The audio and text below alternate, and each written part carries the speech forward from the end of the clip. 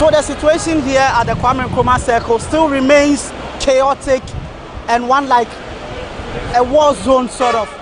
The police has been able to we thought the police had been able to bring the situation under control, but no. The protesters some few minutes ago gathered some old car tires and set them ablaze. And as you can see in your shots, that is the smoke coming from the tire. The police, as you can see, is also moving in to quench the fire. Some of the station, the drivers at the station are also helping in quenching the fire. Jesus, I nearly got hit with a stone. That's crazy. A stone just landed some few inches away from me.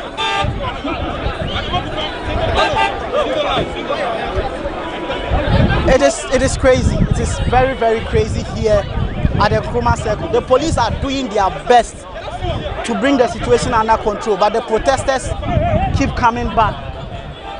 The protesters keep coming back. I can confirm to you that some police officers have been injured as a result of this clash. Series of burning tires have been set up by the protesters, and the police are moving in to ensure that they quench the burning tires. The first one was quenched. They've moved on to the third one as it is now. The water tank used by the police in their crowd control effort is now being used to quench the tires which were set ablaze by the protesters. Some few minutes ago, a stone landed just inches away from me, and it was quite a scene to behold. As you can see, they've begun hurling the stones at the police. It has begun again. This has been the situation for over an hour and a half now. Stones upon stones coming from the protesters and the police retaliating with tear gas. It has been quite a hectic situation. The police, in their preemptive efforts, brought quite a number of officers to the scene today, and probably that is what has been useful in managing the situation, which is not quite pleasant at all.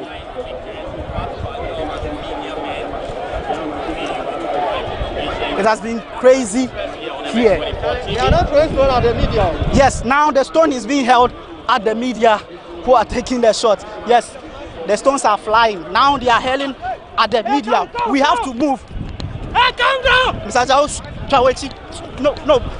Yes, that's it. A media person just fell, and the stones keep coming. So now we have to move out. Go. It's crazy. It's crazy. It's crazy. You can see he fell, and now his uniform doesn't look good at all. It doesn't look good at all. I've been able to afford a smile, but this is not a funny situation at all. It is very crazy. It is very crazy. It is very crazy. So that is the situation here at the Kwame Nkrumah Circle. The protesters remain relentless in hurling stones at the police. The police, as you can see, based on their contingency plan, remain prepared to also fight back and maintain peace and order. This has been our coverage of the Arise Ghana demonstration for GhanaWeb TV. My name is George AC.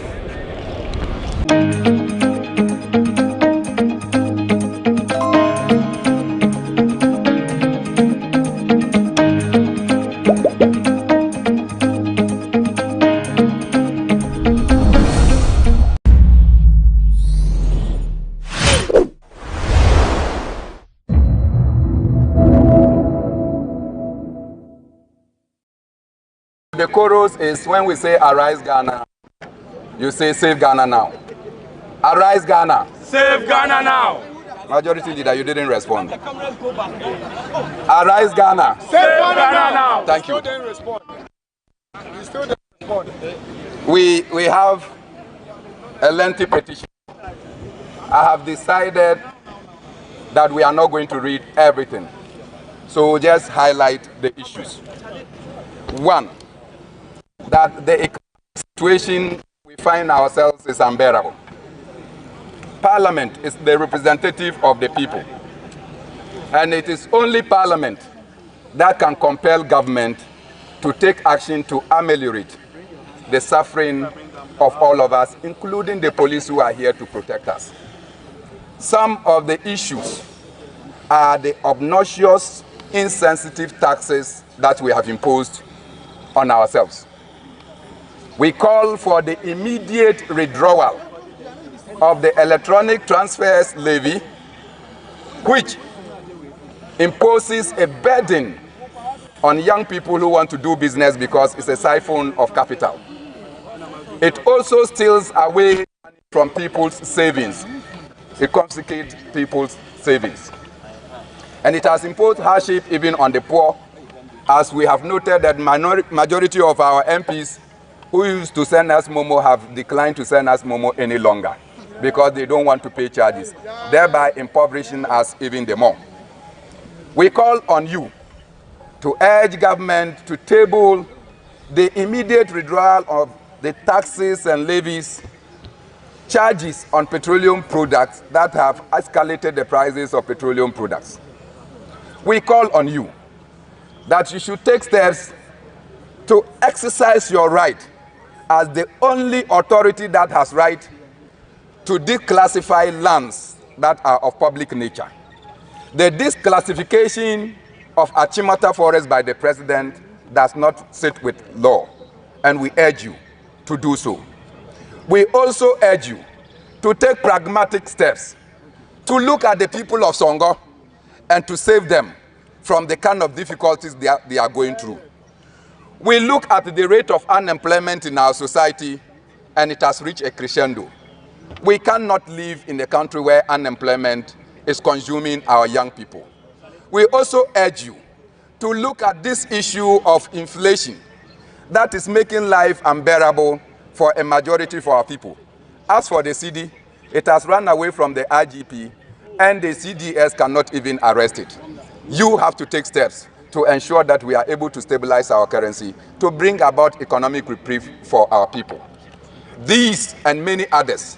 And in fact, at this critical time that the people of Ghana are suffering, we cannot understand why Parliament will be making approvals for national catastrophe when we cannot get food to eat.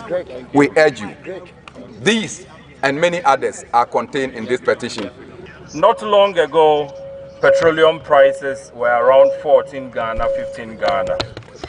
I was on record to have insulted. In fact, I castigated authorities back then. Today, it has crossed the 50 Ghana city mark. And yet, we are all sitting pretty and comfortable.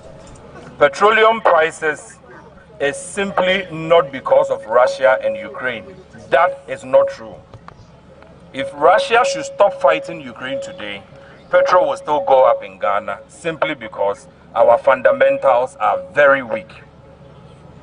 Petrol price didn't go up because Russia attacked Ukraine or because COVID attacked the global economic space. There are elements on pricing that is disturbing all of us. As we speak, you, our representatives, that charged what you would call the special petroleum tax, at the time crude prices had dropped to $30 and below, are still looking on as crude has gone to 120, whilst the government of the day continues to rip us off with what we call special petroleum tax, 46 pesos every liter. In these crisis moments, when we expect petrol prices to be managed for all of us, we are still collecting something we call baller tax. We find that unfortunate. We would have expected that the price stabilization and recovery levy that we collect from the trotro drivers who are also part of this protest will be used to at least sustain or stabilize petrol prices for all of us in the country. That fund, we do not know where the money has gone to. Per ASEP calculations, over 3 billion has accrued to that fund. Where the money went to, we do not know. And so as we sit, all the safety nets that could protect my colleague drivers here, my colleague civil society actors, the media particularly, the police friends we have, are all down. And we believe that you as our representatives must hold government accountable so that something could be done about petrol. If you don't hold the city to account, if you don't draw in the Bank of Ghana to tell you their short to medium to long-term plan for the local currency, I'm afraid July will bring more increases, August more increases, September more increases, November more increases. I am not sure we can afford it. And so we end here praying that this demonstration would see to it that you at least table certain urgent motions to bring the finance minister to at least ease the burden on all of us. But we are quite confident that if in the next 2 weeks we don't hear anything, we'll continue across the country. Submit this thing to the government. You the kill me, Charlie. The punishment for you. The leadership of Parliament, supported by members of Parliament and the clerks, but led by the leader of government business and majority leader, to receive this petition on behalf of the Speaker of Parliament, Speaker Alban Sumana Bagbin, who is out of the jurisdiction. So do accept his inability to be here physically.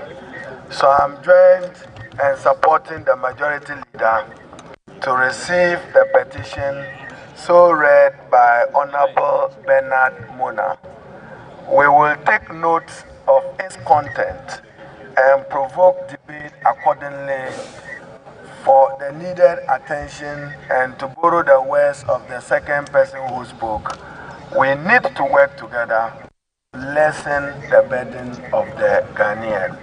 It's true that cost of living is high, cost of doing business is high, unemployment is growing in our country. We've taken note of you wanting Parliament to exercise some mandate in reviewing the petroleum-related taxes.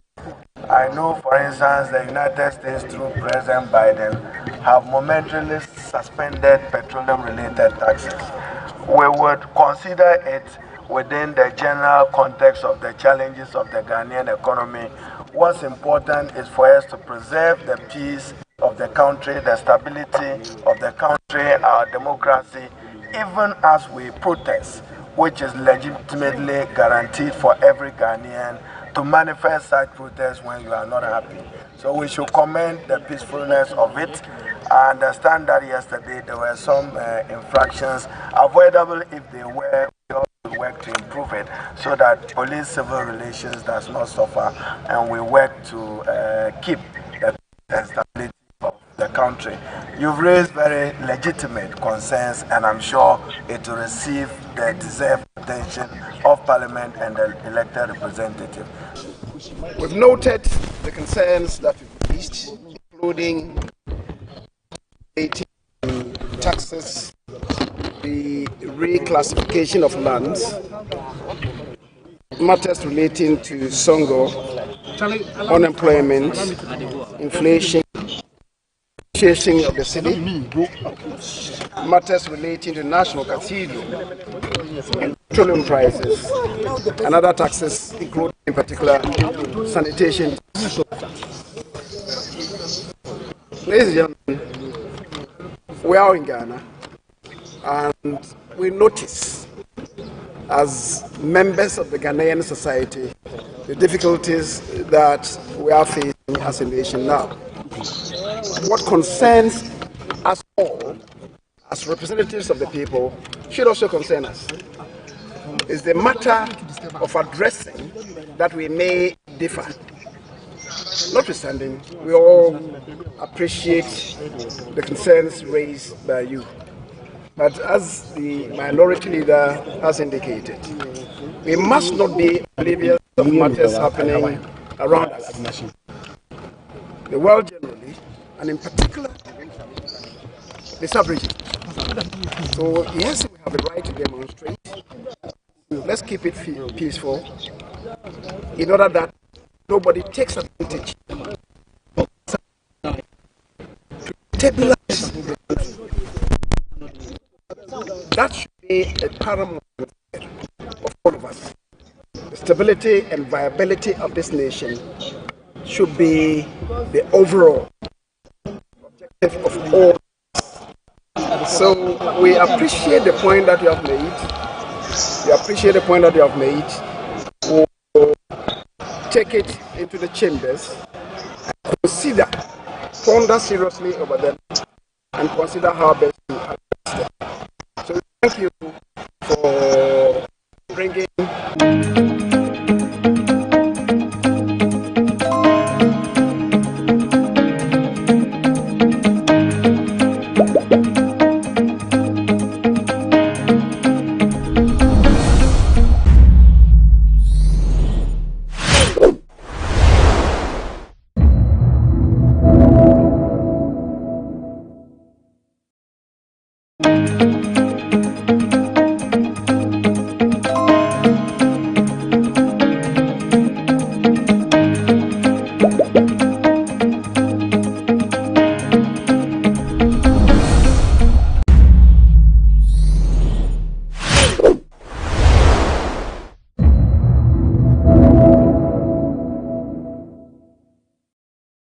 Welcome to GhanaWeb TV. This is a GhanaWeb special on the GhanaWeb Reporter. The GhanaWeb Reporter is the Ghana's first digital media sharing platform that democratizes journalism and empowers content creators. My name is Ismail Akwe, and today we are going to go through the ins and outs of the GhanaWeb Reporter through the eyes of journalists, bloggers, and content creators. We'll be right back after this break.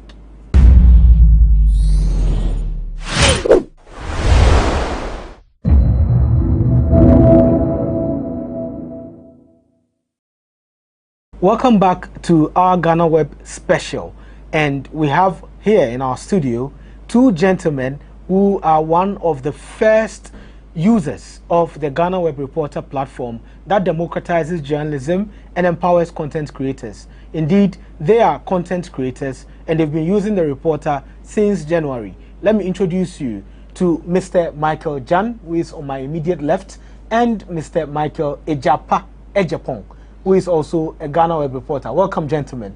Thank you very much. Let me start with Mr. Michael Jan. How long have you been using the GhanaWeb Reporter?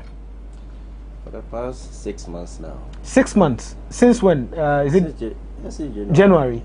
Okay. Five months, I think. Okay. That's 5 months. And how did you get to know about the Reporter? I got to know about it online in LinkedIn. On LinkedIn? Yeah. And then it was a contest. I remember we put out a contest about the Reporter, and then we asked people to send in entries. So you sent in a LinkedIn entry. Exactly. Yes. And why did you think you would be selected as one of the winners of the contest? Actually, I'm a content writer myself. I have a personal blog that I do also publish articles. So when I got that opportunity, quickly I sent in my articles. So I knew that definitely my articles will also go through because I'm a content writer myself. What's your blog name? My blog name is FrenchEducationGhana.com. Yeah. It's not .wordpress. No. .com. Yes. Okay. Now let me come to the other Michael Ejapa. Yeah. Ejapa, how did you know about the Reporter? Yes, I was going through Twitter, and then I saw GhanaWeb Reporter. Actually, first it was a flyer, an artwork, and I read through it and I said, okay, so how do I fill in this? And then I went back to your page on Twitter, and then I see a link there. So I tap on the link, and then I submitted an article I wrote. I submitted that article because I read through the requirements, and then I saw that the article should be impactful, should impact lives. And then I sat down for a while, and then I think, okay, so you just let me submit this article, because I know they really need it, and maybe out of that they will have some help. So I submitted that particular article, and then you are here. Yes. So are you a journalist? Yes, I'm a journalist. Okay, where do you work now? At Radio 1. Radio 1. Yes. Okay. And how does the reporter, come to support the work you're doing as a journalist? Yes, because with a reporter, with even my own blog, I need to put up, a write-up. But with a reporter, I can even put out just a video and then do a caption so that people knows what actually is happening. Let's say the flood here in Accra. I can take a video and then just caption, this is happening in Accra, this place, and then people will get to know, and then they have access to what is happening, other than just putting in a lot of write-up and all that. So I think it's wonderful. It have just summarized everything. My work. So let me give you some background. Michael Ejapong and Michael Jan were part of the 10 contestants who were selected and awarded at the Ghana Bloggers Summit after they contested in the Ghana Web Reporter Contest. And all of them submitted stories that were fit to be on the reporter. And then they were given the first-hand account on the Ghana Web Reporter. So they were the first to have accounts on the reporter. They've been using it since January, and now they are giving us what they've experienced, what they've encountered, and also the rewards they gained out of the Ghana Web Reporter. Let me go back to Mr. Michael Jan. So, from January, when you were given the account, what have you been going through? Oh, when I had the opportunity to have the account, I started immediately publishing my articles, and the articles come from also from social media. When I see it, I try to put my own perspective, the one that I always want to also motivate others, yes, about life. So depending on the topic of the articles, I also try to bring my own ideas that will also help the audience, especially the youth, how to keep on going. And doing that has really also helped me, and people appreciate it. What's one significant content that you remember publishing on the reporter?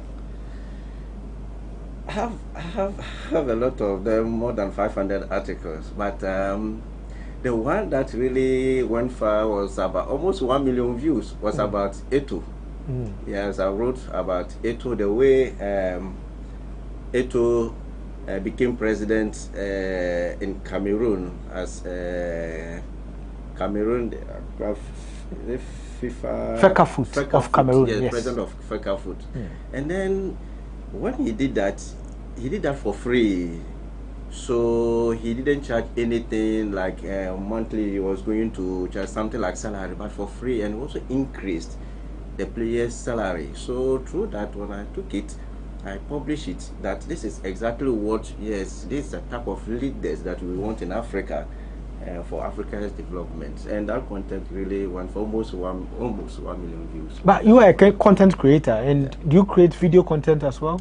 For now, no. Okay. No. But how did you know that the Eto'o story would blow up? Yes, I knew because of what he did. Yes, actually, Eto'o has money. He's a billionaire. So Eto'o could have still charged them as a president. Yes, take money, the salary. But here's the case, because he wanted to sacrifice. That is the sacrifice spirit that really got me. So for him, he wants to sacrifice himself for the people. As a player, he knew what players go through. So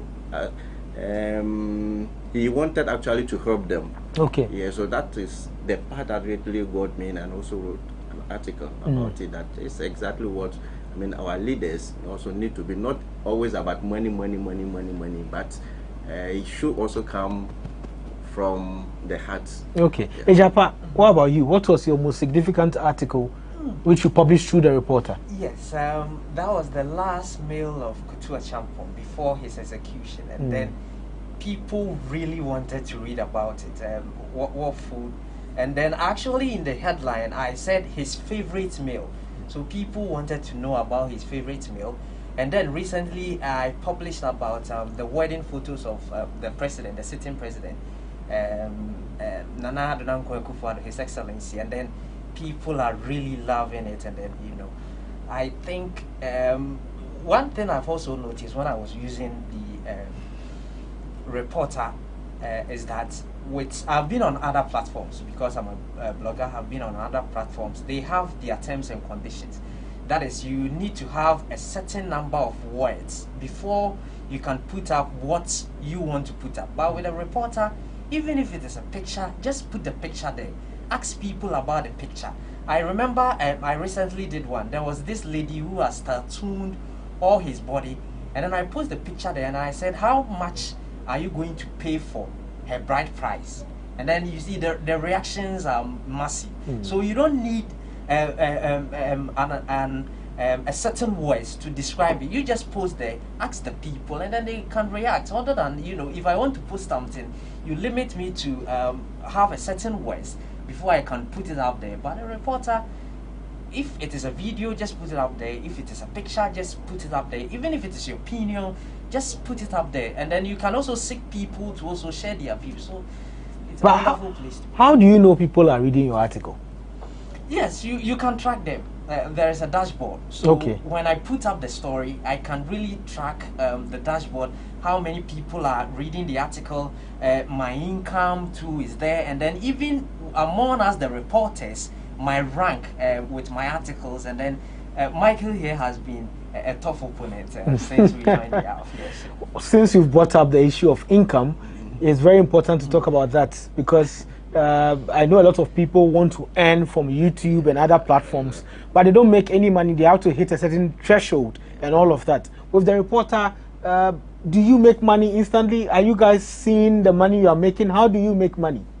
Oh. Let me go to Michael, Jan. Yeah, so the money is being made through the viewership. Okay. So when people come in numbers to read your article, other pictures or whatever you put in there, since you have a dashboard, so through that it generates an income for you. So as time goes on, and then you continue. So it has to be something that has to be consistency.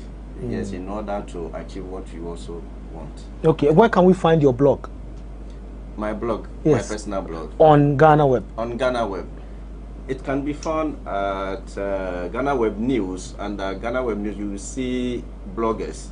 Is it bloggers blog? Yes, yeah, bloggers blog. And then my name is French Education. Okay, so your blog name is French Education on GhanaWeb, on the news section. And what about you? Yes, on the news section, you see Daily News Ghana. Okay, so when we go there, everything there is your content. Yes. And how do you upload your content? Yes, I use the dashboard. And then one thing also about the dashboard is that it's very easy, simple to use. You know, you don't even have to be educated. All you need to do, just download the app, and then you go through the process of registering, and then when you are posting, it's just easy.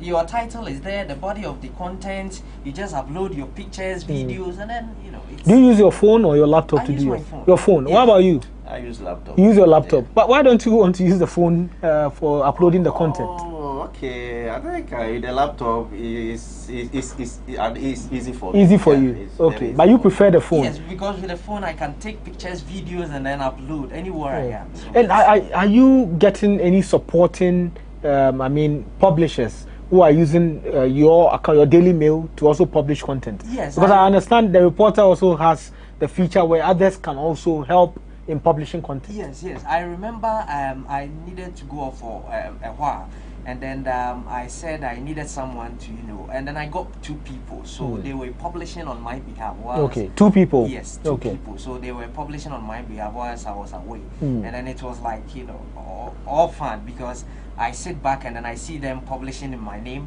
and then sometimes I need to come back and then review the content, and then they were all good. So sometimes I get people to also support. Do they also look at the dashboard? Yes, they do. They do, and they see the numbers. Yes. I remember one stopped publishing, and then he said, "No, Charlie, you need to get me an account, because look at your numbers here. I can't really sit back and then for you to also enjoy, because I can create the content as you can. So you just give me how I can go about it, and then I did that, and then there are people also approaching. They want to join because they saw my dashboard. Okay, and how many content do you publish in a day? Publish about 3 to 5 contents in a day. In a day, and yours are mainly articles. Many articles. I don't do many articles. Okay, and what about you? What do you post normally? And you see, one interesting thing also about the reporter is that you don't have any limitations, so you can publish as much as you want. Sometimes I publish 5, I publish 10, depending on what I am posting. Okay. And I have shifted my attention from publishing articles to posting social media pictures. What is trending on social media, I bring it back to the app and then see how people are also reacting onto the app. So I'm more like sharing pictures and then videos from social media, and then it's been amazing. Okay, with the social media shares, I know the reporter gives you the opportunity to share videos from YouTube. Yes. You can share posts from any social media platform directly to the platform. When you were told this, that was in December last year, before you were given the account, what did you make of it? What did you think? Yes, I for the first time, you know, I went there and then decided to share my post, and then I saw GhanaWeb up there, and I was like, oh, wow. But when I started sharing, when people react to the post on GhanaWeb, they come back and then they give me a follow. So it has really not given me income on the reporters app, but it has also increased my following, because a lot of people also want to follow me because they always see my content on the blog, and then the post is either coming from my Instagram or my Facebook, or sometimes even my YouTube channel. So they want to follow back there. So when I post, they will be the first to see there before it comes to the app. So it's been amazing for me. And Michael John, what was your previous impression and what do you think about it now after 5 months? This has really helped me, especially also to have more views on my blog. So because I normally I'm more into articles and sometimes pictures. So when I do that, I normally write my website under by Michael John, also French education. This has also increased viewers on my blog. Sometimes they want to come and see who is Michael John behind this article, especially when the person finds it good, and also other social media on Instagram and then Twitter. Some people can even message me privately, oh, I read this article about this topic, but it was good. Unfortunately, I couldn't comment on the GhanaWeb, but it was good. And that really also helps me to continue doing what I'm doing. There's a question everybody is asking concerning your blog. Yeah. Your blog is called French Education on GhanaWeb, GH on GhanaWeb. Exactly. Why are we not seeing French education on your blog? Exactly. So initially, the idea was to publish about French articles and also to also let people, especially students, also learn French outside the English. So that was the idea. So at times I do, but I also realized that no, I have to add other articles also into it. The article that has to do with the social issues and everything that can also impact people. So I do about the French education articles also. So it's a mix of everything, and not particularly about the French education or French articles alone. Yes. Well, this is quite an interesting discussion, and we'll take a break. When we come back, we're going to talk about the money part. How much money have they made in the 5 months that they've been using the reporter? They will tell us all of that after this break.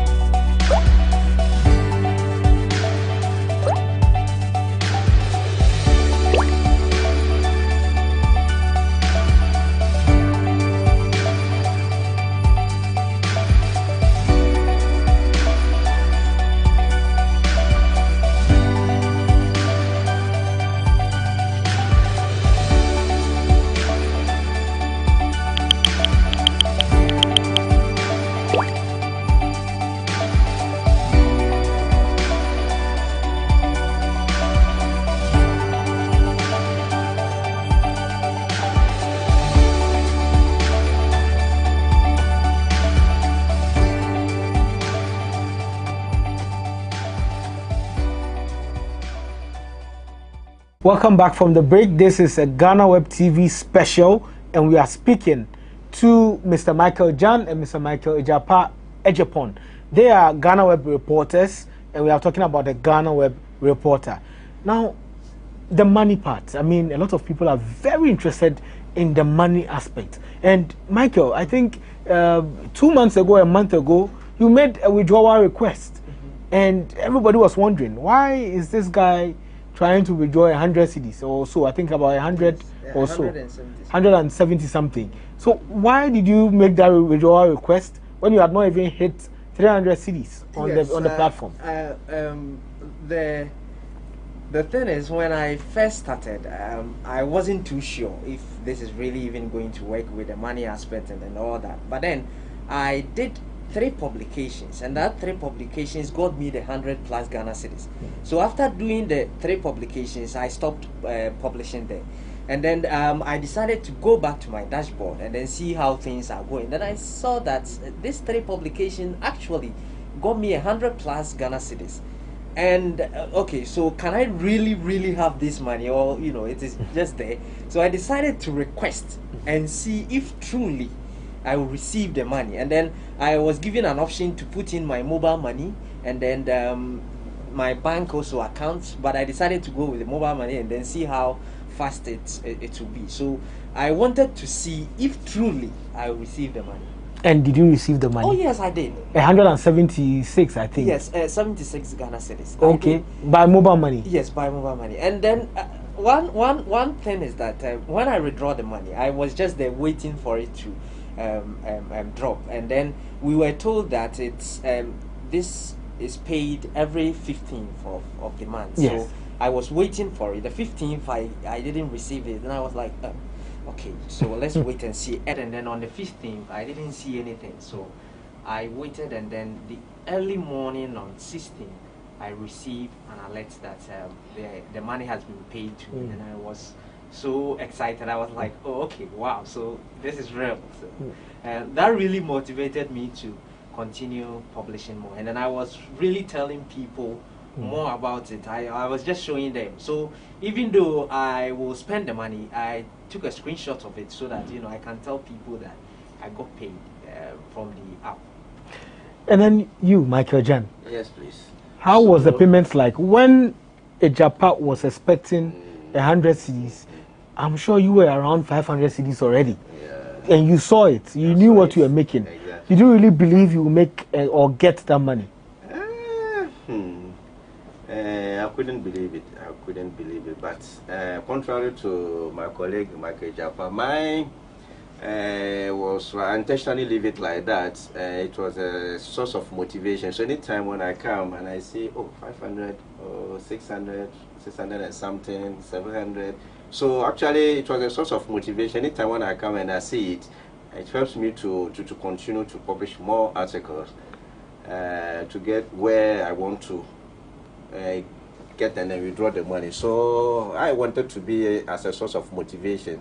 Yeah, so that's the reason why I didn't withdraw it right from the beginning. So you didn't withdraw for 5 months, waiting for it to motivate you. Exactly. So which motivation level did it get to before you withdrew? Exactly. So now when I got to 1,007, getting to 2,000 now, I said, now the money is becoming huge. In Ghana, where would they be able to pay me that money?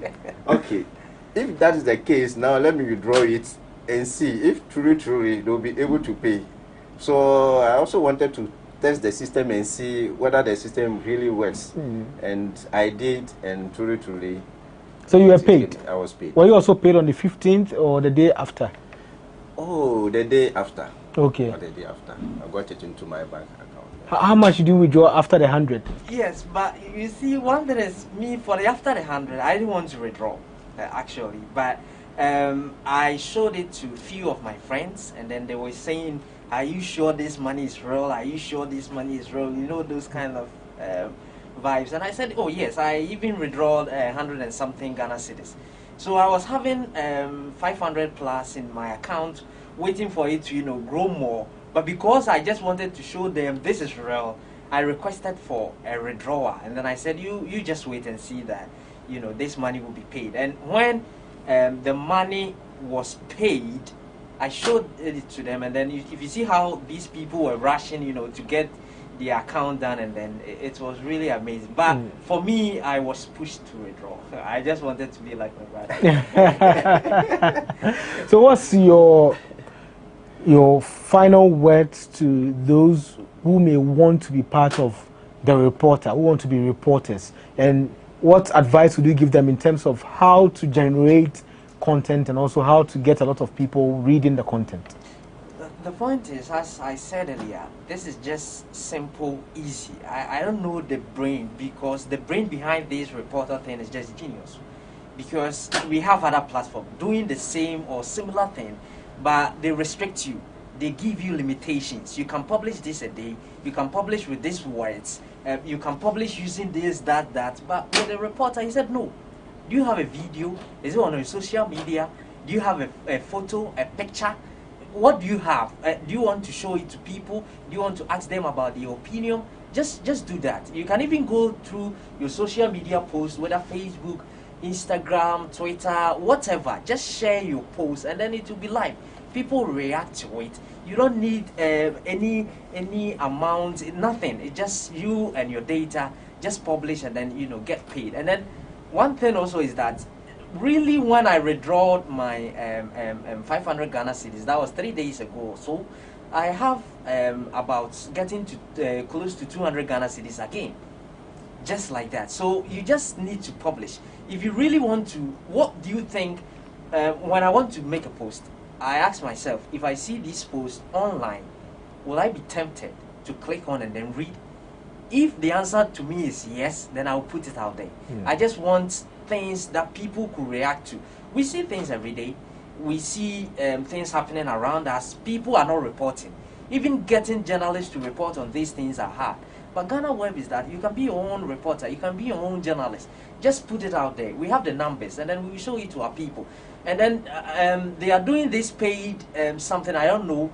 But then I see my content at other places of GhanaWeb. Sometimes I even open stories on GhanaWeb, and then when I scroll down, I see my content there. They are just promoting for me for free.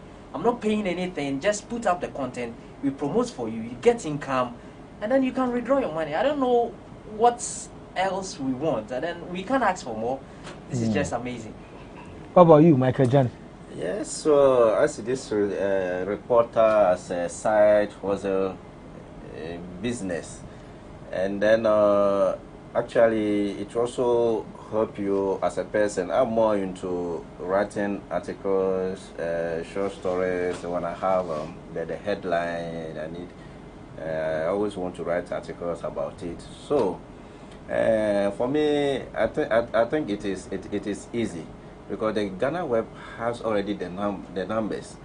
Everyone wants to create his or her own blog, and also have the Google AdSense, so that at the end of the day, the person can be paid. And that one sometimes becomes difficult. But with that one, the numbers, the audience is already there. So it's up to you to work on your headline. The headline is very important. So with all this experience, the headline is very important. We have some of the headlines. When you go, you can just see the introduction, and then the body, and also conclusion immediately from the headline. Yeah, so your strategy is the headline? Mine is the headline. Okay. Because I'm to writing the article, mine is the headline. So the headline has to be catchy. So I want you to come and then click on it, so that at the end of the day, when you read, not because I also want something in return, but it will also benefit you as well. So the headline, when you have a very catchy headline, definitely people will go and read your stories, your articles, what you have to offer. And then at the same time, in return, to also help you. You've heard the testimonies of Michael Jan and Michael Ejapon. So they are our first users of the GhanaWeb Reporter. They're actually blog reporters. So with the reporter, there are two types. We have the basic reporters and then the professional reporters. The professional reporters earn income out of their work, which is to publish on the blogs that will be created for them. The basic reporters, you have access to the number of people on GhanaWeb, all of the GhanaWeb audience who see your content on the wall. As professional reporters, you could be VIP reporters under the professional. The VIP are for influencers, also for public figures and then celebrities, while the blogger reporters, that's for bloggers and also journalists. They are journalists, also content creators. They are using that platform to put out their content to the entire audience of GhanaWeb. GhanaWeb as well benefits by giving its audience diverse content of different varieties, help people to understand what's happening in the country.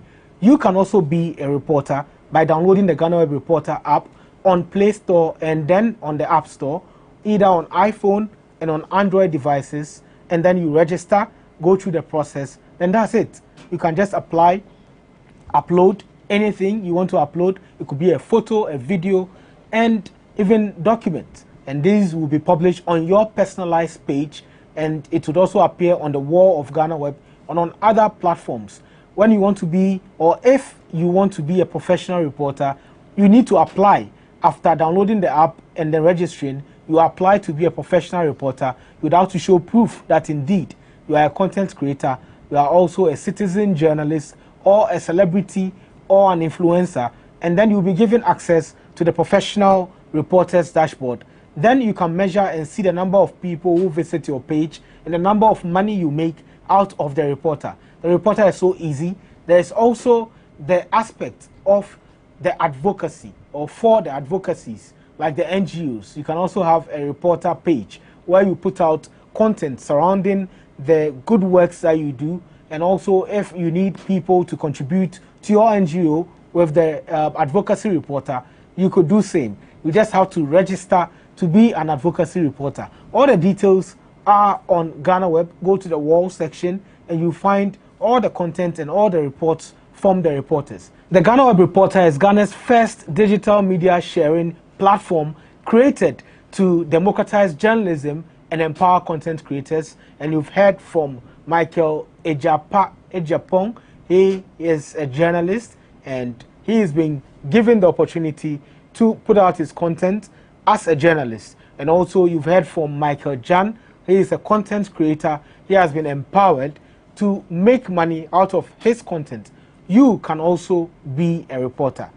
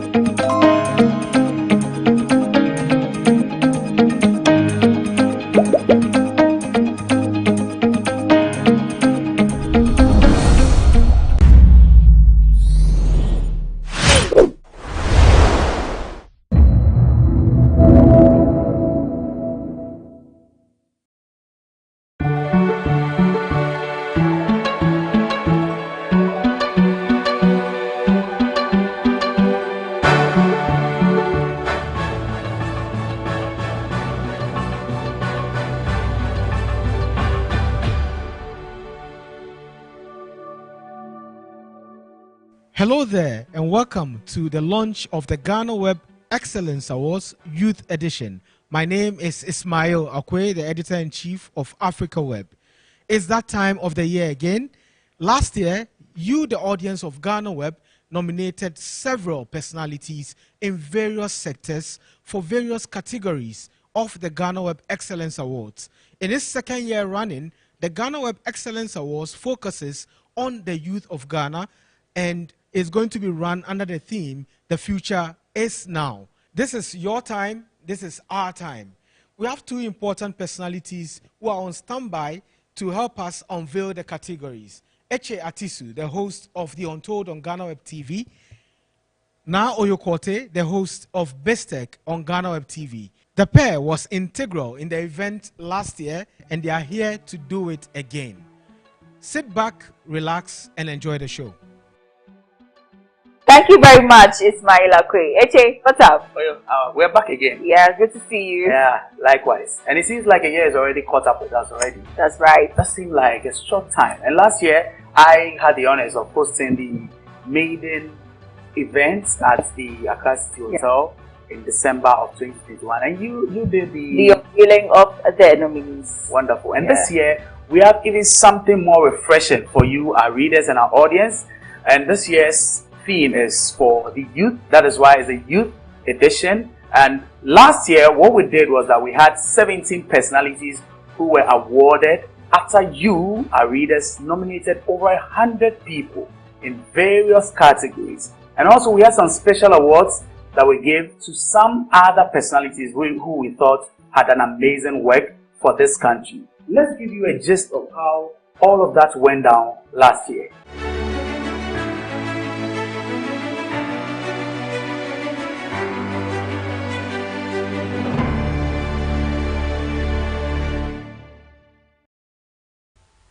I started GhanaWeb about 23 years ago. On the 1st of January 2022 it will be 23 years. Well, initially it was just me, but thanks to the support of many people patronizing the website, we have grown a lot, really. I think everybody. Now, on this occasion, we do something different. We use our audience to highlight people who have made a difference in Ghana in the past year. So this is what the awards are all about. GhanaWeb Report is about democratizing journalism. So everyone in Ghana can become a reporter. What Rob has made, because Rob is looking to his screen always every day, that's why he's wearing glasses. He was thinking of some magic so that you get features that everybody with a phone in his hand can make a report on something he experiences. So Father Campbell told me about his beautiful project for the lepra people, for the street kids. Why don't we make something like GhanaWeb.com/reporter/charity, and we make you owner of that part, of the lepra people, the street kids, and that everybody can donate there, and we can read to your stories and see what you're doing, because it's good that people take care of the community. In the spirit of transparency, is unveiling the plaques. So we have some beautiful plaques here that will be going home with our nominees and those who are going to win the GhanaWeb Excellence Awards that we have. And it's time to unveil them so you see how they look like. The hand claps. So there they are. Father Andrew Campbell for winning Humanitarian Award. Another well-deserved award. So the Peace and Diplomacy Special Award goes out to Dr. Vladimir Danso.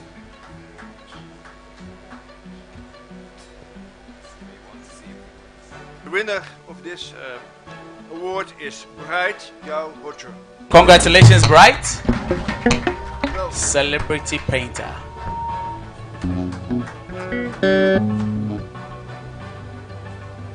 Women Empowerment Award. Come and empower us, Stacy. With your beautiful dress, Empower you should be us. longer on the stage than I. Thank you. Take it here. Thank you very much, Stacy. Thank you, Mark. Because it goes to one very special person, Professor Stephen Adai.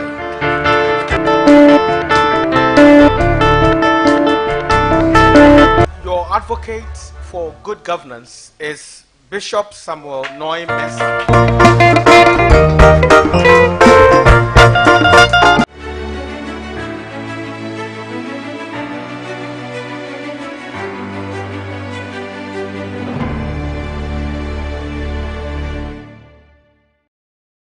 Now, surprise, shock, and gratitude.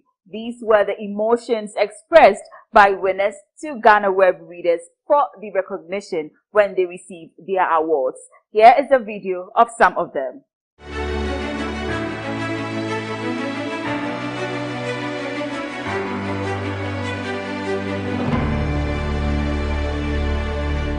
Yes, I've been in this job for about 33 years. I've taught thousands of students from all over the world. Yes, I think some of them are waving. military people all over the world, Canada, Rwanda. I still have from 28 African countries where I'm teaching, and I think I've contributed enough to peace and diplomacy. And I thank you for recognizing me. It goes to everybody else who loves peace and security in this world. It's very important. We're joking with it, and I believe we've got to realize it. Let me quote myself on 2 occasions. 1, leadership is cause. Everything else is effect.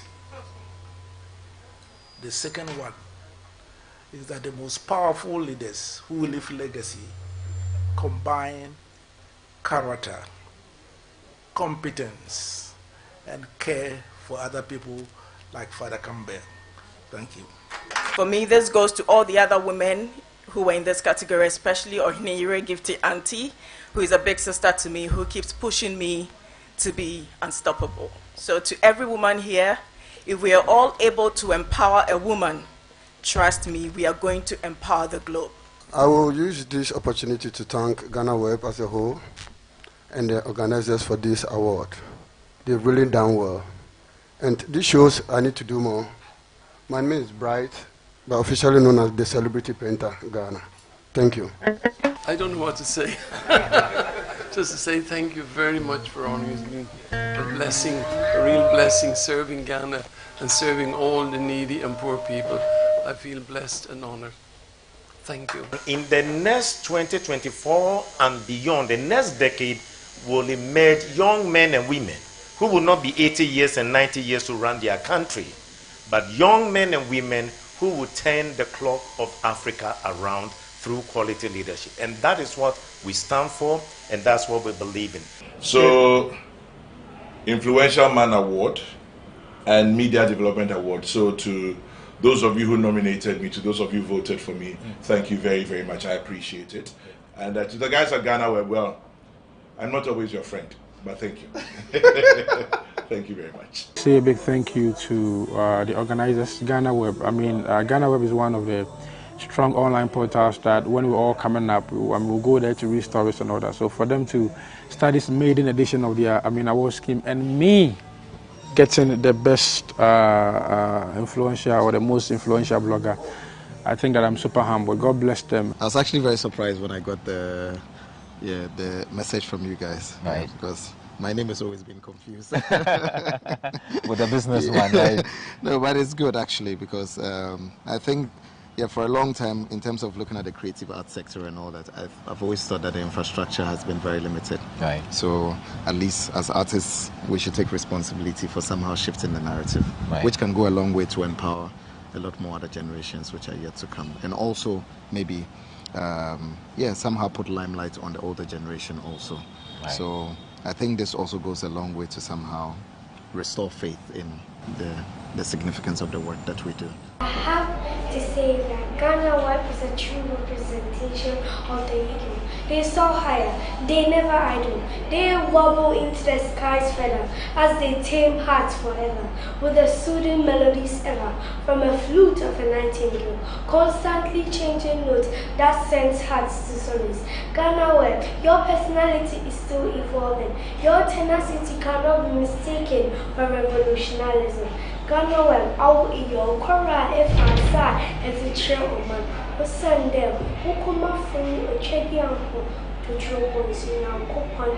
GhanaWeb, you train your staff on above the thick clouds. Clouds that define progress, growth, excellence, and true professionalism.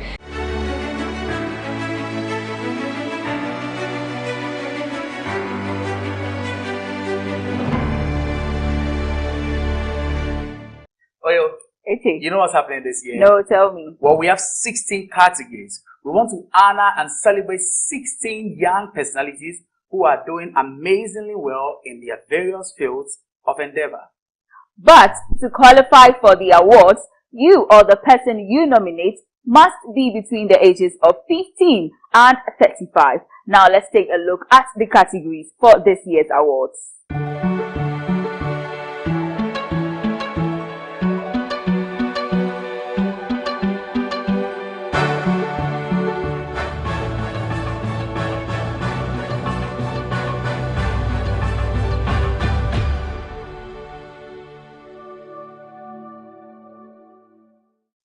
Alright, so the first category for this year's GhanaWeb Excellence Awards, the Youth Edition, is the GhanaWeb Youth Excellence in Agriculture. And in this category, we're looking for successful youth entrepreneurs engaged in agriculture and agro-business. Next is the GhanaWeb Youth Excellence in Information Technology. Exemplary youth working in the digital space qualify for nominations in this category. Eche? This is one of those categories that I think a lot of young people should be interested in. And because I know there are lots of amazing things that young people are doing in IT for that matter. And so I hope to see a lot of nominations coming through. And I must say, IT is the ish. Like, yeah, it is. I mean, that's where it's a big thing now. That's where the cash is. I know you love the sound of cash. I know, right? On to the next category is the GhanaWeb Youth Excellence in Sports. Now, in this category, we're looking for talented youth who are excelling in any competitive sports, be it football, athletics, boxing, hockey, and the likes. I think a lot of these young guys who are, especially for the sporting season we are in, especially for Ghana, football, Black Stars, amazing guys that I think will fit in here. Not the days. They are old now. I'd also like to add our new coach, Otuado. I think he's bringing some excitement in sports. I mean, sports doesn't necessarily mean football, but I think that's a thing for Ghanaian youth. So I think, we are doing great. It's up to our readers and our listeners right now. The next category is GhanaWeb Youth Excellence in Women Advocacy. Impactful youth promoting women's empowerment and rights. Now, both men and women qualify for nominations in this category. Eche, we have women advocacy. Yes, one of those. You know, earlier we had a conversation about how there are a lot of men doing women advocacy, men like myself. Yes, feminists, at first it was weird to have men feminists, but even our boss is a feminist. Oh, yes. Yeah. Our big boss himself. Our big boss is a feminist. On to the next category is the GhanaWeb Youth Excellence in Fashion. Now, in this category, you can nominate any influential youth excelling in the fashion industry to be awarded. Next, we have the GhanaWeb Youth Excellence in Music, Drama, and Dance. Now, in this category, we have talented youth excelling in the music, drama, and dance industry. I really want to nominate myself. Oh, yes. I can do some small boogie. Yeah. Let me see. Exactly. Okay. But there are a lot of names. We're not mentioning names just to lead people on, but I think the likes of Dance God, Afronita, I mean, they're all from the same. And they're not doing it for themselves. No. They are really bringing in the youth to appreciate dance more. And a lot of music these days comes with some unique kinds of dancing. So this is it for us. Nominate your favorites. Let's move on to the next one. Is the GhanaWeb Youth Excellence in Media and Communication. Now, in this category, we are looking for people who have been impacting the youth sector in the media and communication industry. GhanaWeb Youth Excellence in Health. Distinguished youth promoting lives in the healthcare industry. Notes that for this category, doctors, nurses, non-professional healthcare workers, or even advocates of health issues can be nominated. So pick your favorites and nominate. On to the next one is the GhanaWeb Youth Excellence in Education. Now, in this category, we're looking for inspirational youth who are engaged in teaching and education advocacy. And also take note that just like in the health category, both teaching and non-teaching staff also are eligible for this award. Now we move on to the GhanaWeb Youth Excellence in Leadership.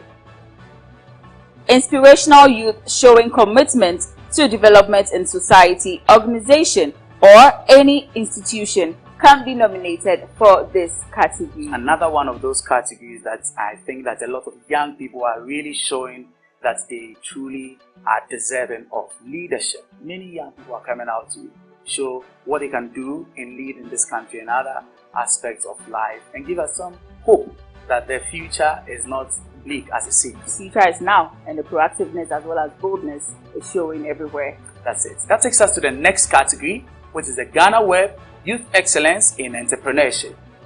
Now, in this category, we're looking for successful youth entrepreneurs running a scalable business.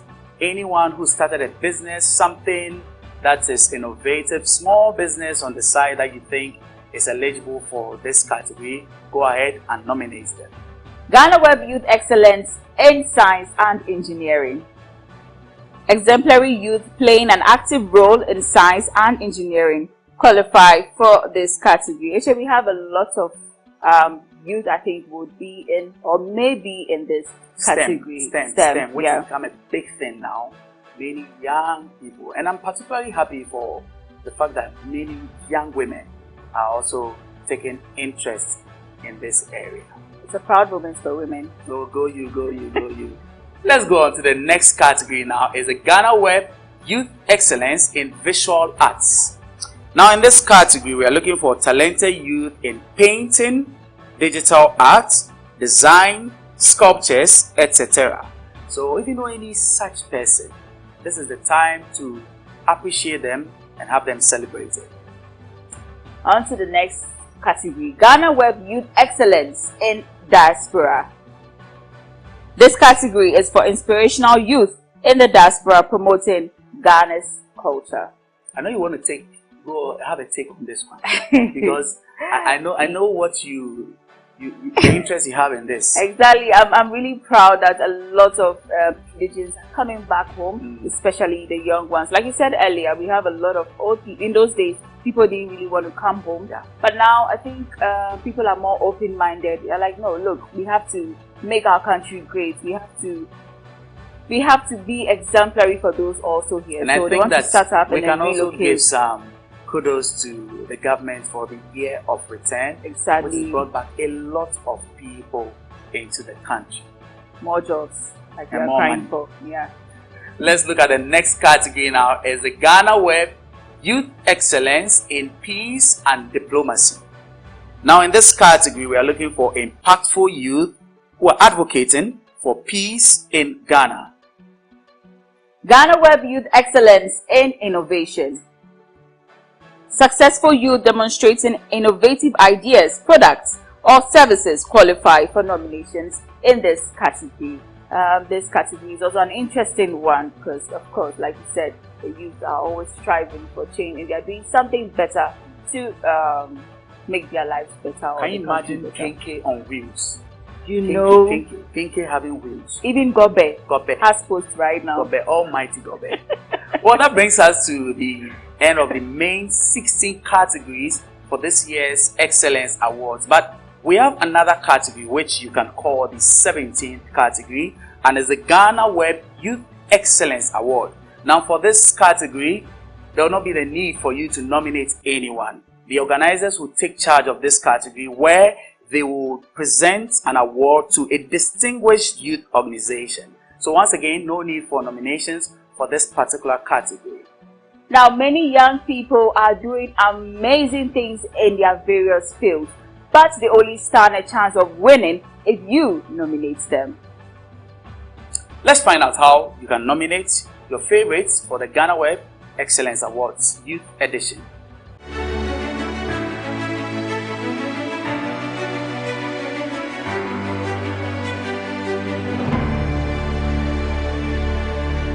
Visit www.GhanaWebExcellenceAwards.com and click the nominations bar or click the nomination banner on www.GhanaWeb.com. Provide your personal details by entering your first and last names. Fill in your contact details in essence, phone number, and email address. Select the appropriate category out of 16 options for your preferred nominee.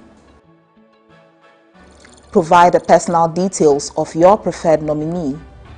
Provide at least one or more social media handles of your preferred nominee. Tell us why your nominee qualifies for the selected category and then proceed. You receive a pop-up with, "Would you like to make another nomination?" If yes, click yes and go through the same process of nominating another person. If no, Click No and you are done nominating your preferred person. Remember, your nominee must be between the ages of 15 and 35.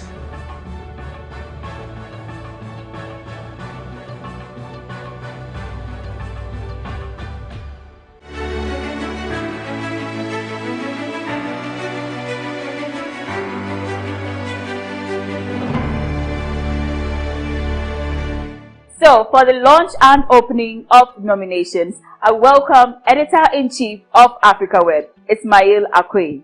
There you have it. You've seen the categories and also the nomination process. I do hereby declare the GhanaWeb Excellence Awards Youth Edition launched. And also, I declare the nomination open.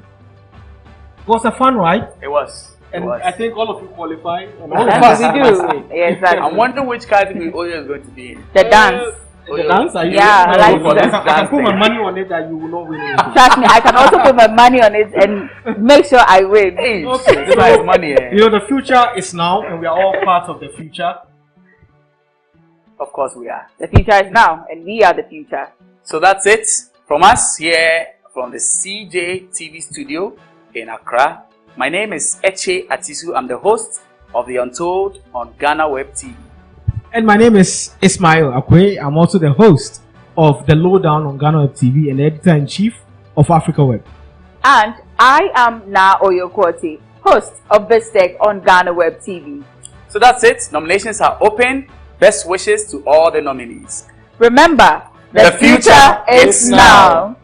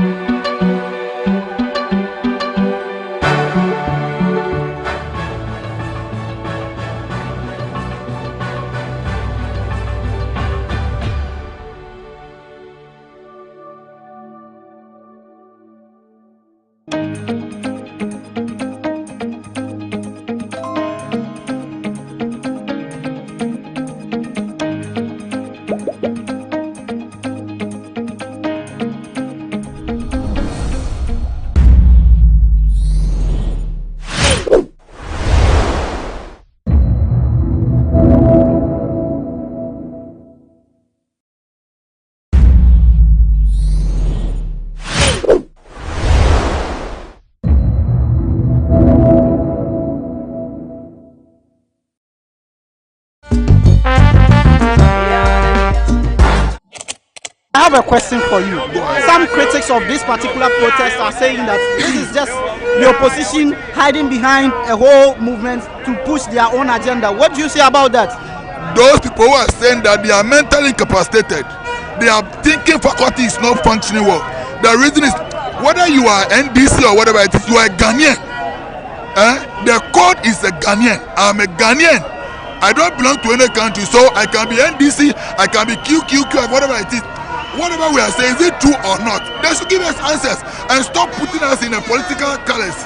We need answers. We don't need this political nonsense. Something.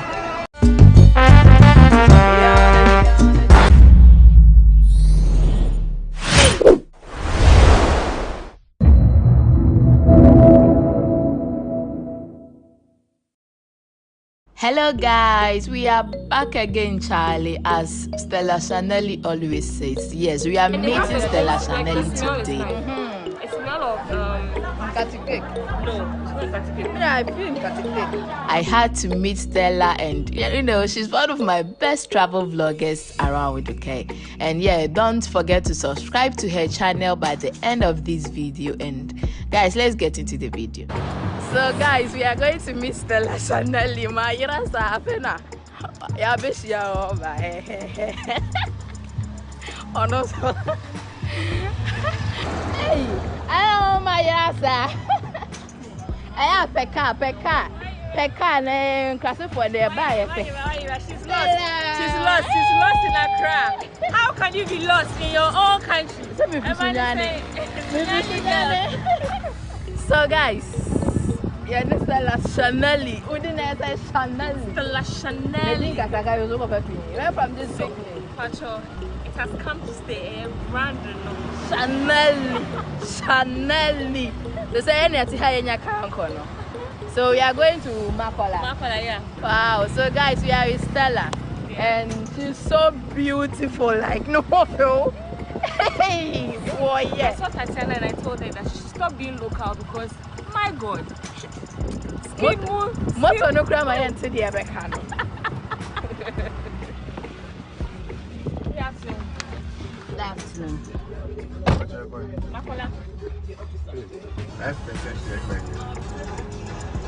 5%.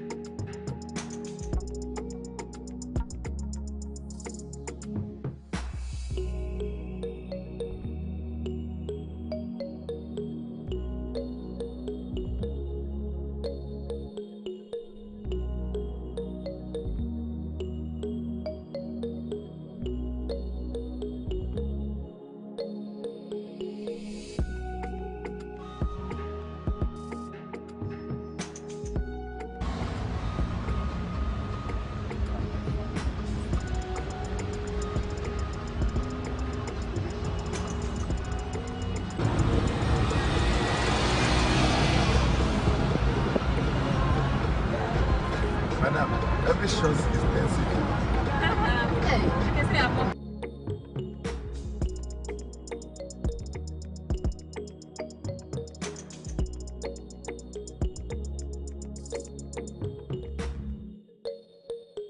Radio station.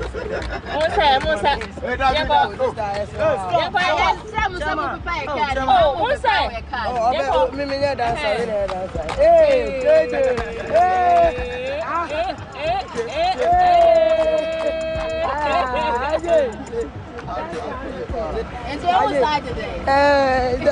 Don't round your side.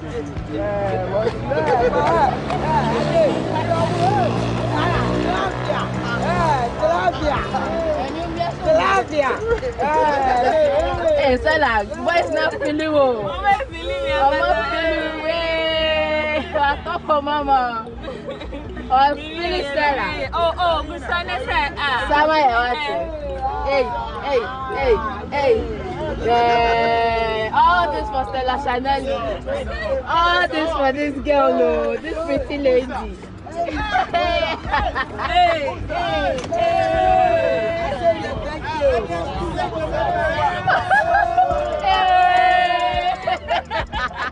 So guys, this guy is in love with Stella Chanel. How much you give it? How much? Why are they acting? How to see you though? I saw.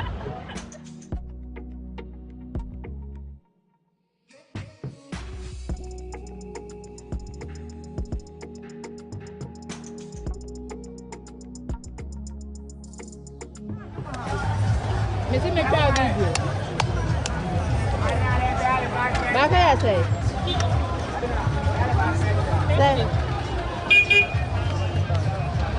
Mamba kwe.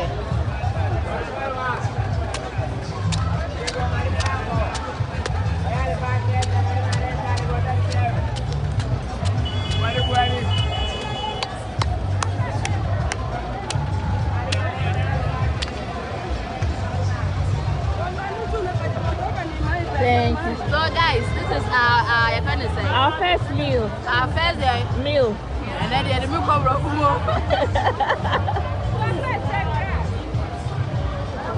Oh, but it is good. I'm very strong.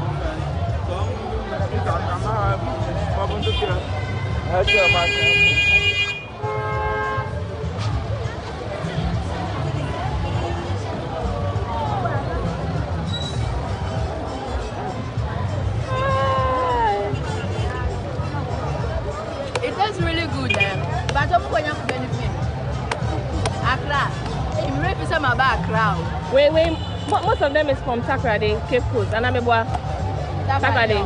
And Sura. And the papa. That's what you video now. Me people, say, me from Sunyane. You are from Sunyane. Me koya debu.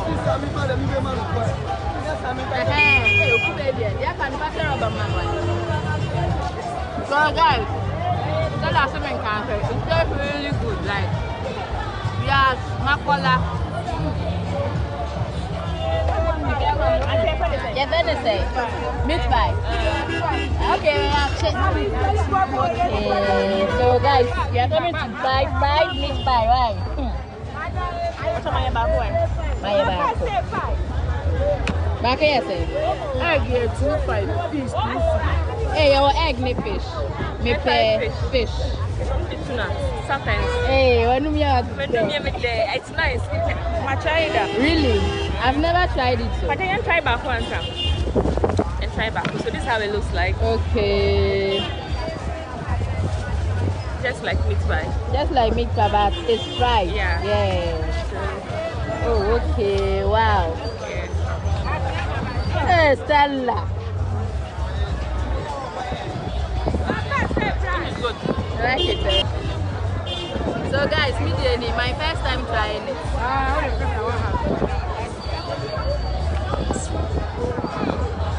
Vegetables. I sent to a fridge in the morning. It tastes really good.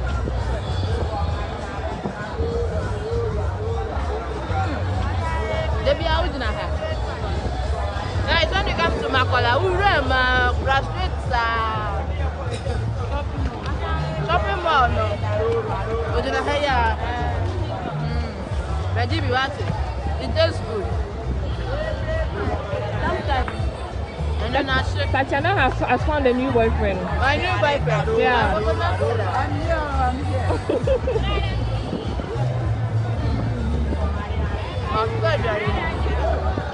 Hello.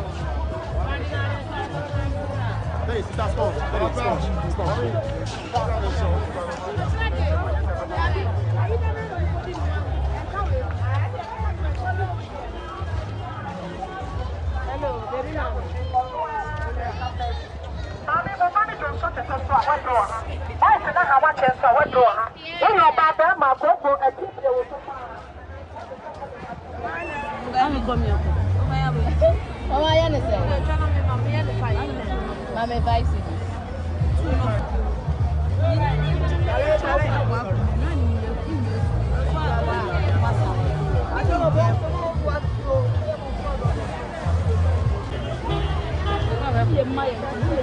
Guys, you have monk, but when you come to Accra, you need to try some things from here.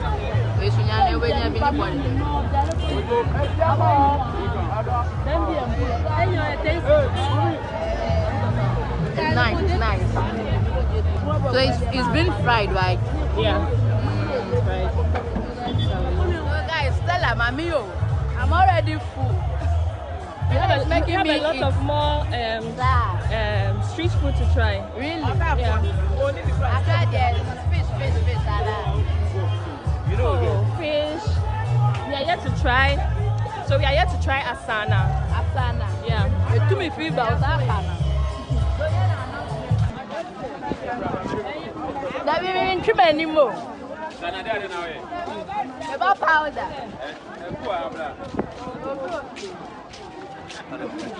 So guys, what's your appendix? Mentio. Banfobis. Apiti.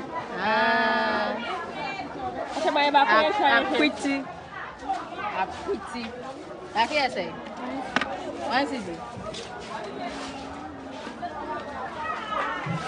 I'm going to do that now. Maize. So they use maize for this. Maize and granite. So the granules. Yeah. But this one is just maize. Yeah.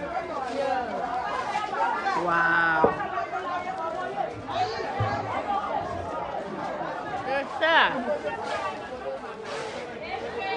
This thing, it tastes like in kati cake. No, it doesn't. It's a unique taste. It's like maize and granite. It's nicer when you eat it with the granite together. So get the part that has the granite. Yeah. It's an acquired taste. So if you don't like it, you don't like it.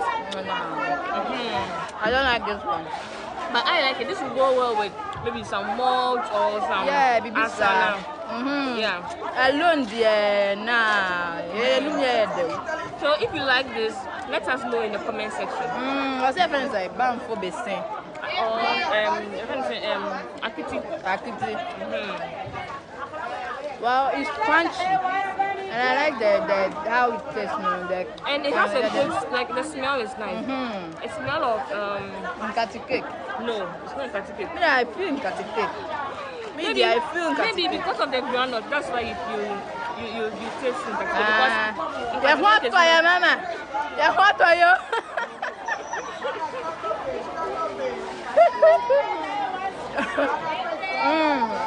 Let's taste another thing. Yes, I have me. This one there now. You're supposed to see. Mommy, you mobile money. What's the mobile money?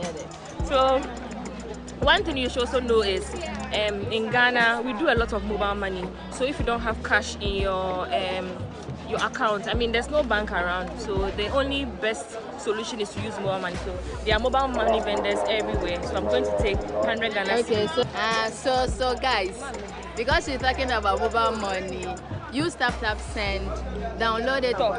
App Store. That's a market stay for you, Nana. So guys, just download tap send on Google Play and App Store.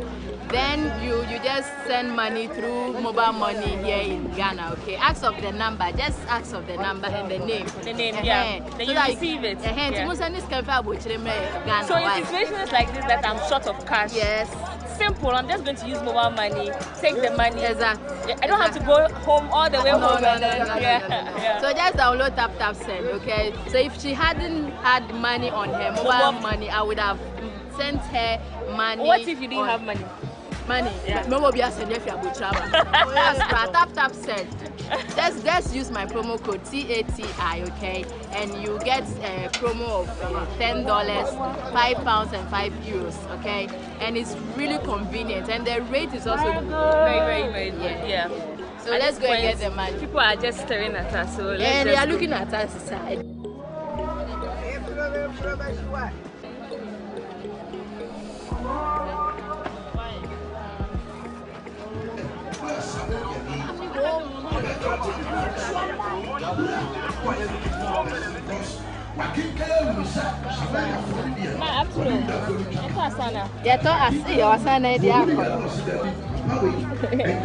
Asana tu mi fi ba o.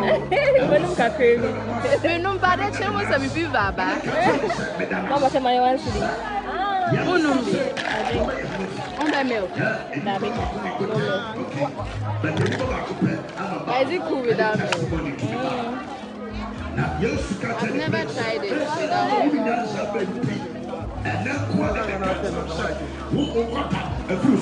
So this is locally called Asana.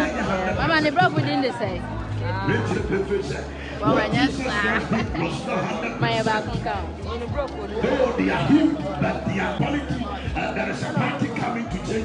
So guys, this is my Asana. It looks like Coca-Cola, so local Coca-Cola. It's a little bit bitter. Nothing is going to change. But with sugar, bitter with sugar, right? Sour,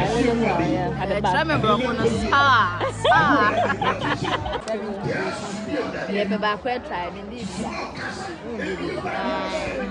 I'm also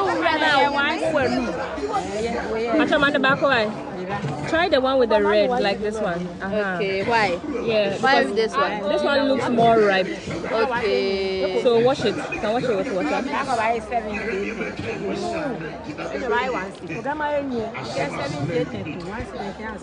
Guys, this is my Alasa, yeah. It's seasonal. It comes only during December, January, February. Oh, okay. Yeah. But is it really was like? Yeah, it's just the very chewing gum. Yeah. No, you don't eat it like that. Hey, how? Hold on. So we're about to try Alasa. Cheers. Cheers. Then you bite here. The bottom. Oh, bite it dip like this. Then you can lick the. And you know, I should throw it away. Lick it. Yeah, you can throw it away. I should lick what? The seed. How did you do it?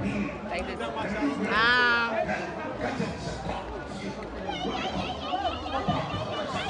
You know. This thing is way better now.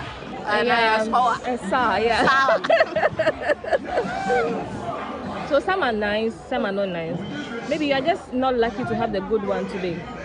But it's okay. Just that. I don't say first time there. Yeah. Is it cooked? Oh no, it's a fruit. That's what it looks like, yes. But they said it will turn into a chewing gum. Yes, usually if it is fresh, when it's very bitter, and when you continually chew it, it becomes like a gum. Which one? The seed? No, this one? No, inside. Inside. Yes. The inside turns to a chewing gum. Yes. Some chewing gum companies use it to prepare to produce chewing gum. Really? But it is good, eh?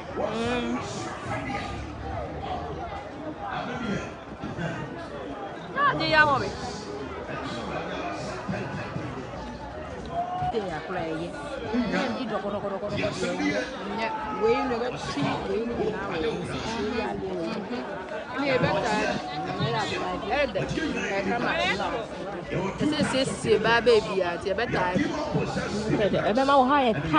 Tight. You want it tight.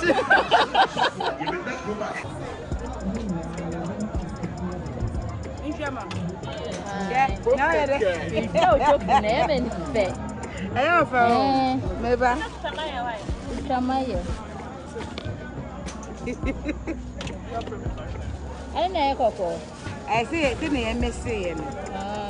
Spices. Yo.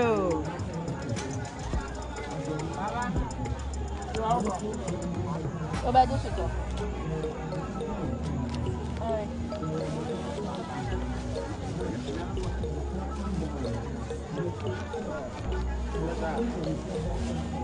I didn't know trophy board. A trophy them jai pride board. So share. That's right.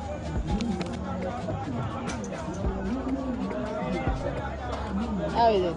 Very good. This will go very well with yam. With yam, man. Fried yam. I mean, this is done. Mama, yes, it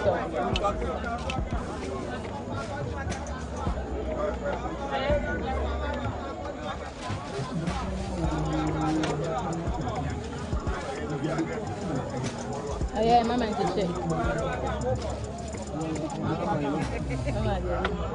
yeah, that's it.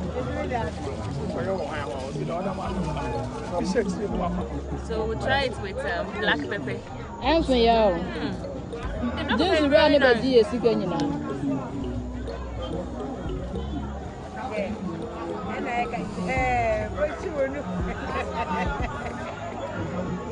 Allez, parti.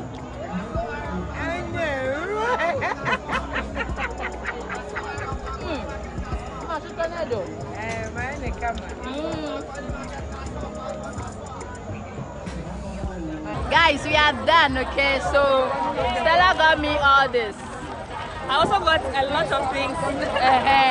So thanks for watching, and please subscribe to my channel and show me some love. Please, when you go, I tell her set at Nina brought you there. What's it? And subscribe to her. Ciao.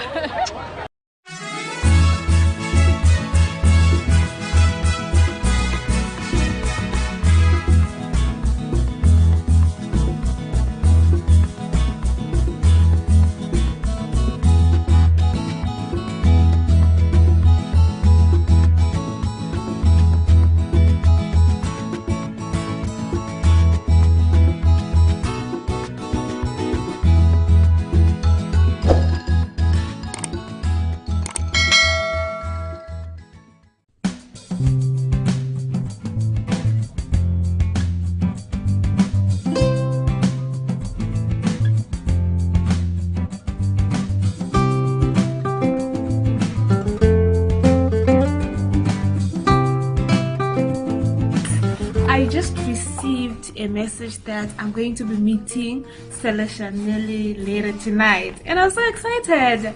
I'm super much excited because I've always wanted to meet her, Anyway, right now I just want to jot down what you're gonna talk about, what questions am I gonna ask you, because I definitely need it on my channel. So yeah, we are back again, Chile. We are back again, Chile. We are back again, Chile. Fair enough. I'm very much grateful that I started this YouTube channel, because there's nothing that gives me so much happiness other than this YouTube channel. You guys actually bring the best out of me. And sometimes even when I don't get views, even when you guys don't give my video thumbs up, but I'm just grateful for the small population of you guys that does. But for those of you that you don't, kindly just give my videos a thumbs up, kindly subscribe if you haven't. It really goes a long way. I spent so much money investing into this YouTube channel, hoping that one day it will grow into something big, to place an impact on the society that I come from, the society that I live in, and even the society that I'm going to be traveling to in the future. So yes, you guys, so don't do it just for me, but for Africa at large.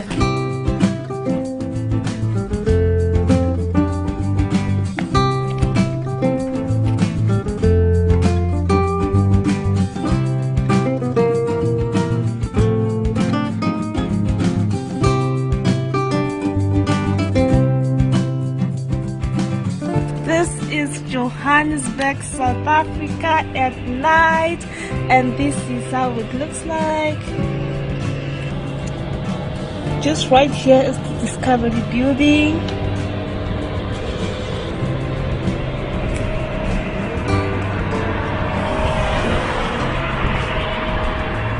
I really love the place, you guys, and I am so super duper impressed. I hope you guys really enjoy it. I hope you guys really love it.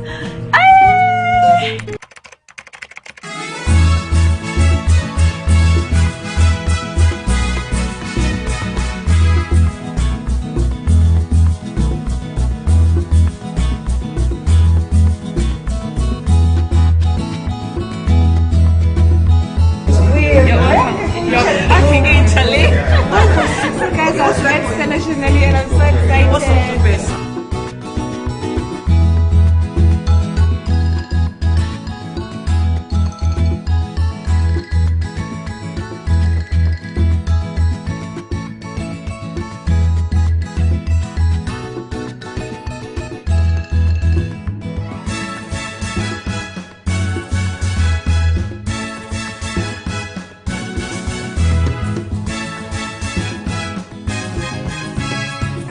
So right now I'm taking these guys to the Nelson Mandela stage to take some pictures. Yay!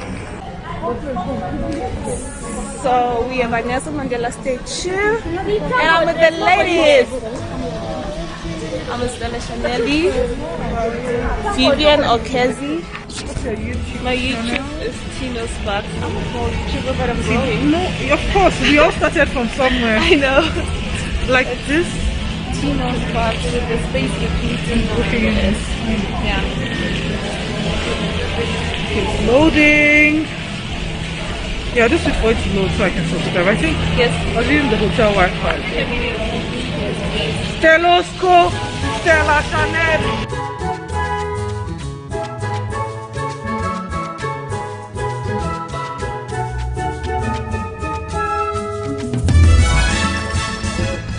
Stella, how's been your experience in South Africa? Oh, it's been amazing. So we spent a lot of time at Durban before coming here to Johannesburg.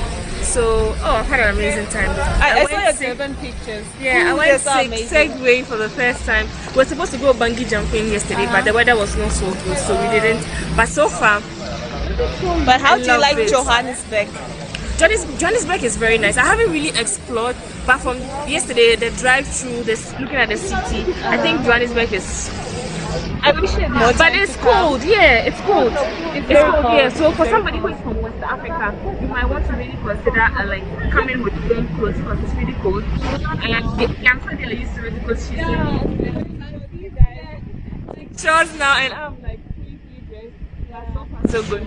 One thing I'll say, South Africa is so beautiful, so beautiful. I'm getting like abroad vibes. Yeah, South Africa is so beautiful. So coming from West Africa, So you guys must come to South Africa. Yeah. It's a good reason to come. Yeah.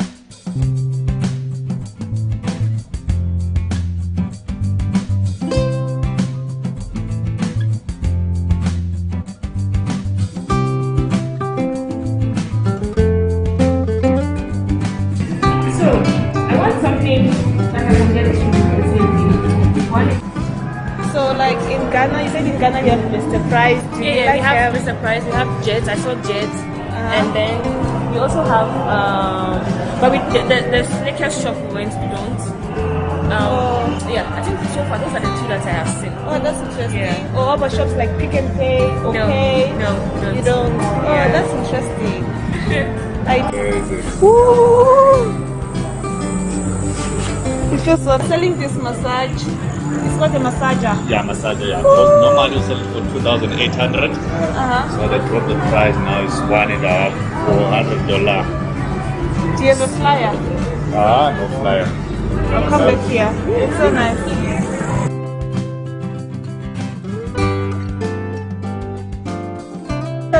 For us, we just say, give me one, and one. So if you buy two, I'll give you 200 Rand off. So instead of 600, 1.2, you'll pay 1,000 Rand. We'll pay how much for this size? That's 600 Rand. Yeah. But if you buy two, you'll get 1,000 Rand. Okay. That's your news, Alright. Thank you. Ladies from the West are negotiating. Thank you. You guys negotiated. This one we can give you.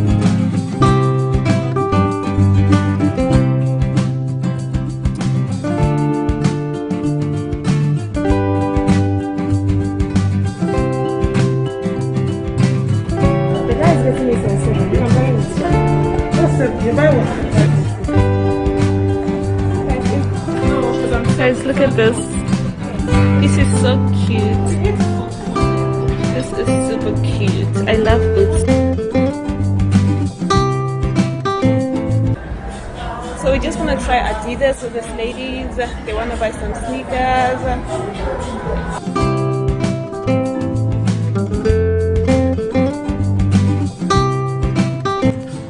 so excited I got the sneakers.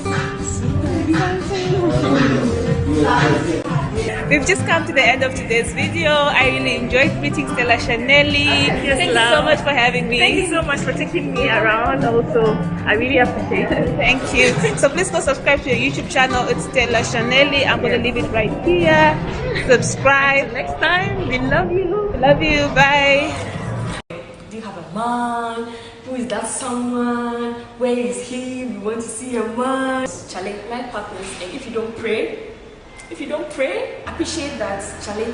No, God has been good. I really appreciate the person I am. I really appreciate the growth. I really appreciate how far I've come. Oh, when I'm 24, I'm going to get married. I'm going to have kids by 30. I'm done having my kids, and I'm like, God has his own plans for you. I don't think I'm even spicy enough. You should tell me if I'm spicy enough from watching my YouTube videos. Hello everyone, you're back again, Charlie. I'm so excited. I haven't done a sit-down video in like forever. The last time I did was when I hit 10K, which is a very long time. Thank God, with your love and support, we are currently at 36,000. Wow, 36,000 of you are here. Thank you so much for the love and support. If you are new to this channel, I've gained quite a number of followers over the years, and I want to say thank you so much for the support. If you are watching me for the first time, my name is Stella Kafu-Samki, popularly known as Stella Shanelli here. I document my travels in Ghana and beyond. And so yeah, if you're seeing this pretty face, this pretty smile, join the family by subscribing, liking, and don't forget to turn your post notifications on, so whenever I post, you get a notification. I've received some comments and say, Stella, we don't see your videos anymore. I don't know what's happening with the algorithm. So please subscribe and show some love by hitting the notification button, so whenever I post, you will be the first to get the notifications. So guys, it's been 3 years on this channel. This is going to be my 4th year. By the end of the year, it's going to be 4 years being on this channel. And the growth of this channel has been because of you, because of your likes, of subscribing, your comments, your encouragement, the love, the support. I really appreciate you. So guys, let me know in the comment section, when did you join the family? Did you join the family when I was in the hundreds, 10,000, 20,000, 30,000? Let me know, and let me know the favorite video that brought you here.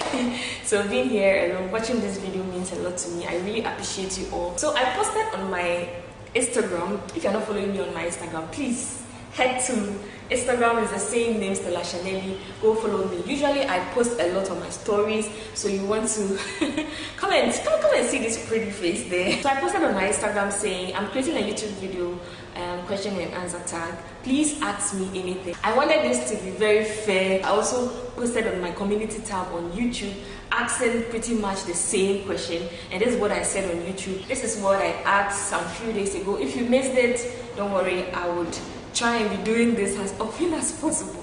So now I received some pretty interesting questions. I hope you enjoy watching this video. At the end of the day, I hope those of you who are just joining my channel for the first time would get to know a little bit about myself aside from YouTube. So yeah, I have here water, and I'm representing South Africa since I just got back from South Africa. Cheers. So we are going to start with Instagram. Ingrid says, I can't wait to meet you one day. You are amazing. What's your biggest fear in life and why? So, wow, she's the first person to ask me this. One of my biggest fear is not being able to fulfill all the things I hope and desire to fulfill. And also, one of my greatest fear is losing this smile, losing this person, losing me. Like this, like travel, like YouTube, like that's one of the things that I'm always like scared. Hey, what if something doesn't go right, you know? So I think that has been one of my greatest fears. And Alaji Tuesday says, show us the man. Which man? Which man do you want to see? I'm enough. Enjoy the smile. Derek says, how old are you? I'm currently 29 and I'll be turning 30 soon, which I've always been scared of 30. I don't know why. Like, I feel like 30 is like, hey, 30. And somebody says, how spicy are you? Just because I asked me spicy questions. I don't think I'm even spicy enough. You should tell me if I'm spicy enough from watching my YouTube videos. Okay, the next question is, do you edit your video yourself? If yes, which apps do you use? Okay, yes, I currently edit my video myself. I've had help over the years. I currently edit my videos myself. I've done most of my videos are edited by myself. I currently use Final Cut Pro to edit my YouTube videos, and that's what I've been using since I started editing. Please, when are you organizing a trip for your YouTube and IG family? We want to hang out with you. Wow! I've always wanted to do this. Last year, I thought I was going to do it last year, but it didn't happen.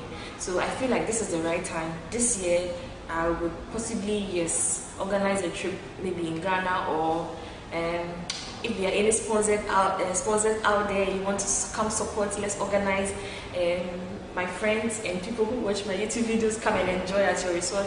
Please hit me up. I'll share my email. It's in my description box, and my phone number is also in my description box. So yeah, it will happen. It will happen. Oba, it will happen.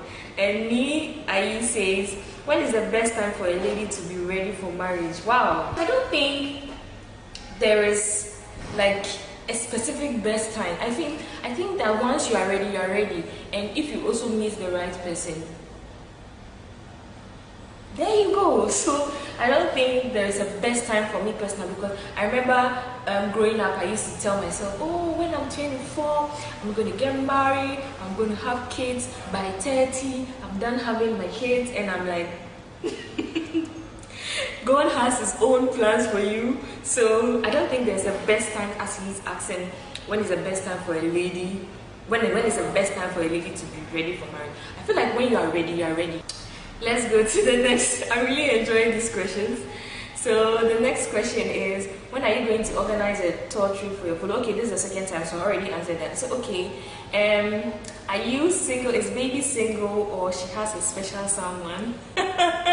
So I have realized that this question keeps coming. Do you have a man?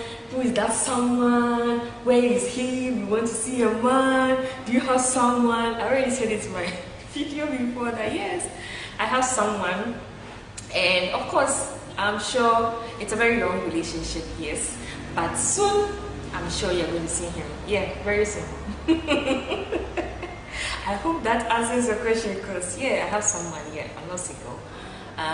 But yeah, as to seeing him, so what difference will it make if he comes on the channel? Like, I want to know from you. Please let me know in the comment section because I'm here for your entertainment pleasure. What's your greatest fear in your journey as a content creator? Okay, I think I answered that earlier, but this is a little different. My greatest fear is losing this mojo, losing myself, losing this fear, losing this beautiful personality I have. I really appreciate the person I am. I really appreciate the growth. I really appreciate how far I've come. So I feel like losing it all would be something that I would be like, wow, like it's something that I get scared about. I also pray that nothing comes in my way for me to lose my mojo, for me to lose the person I am. So yeah, that's one thing that I hope it never happens. I always pray that I always keep this person that I've always been. So that's one of my greatest fear. Another question which is talks about relationship. Look at this. Is it, do you have a boyfriend? I know a lot of people will be asking this. If yes, how do you combine all? So I mean, you make time for everything. And I remember seeing this comment in my YouTube video some time ago. He said, the guy says, "Oh Stella, I pity your boyfriend. You don't have time for him. You're always going here and there."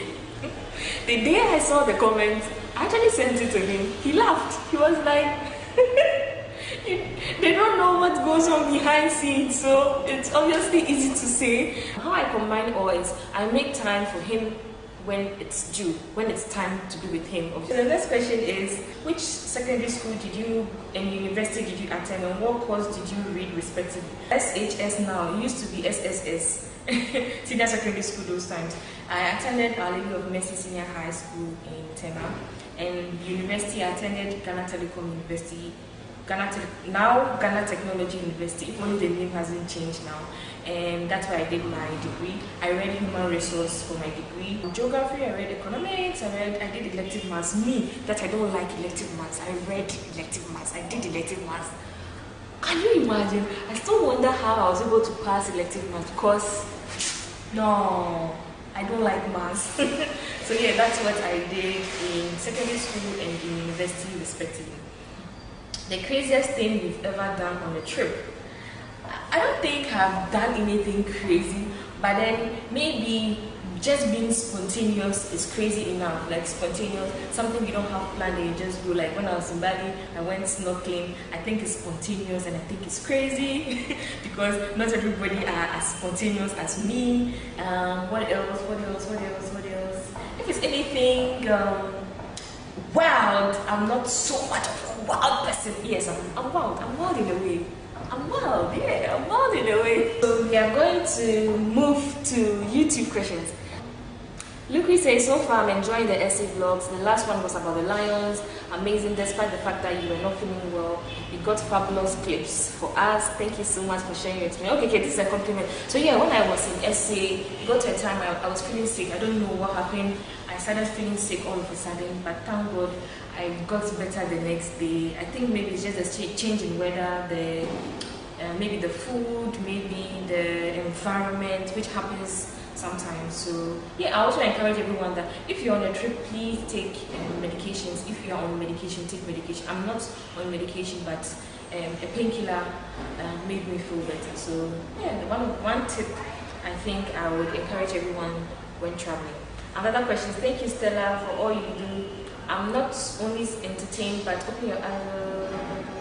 Okay, so let's go to the question. It says, my question is, are you available to meet any of your fans, perhaps dinner, lunch, just to have an in-person chat? I'm based in the United States and would be delighted to meet you in person. Thank you. Oh, hi Melinda. Yes, I do that. I've met a lot of amazing people from YouTube.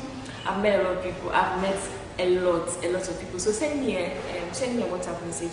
Number it's on in my description box, or send me a DM on Instagram. Let's get talking. I am very open to meeting new people. Are you always motivated to create content? What has been your biggest challenge so far? I feel like I'm not always motivated to create content. Like, since I came back from SA and even shooting this video now, it has taken a long time. I was just tired. My brain, I was like, my brain. I just needed to rest. And then when I also came back, my drone was, I crashed my drone in SA, so it had made me, it was not giving me the motivation, because I'm kind of used to flying drone when I go to places. So I feel like, oh, creating content without flying a drone is going to be boring, it's not going to be nice, that sort of thing. So I lost motivation a little bit, but it was just for a short time. Now everything is sorted, I'm back, I'm about to create more content, I'm about to explore. You know, one thing about creating content in Ghana is you feel like you've done a lot, but no, even though I've visited all 16 regions, I feel like there's a lot of places to cover in Ghana, which I'm about to start. So if you've not subscribed, please, what are you doing? What are you waiting for? Join the family. I'm going to be giving you amazing content from Ghana until I decide to also take an international trip. I am gradually putting together visiting a lot of countries. My hope is to visit as many countries as possible before at least I die. You know, I have to experience different cultures, have different foods, different experiences. We'll go fast, sister. Oh, thank you so much. This is a compliment. I really appreciate you. God will bless you. So another question is, hello Stella, I love you from Nigeria, my Nigerian family. I love you too. I have two questions. Are you in a relationship? Yes, I already answered that. Yes, I'm currently in a relationship. He said, if yes, do you mind telling us the country he is from? Yeah, he's from Ghana. He's a Ghanaian. He's Ghanaian. Yeah. So you all are really interested in relationship. I can't really wait to start speaking more about relationship, because I've realized most of the relationship videos do well on YouTube. Okay, I see. So for the question, how do you manage your job, personal life, and content creation, knowing that especially travel content needs some attention for preparation? Good energy always. Okay. So talking about that, if you know or you may not know, I have a 9-to-5 job, and I also create YouTube videos part-time. So YouTube is part-time, but lately YouTube is not part-time, YouTube is full-time. So let's say I have 2 full-time jobs now, YouTube and my 9-to-5. So how do I do that? I mean, if it's work time is work time. I usually edit my videos when I'm free at work or at home. When I get home, then I try to put together them. But most of my travels are on weekends, and I make use of my leave days. So when I have an international, I only take leave days for an international trip. I take that. Then on weekends, I make use of my weekends. So if I'm, let's say, in another region, let's say the Western region, I try to create as many content as possible so that it can take me for some few days. So you are happy, so the next question is, you are happy, so no drama, no wara. Yes, or me, no drama. I always try to stay away from drama, especially content creation drama, YouTube drama. Like, I try as much as possible not to be part of that drama family. Please, media, I'm in my lane, I'm in my corner, minding my business. Minding my business, because I feel like drama on the internet, like the internet never forgets. If you put yourself in a situation where in some few years you will not want to see yourself that way, why put yourself in that situation? So, yeah, I agree with you. Happy soul, no wara. That's what he said. Hi Stella, what did you always want to be, and would you say you are living your dream? So, I don't know if I've said that before. I've always wanted to serve in a plane, be an air hostess. I've always admired ladies that serve in the aeroplane, the hostess, and all. I'm like, wow, I've always wanted to be an air hostess. And so growing up, I don't know what happened, things changed. So one thing is, I like travel, right? I like travel, and I've always fantasized the air hostess sitting in planes, visiting beautiful destinations every day whilst working. I really admire that. And so it's something that I really wanted to do growing up. But things have changed. I'm still living the dream. I'm still traveling. Even though I'm not working in the plane, I'm still traveling. So I would say yes, even though I wanted to be an air hostess. I think things have changed. Life is better. Yeah, life is better on the other side. So yeah, I'm still living the dream. So it says, who inspired you to start vlogging? And the next question is, who inspired you to start vlogging? Was it like making your first vlog? What was it like making your first vlog? So who inspired me? I used to watch Patricia Bright some years back. So I think the vlogging and the whole, she used to do more of sit-down videos. Then I started watching Lydia Jinga. So the vlogs and all that, I'm like, okay. So I started watching her. So I'm saying, I think those two people motivated me. Then along the line, I also found Bodemaya's channel. And I'm like, oh, he's a Ghanaian. Oh, okay. I can also be a Ghanaian vlogging. So I think those people motivated my vlogging style or the YouTube thing. And what was it like making my first vlog? My first vlog was actually a first trip to Afrikiku, and it was just like a random girl trip. And I'm like, oh, let me document it. So at the time I was using the 7 Plus, an iPhone 7 Plus. I used that to record my first YouTube video, and I was super excited. The video was over 30 minutes or so. it was really interesting. I really enjoyed my first vlog. My first vlog really taught me a lot. I got a lot of negative comments, a lot of positive comments, a lot of encouragement, a lot of love, and I think that is where we have come. That is where God has brought us. That is where we are now. And we started from 0, now we are currently 10 to 6,000 subscribers. And I want to say thank you. I always say, because you guys are the best. You guys. It says, I enjoyed your essay vlogs. It was an experience, plus your sunshine smile and personality was a star in the screen. Has your boyfriend found you to make the significant companion this year? So do you guys remember when I posted in my vision board that it would have been nice to go on a vacation with your partner and all that? I think maybe this is where this is coming from. But yeah, I found my significant companion. Yay! This is like the 6th time I'm answering this companionship question. Then another question says, you are such a sweet pie. Tell us about your childhood. What did you want to be when you grew up? Did you think you would be a journalist or a content creator? Wow. I grew up in a home living with my siblings. I'm the last born. I'm the last of 6, and yeah, I grew up in a typical Ghanaian home living with everyone. We lived with cousins, families. So we lived in a home of like 12 to 15 people. At the time, it was quite, yeah, I mean, it's very common to live with your family here in Ghana. I don't know about your country. Let me know in your comment section how your childhood was like. The best part of my childhood is the fact that my dad really taught us a lot. My mom taught us a lot. She taught us, my mom is very religious. So my mom, I grew up in a Christian home, but I'm still a Christian. And so I feel like being a Christian is what has shaped me to who I am now. And for the fact that my dad was not even a Christian, but he became a Christian because life happens, and if you don't pray, prayer is like my mom will always say, you always have to pray. Even if you forget to pray, at least thank you Jesus, thank you God, I'm grateful for being alive, I'm grateful for like a new day, you know, being like, appreciate that, God has been good. So in all, I'll say I actually enjoyed my childhood and I enjoyed every bit of it. Shout out to my mom, you are doing amazing. My dad is no more, and my dad died in 2015. So yeah, my mom has been my dad and my mom, both being a dad and being a mom. So I really appreciate you, mommy. Mama P, my mom is a Reverend Mama P. I love you so much. This is to you. I love you. So the next question is, actually have been glued to your essay video, hope to visit soon. Anyway, my question is, what's one question would you never answer? I don't know, because almost all the questions here, I'm answering them. Let's go to the question, where are you from and what made you embark on this journey you are currently on? So when you say where am I from, I'm from Volta region, I'm a Voltarian, I'm Ewe. And what made me embark, I like nature. I love nature. I love trying new cultures. I love food. If you watch me a lot, especially on Instagram and on YouTube, you know I really enjoy food.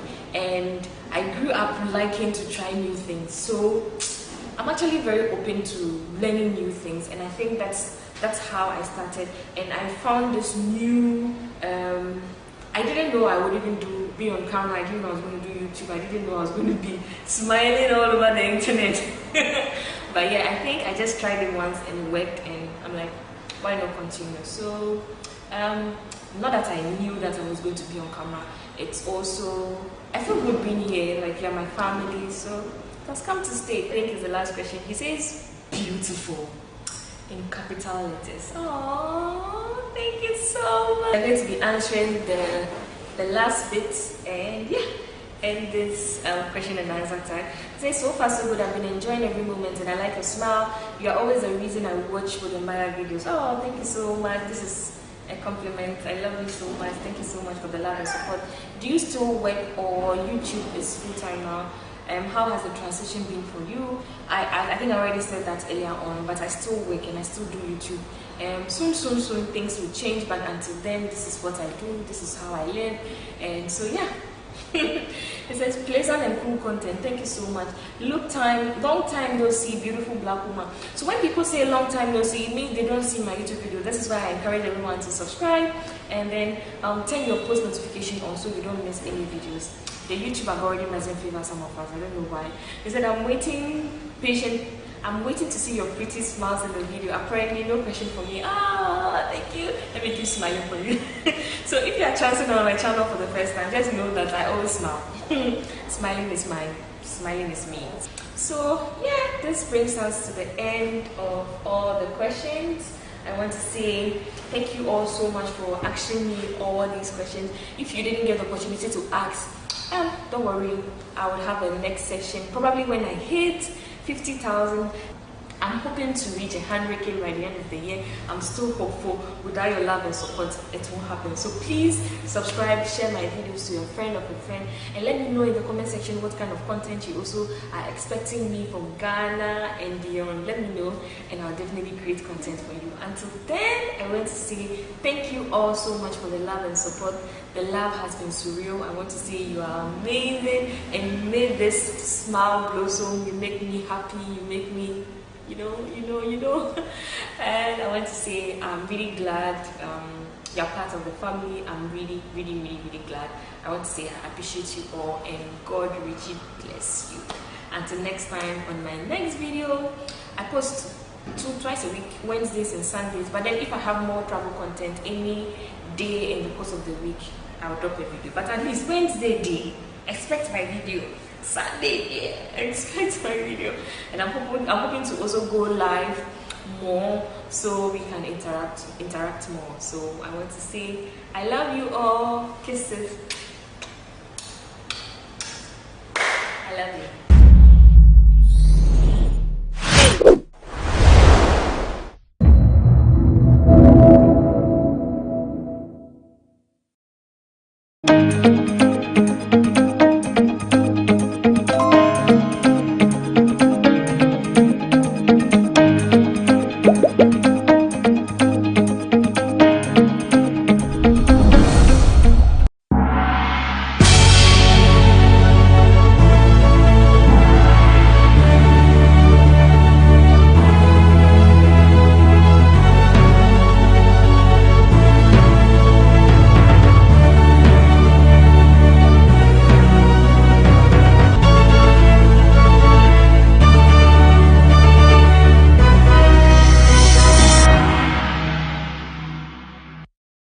And thanks for joining us on BizTech, the most watched business show in the country.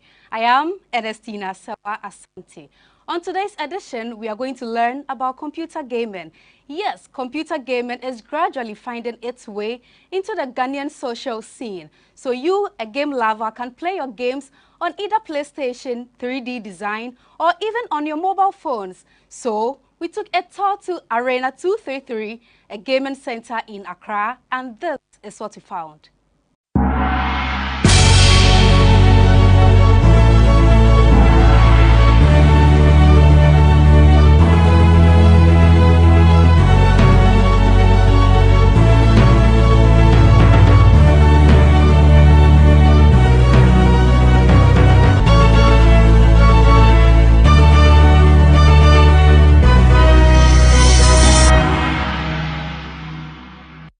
After a very tiring day, one will want to find many other ways to de-stress.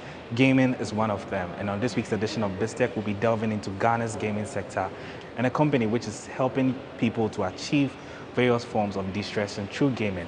We'll be delving straight into Ghana's gaming sector and its prospects on the economy. My name is Mali Aholimega. Welcome to BizTech on GhanaWeb TV. I'll take a quick break and we'll be right back.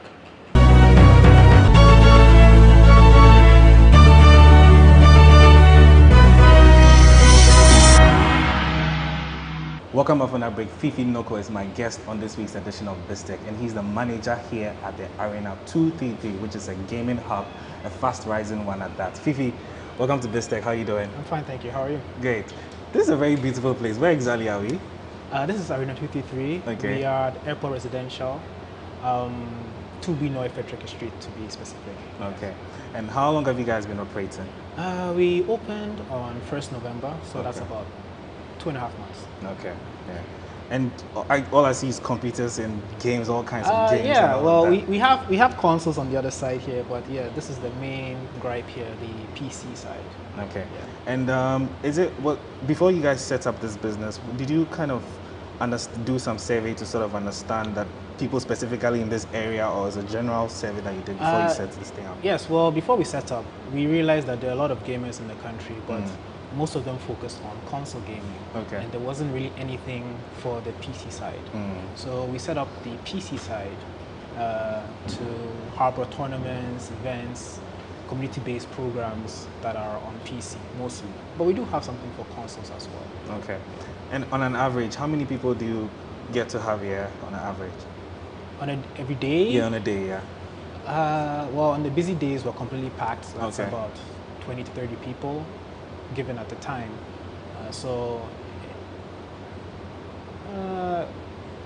Like 50 plus. Okay. Yeah, but on a slow day like this, you get like 10, 15 people coming in. So. Okay.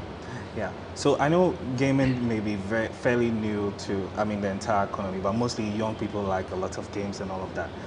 From your point of view, where do you think gaming is going to move, especially in Ghana here? Because globally, it's quite huge out there. Yes, it's huge globally. Right now, what we're trying to do is let people know in Ghana know that we are here to help gaming grow. You know, esports is something that is rapidly growing around the world, and it would be nice if Ghana gets involved before it's too late. So we're trying to set up teams, events, tournaments that we can actually get winners that will compete in other places representing us. Okay. Yeah. In terms of Arena 233, what's your impact into the gaming sector and also the Ghanaian economy as well? Well, we are here to, our impact mainly is to the PC gamers.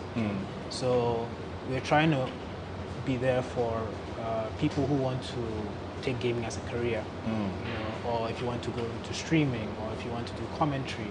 All these things are esports related things that we are bringing to the community and Ghana as a whole. So more like opportunities to make a career out of gaming. Fifi, you've been telling me about the gaming sector. I want to know, especially in terms of Arena 233, what type of clients or personnel do you have coming here on a daily basis? Mostly it's young workers or high school to university students. But occasionally we have older guardians and parents who come meet their children here or come sit here with their children to watch them play. Sometimes on weekends, families come together because they want to have a family outing to play and whatnot. Yeah. And students who come usually come in groups. They come as, you know, maybe they have a match against each other, so they set up a 3 versus 3, so they come in their numbers as well. All right. Now I want to come to the money, which is a very important aspect of this, because I'm sure you had to pay a lot of money to have all these beautiful equipment here.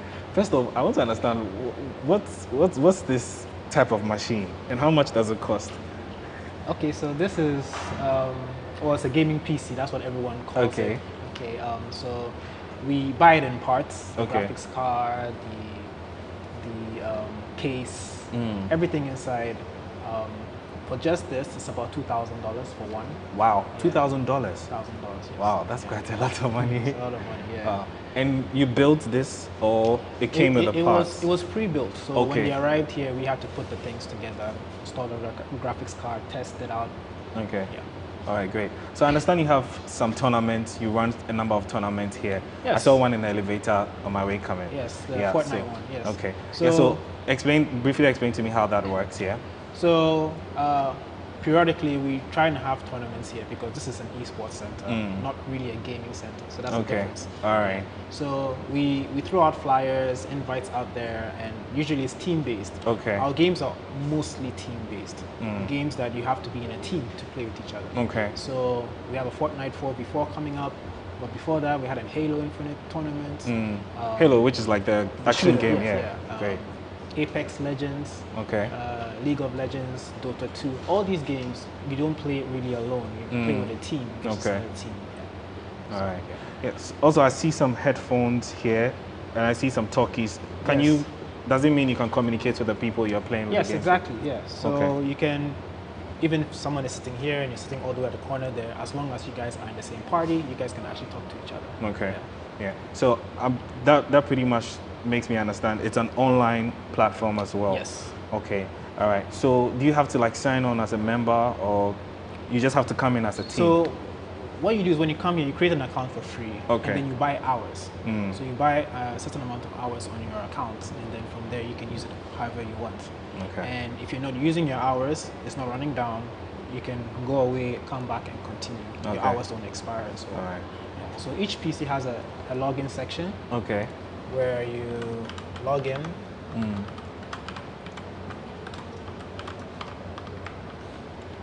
Okay. And you would. Right. Yes. Okay. And then you'll be brought to this interface where all our games are. Wow. Yeah. So all these are installed on the machine, on the server. On the server. Yes. Wow. The server is in the corner there. Okay. So how many hours? So how much do I need to pay, and what? Or it varies with the game. Every game is No, different. It's just hours. So however long you want to stay, it doesn't matter the game. It's just hours. So Okay. it's 20 CD an hour. 20 CD But an the hour. higher you go, the more it reduces. Like 55 for 3 hours. Okay. 10 hours is 150. So Okay. the higher you go, Okay. the less it becomes. All right. And we actually have some promos. Once in a Promos, while, okay. Yeah, we have like maybe double what you buy. Okay. We had one in Christmas. Yeah. Okay. Whatever you buy, you get double of it. Yeah. All right. Okay, so now I want to come to Arena 233, the sports center. Okay. So how's your business operations like, also in terms of the staff as well? How many do you have? Okay. So the staff, we're about 15 in number. Wow. Usually we run shifts, so it's Okay. 7 apiece. Okay. We are divided into two. There is the arena section and then there's the restaurant section. Okay. Yeah, so if you're in the arena section, you handle the competitions, the registration, everything within the space of the gaming. In the restaurant, it's all about the cleaning, cooking, serving of which. So you guys are offering a very comfortable service. You play a Yes. game and go and eat. Yes, you can right after. actually even order food from here. You don't even have Wow. to get up. Yeah. And Really? They will bring the drinks to you. How does that work? So you come to shops here Wow. and just give it a witness to load. Yeah, you can actually. So order. whatever you want, it's ordered and it's brought And to it's you brought right to here. you. You don't even have to get up. Wow. Yeah. That's a very extensive service. All right. Okay, so Fifi, I'll take a quick break and then we'll be right back so you teach me how the games work and all of that. Yeah, so I've been speaking with Fifi Noko and he's the manager here at the Arena 233, which is the sports center, a fast rising one is that. I'll take a quick break and we'll be right back.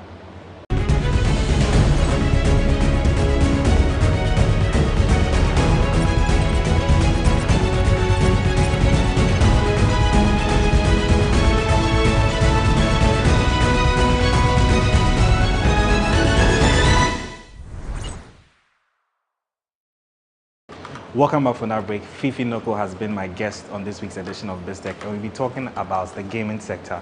We're right here at the Arena 233 Sporting Center. But before I go back to Fifi, he's going to teach me how the games work on the PC. I have here one of the guests here, and his name is Kwamina. He's going to take me through like what he's doing here and his experience here at Arena 233. Kwamina, how are you doing? I'm good, thanks. Yeah, many thanks for having us. Yeah, so I see you're playing some game here. Tell me exactly what game is this? Well, this game is Fortnite. It's okay. a really popular wow, the very game. Yes, popular Fortnite. Wow. Yeah. Okay. So how does it work? Alright, it's a battle royale. It's a 100-player battle royale. Okay. And your main aim in this game is to be the last man standing. Wow. Kill everyone and be the last man standing. Okay. Yeah, so you're playing with somebody or just you alone? No, I'm playing with my friend. Oh, okay. So where is he? Where's your friend? He's at home. Wow. So you're right here and he's at home and he's doing his thing. You guys are doing your thing. So how's your experience been here at Arena 233? This is my second time being here. And okay. The first time I came here, I had to come back. You had to come back because you liked the service. Yeah, I play on a PS4 at home. Okay. While experiencing a PC. Wow. But is there any reason why you have a PS4 at home and you come here, or is the experience for you? It's experience. Okay. Yeah. Okay. So I understand there are a number of tournaments that happen. Do you engage in some of these tournaments? No, I haven't played in one, but then I'm here to say Fortnite tournament upcoming, so I'm thinking maybe all right. It's looking like Fortnite is really like your game, huh? Yeah. Okay, all right. Okay, thank you so much for having us. No problem. Yeah, so that has been Kwamina. He's been sharing his experience with me right here at Arena 233. Richard, how are you doing? I'm good, Great. Yourself? Yeah, so I see you're playing some game. I see some guns and all that. What game is this? Okay, so this game is Valorant. Okay, Valorant. Yeah. Okay, so what does it entail? It's basically, I don't know if you know, they capture the flag. Okay. Yeah. All so right. it's 5v5. Okay. And then one team tries to plant whilst the other team, defends them from planting. Once they plant, you have a timer within which a bomb sort of goes off. So yours is to defuse the bomb once it's planted. Okay. So currently I'm on the defender's side. Wow. The other team will try plant. I saw a lot of guns there, so you choose all kinds of things that you want to use in the game. So based on how you perform, you are given points that you can use to purchase the type of guns you want. Okay. Currently, I can afford all of these except this one. So you can see this one is grayed out. Wow. Yeah. So yeah. So every stage and the type of weapon that you use. No, it depends. It depends on a whole lot of factors. You know, every weapon and how difficult it is or how easy it is to use. Okay. All right. Yeah. So you've been coming here for some time, right? Yes. How's the experience been for you? It's been amazing. It's been awesome. Because one thing is sometimes the issue is with having the hardware to run some of these modern games. You know? So coming here, I'm able to get the hardware. Okay. As well as good internet. That's one big factor. The reason why I come here. Okay. The internet. The internet is quite good. It's quite good here. I get better pings here. Basically, we are playing against other people from other parts of the world. So it's like a live thing. Okay. Right. So you play with millions of users. Yes. As well. Okay. So based on how good your internet is, you are able to match them boot for boot. Other than that, they would be seeing you and reacting faster than you see them. Okay. So it's about pace as well. Yes. How fast you're able to see them. Okay. And all that. Yeah. All right. So for you personally, what does gaming do for you?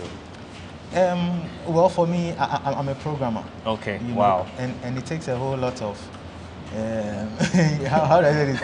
A lot of thinking. Yes. So I just come to distress. Okay. When I try doing it at home, it builds more stress because I don't have the internet. You don't have the internet. So the stress. So the lack of the internet frustrates you. Yeah, exactly. When you come here, when I come here, I'm able to perform. All right. The person I just shot, if I was on my doubt, I would have been able to kill the person. All right. You see, another one is down. So. All right, great. Yeah. All right, Richard. Thank you so much for your time. Thank you so much. Yeah. So that's been my new friend Richard, and he's a programmer, and he's here playing game to sort of de-stress and take care of himself. Yeah. All right. So I'll move to Fifi. What's the next step to take? So the next step is to pick the game you want to play, and then you get into it. So let's say you want to play Warzone. So click on Warzone. Okay, that's right here. Okay, that's like an action. Oh, so yes, it's Call of Duty. Duty. Yes, Call of Duty. Okay. So you. And I go to launch now, right? Launch now. Okay. Yes. Oh, it's pretty fast. Yes. Okay. And it should be launching for you. Okay. Yeah. All right. Yeah. So I see you have a lot of games. And how many games do you have on the database? It would be well over 20. Wow. Over 20. Yeah. And I mean, a lot of people come with a lot of tastes and preferences. So. Yeah, actually got to speak to one of the clients here, and he told me the internet, and I sort of experienced it for myself. Yeah, I know internet and then gaming, the two have to go hand in hand. Yeah, so the thing is that gaming in Ghana has been very expensive because it's harder to get equipment and playing online is expensive. Our internet is really pricey. So you get people who funded the internet but don't really have the equipment to play, and then vice versa. But here we have the best of internet and the best performance when you're playing as well. So okay, yeah. Wow, that's quite interesting. Yes, sir. I think I'm waiting for my game to come on. Yeah. Okay. All right. And you guys have been around since November, I understand. November, yes. Okay. And how has it been like so far? Oh, it's been pretty good. Is it to your expectation as a business? I mean, of course, in a business you'd always want more, but what I like is the variety of people. We even get a lot of women who come by. Really? Yeah. We actually had a female-only event, and this place was packed. Really? I had no idea there were so many female gamers in the country. Wow. So that's very interesting. I mean, to have women, I know they like playing on their phone, but to have them here, they actually know how to play. Wow. Yeah. That's very, very interesting. So what kind of games do the women play? Oh, all these ones. Wow. Genshin, Call of Duty, Apex. So that's a lot of diversity. It doesn't really matter whether it's a man or it's a woman. They're all playing the same games. And they do the tournaments too? So far, no. I guess we'll get yeah, we'll get get there. We'll okay. Get all right, little by little. Yes, so it says I should play. Yes, okay. Okay. All right. So in terms of the graphics, I know every game has its own graphics and you have to update softwares and stuff like that. How does it work for you guys here? So here we want to give the best experience at all times. So everything is on the best performance. Okay. The characters look the most realistic. The speed of the game, the frame rates of the PCs are all in sync with making the performance truly exceptional. Okay. All right. Yeah. So I think our game is ready. Yes. So what do I do now? So let's get you in a match. Okay. Yeah, you just have to click and wait till you're thrown into a match. Okay. So now you can wear the headset. Okay. All right. I hope I do well. I hope so too. Wow. So this is the guy I'm using? Yeah, that's the guy I'm using. Okay. So basically to move is WSAD. WSAD. Yes. All right. WSAD. S is go back. D. A Right? is left. D is right. Okay. No? To move with is yes, to WS. your, Okay. Yeah. All right. And then you point at whatever you want and shoot.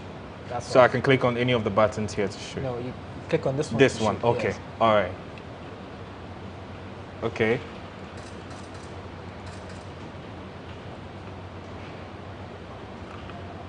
So how do I navigate? How do I know who's the bad person I need to? When you see a bad person, there will be a red icon on top of them. Okay. Yeah. So does this in any way help your mind? Like how you aim? Hand-to-eye coordination, Yeah. yes. Okay.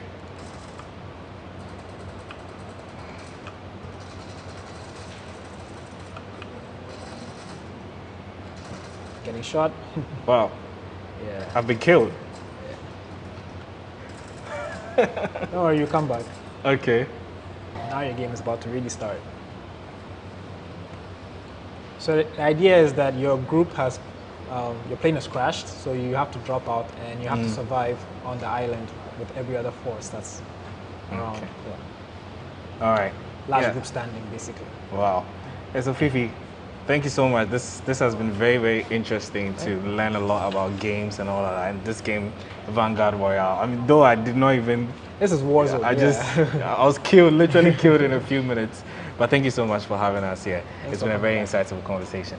Yeah, so that's been my guest on this week's edition of BizTech. His name is Fifi Noko, and he's the manager here at the Arena 233 Hub, which is a sporting center, and they preferably give people the opportunity to de-stress through gaming. They have been my guest on this week's edition of BizTech. My name is Maoli Aholemega. Many thanks for watching. Over to you, Ernestina, in studio.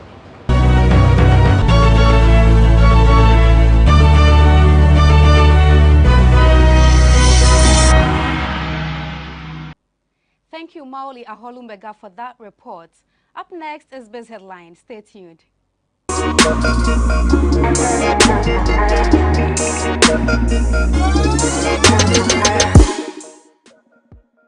To our very first story, the managing director of Ghana Airports Company Limited, Mr. Yao Kwakwa, has been sacked by President Nana Addo Dankwa Akufo-Addo. This was contained in a press release cited by GhanaWeb. It said, His Excellency the President of the Republic, per the letter dated January 31st, 2022, has directed the appointment of Mr. Yao Kwakwa as the managing director of Ghana Airports Company Limited be terminated. He furthered that he has to take the necessary steps to give effect to this directive. Prior to this development, some staff and workers of the Ghana Airports Company Limited have been calling for the removal of Yao Kwakwa, accusing him of mismanagement. In 2020, staff of the company in a petition to President Akufo-Addo alleged that since Mr. Kwakwa assumed office in 2 years, he has demonstrated gross incompetence, insensitivity, and lack of understanding of the critical aviation industry, and therefore his continuous stay in office will further derail the progress of the company. Bearers of the Ghana National Identification Card will now be granted access to travel following the adoption of the card as a valid electronic passport at 44,000 airports across the world. The development comes after the Ghana card has been recognized and admitted in 197 international civil aviation organizations. Ghana on Wednesday, February 9th, signed a certificate of authority into the PKF system at a ceremony held by the Civil Aviation Organization in Montreal, Canada. An amount of 350 million euros has been approved by Parliament to finance the construction of roads and bridges at Afram Plains in the eastern region. This project, according to the chairman of Roads and Transport Committee in Parliament, Kennedy Osei-Nyako, said it will promote agriculture as well as enhance productivity in the region. Speaking before the House on Wednesday, February 9th, Kennedy Osei-Nyako noted that Ghanaian contractors, skilled workers, and some indigents would be employed for this road and bridge project at Afram Plains. He also disclosed that workers or the contractors will make use of local building materials for the project. Ghana's inflation for the first month of this year, January, has reached 13.9%. Figures released by the Ghana Statistical Service has shown the inflation rate for the period, which is described as the highest in 6 years, went up significantly from that of December 2021, which was 12.6%. According to the Statistical Service, the increase can be attributed to increasing prices in utility, namely water, electricity, and transportation, while the contribution of housing, water, electricity, and gas to overall inflation increased by 4.6%, 4.6 percentage points from 17.5 recorded in December 2021 to 22.1% in January 2022. Roads and Highways Minister Kwesi Amoako-Attah has said government will settle the debt of all road contractors in it owes as soon as it implements the e-levy. He furthered that the number of deplorable roads in the country will be fixed with the revenue generated from the e-levy. Speaking to the leadership of the Road Contractors Association on Monday, Kwesi Amoako-Attah says when the e-levy is implemented, the road sector will get its fair share. All contractors owed by government will be paid. A number of deplorable roads will be fixed when the e-levy is introduced because all road contractors we owe will be paid. We are going to benefit directly from this implementation, and no serious government will joke with its road contractors. Meanwhile, government through the Ministry of Information is organizing town hall meetings to discuss the e-levy. To our last story for the day, government through the Finance Ministry has said it will appeal a debt downgrade by Moody's Investor Services. According to government, it remains gravely concerned by the latest downgrade by Moody's on Ghana's long-term issuer and senior unsecured debt ratings from B3 to CAA1 with a stable outlook. A statement issued by the Finance Ministry said the agency left out key data components before making its determination.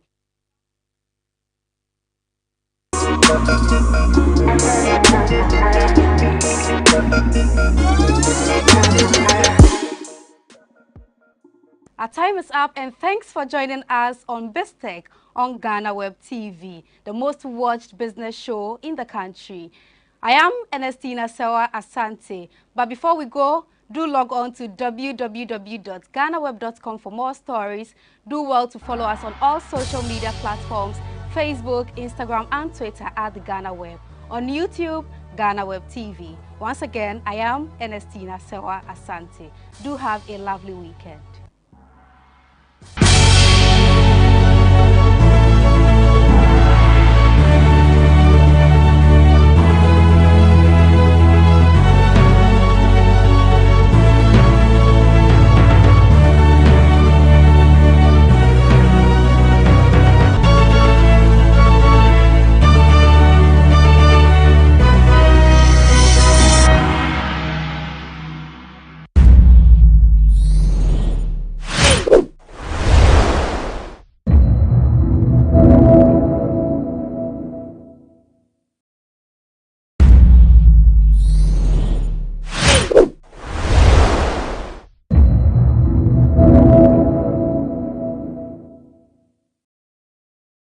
An examination of government's own economic data for the first quarter of this year reveals a very troubling exacerbation of these fiscal rigidities.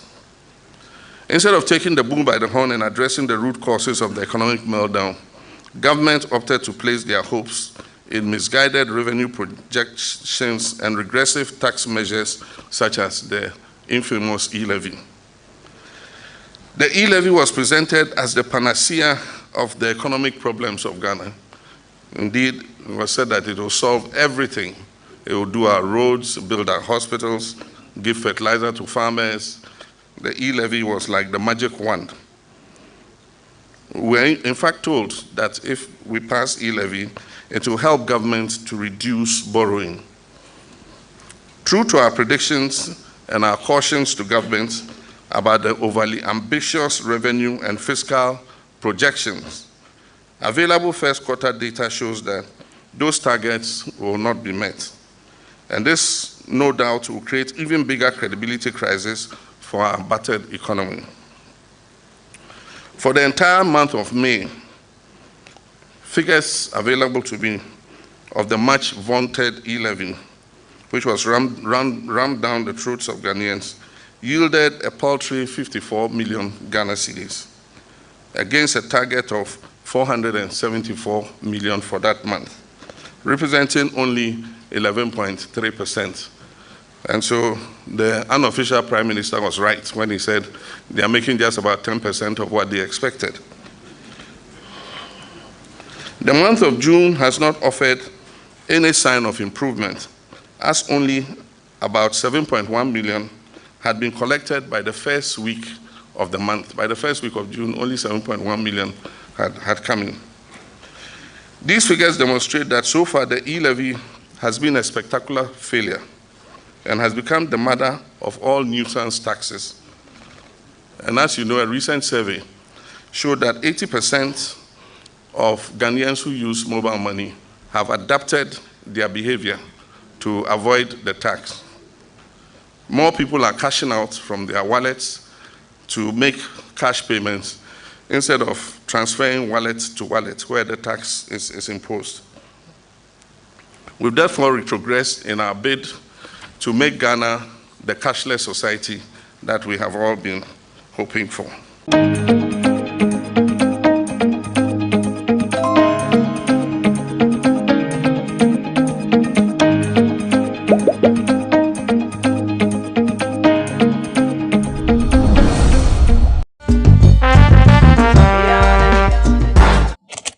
I have a question for you.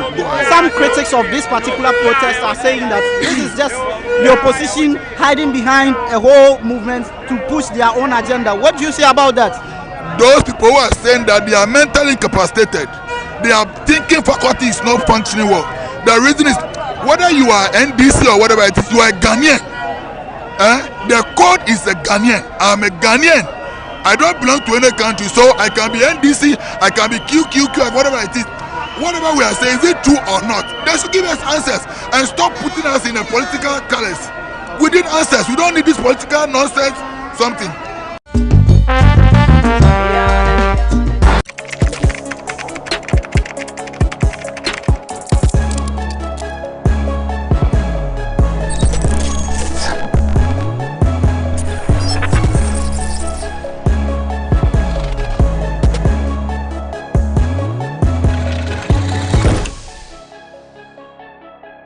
It's good to be back again on your screens. It's Bloggers Forum on GhanaWeb TV, and we are seated for a riveting conversation on issues relating to the arts and entertainment, of course, with a touch of wit.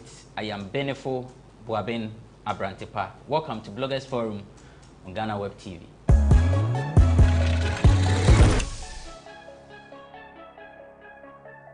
So Vida says she doesn't agree with me that there is a touch of wit. She says it's full of wit. Yes. And so be rest assured, if you are watching this show, as you get informed, educated, there is actually, you know, a way that will entertain you on this platform. Vida Boatin is a columnist. She is the PRO for 3 music awards. And last time when I mentioned that the other things she has hidden them, no, people did not understand. So after the show, I'm say, so okay. You don't know. The reason she had, okay. By the power, yeah, fine. Come on. Nice one. Just say, Uncle Jeffy, this is your. Say, we see so you 3 minutes bush and it's all the Kojia. This is our support in the Uncle Jeffy. Okay. Let's come the award no eba. Hey. Oh, and then one farmer. Make I'm really finesse me Kyle. But the reason I did not, I knew or I thought you would bring it. I've done a few rounds. Maybe I'll bring it. I'll bring it next week for everyone to see. Folkless Awards, Folkless Media Awards. Vida won the Best Entertainment Pundit of the year. Congrats to her. In fact, we are proud of you. Thank you very much. Now, we are party now. Fufokakra. Hey. But I want to thank the people who watch us on Bloggers Forum. I think they Ahana Moma me Dimin like the accounts will say Hana me almost every week last year, no? I mean maybe I had a number of times, and the responses are good. And I would like to thank GhanaWeb and the people who watch us on this platform and those who voted. I'll bring the award next week for everyone to see. Nice one. Yeah. And your Bovida Basso. McDonald Nane Asari, aka Romeo. Romeo is a columnist, he is an event organizer, artist manager, Madina Social Welfare Assemblyman. There be a Mikazo, a politician. He doesn't want to declare, say, Obeko MP. Not be a president of the country, but Macan. Because you're only gone. Meaning, say, Romeo was so much into politics. Obey a JCR president of a Kwafoho, and obey a interim SRC president of the University of Ghana. Meaning, say, School of Performing Arts, no oppose or her, now oppose or her. Baby. Oh, wow. The way he smiled and said, you know, I doubt. Any which way. Romeo, Akwaba. Yeah, be fine. Madina found what to say. Now, me fa kwenye na mabo abranti be a friend Capriski Creations. Capriski Creations. A celebrity painter. Say Nejuma so and say last year of award or Ghana Excellence Award. Yeah. Say day in day out no. Say me key on entrepreneurs and young talented people. He's at the apex. Nse ne kra me ba around cross me in the bar building. Ti o ejuma bi aya search for Capriski Creations. But my mentino kakra ya o tight na me brofo. So wo country now yes e me say a asa won ye show Funka say e me say we ya ade a. Oh, okay. Oya ade. Yeah. Wanya de anka GhanaWeb Excellence Awards in Kawonya. Exactly. Free your mind. Free my mind. Okay. I read so much oxymoron online concerning Tracy Boachi comment our advising young girls to stay off married men. Such an irony. Mr. Kakra na me one piece say if you be fee sa contest no aba. Tracy obi anka we madam for pa but sa efutuo no obi be say who are you to give me moral lesson from a brothel? Echimba no omusua edikanfo nantie.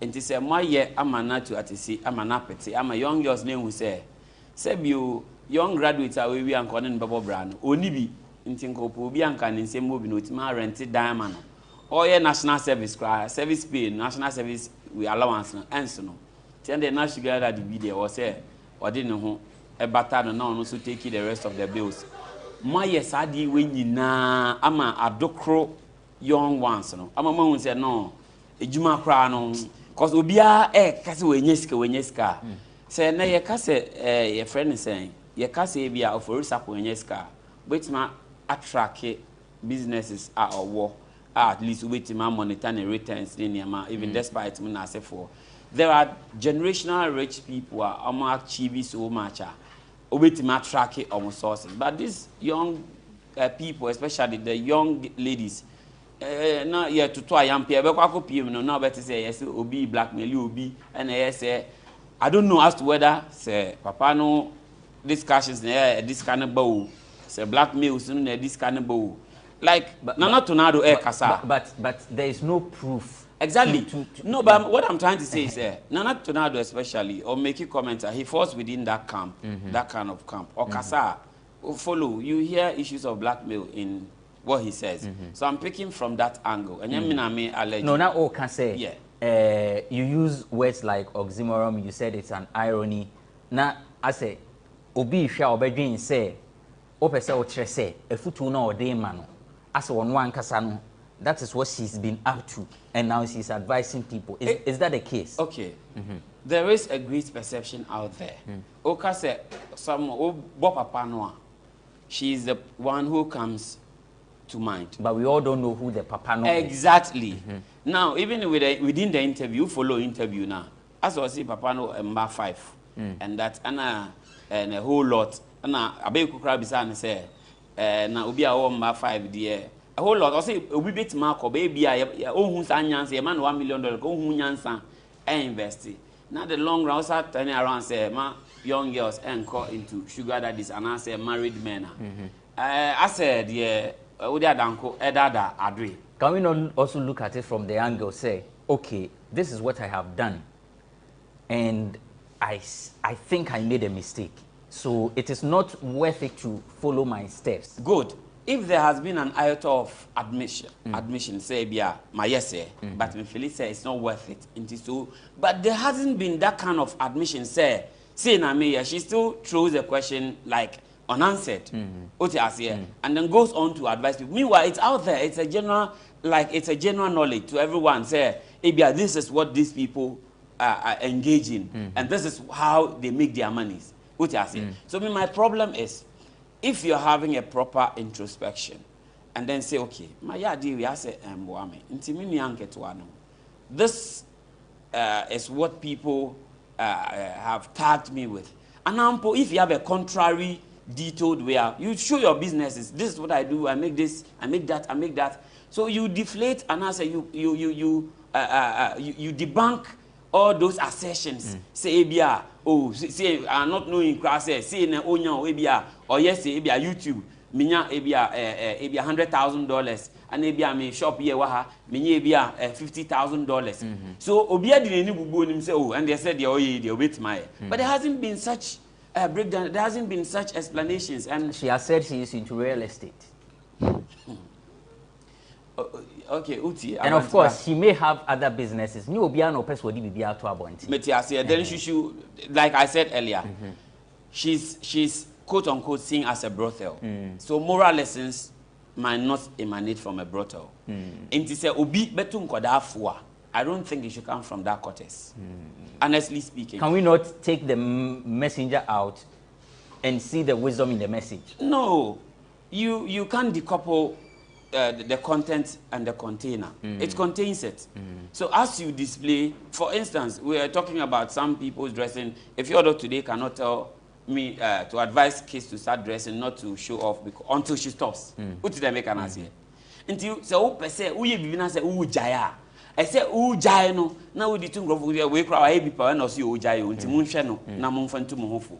But the pan on car say then jaya. And as on case if you are heavy pen crown and may jai intimate to move for you get what I'm trying to say. So I feel say sensationalism within the media space will be a story on microphone and as a camera. No per se or can be as a dear or too full. If you two know was yes on so.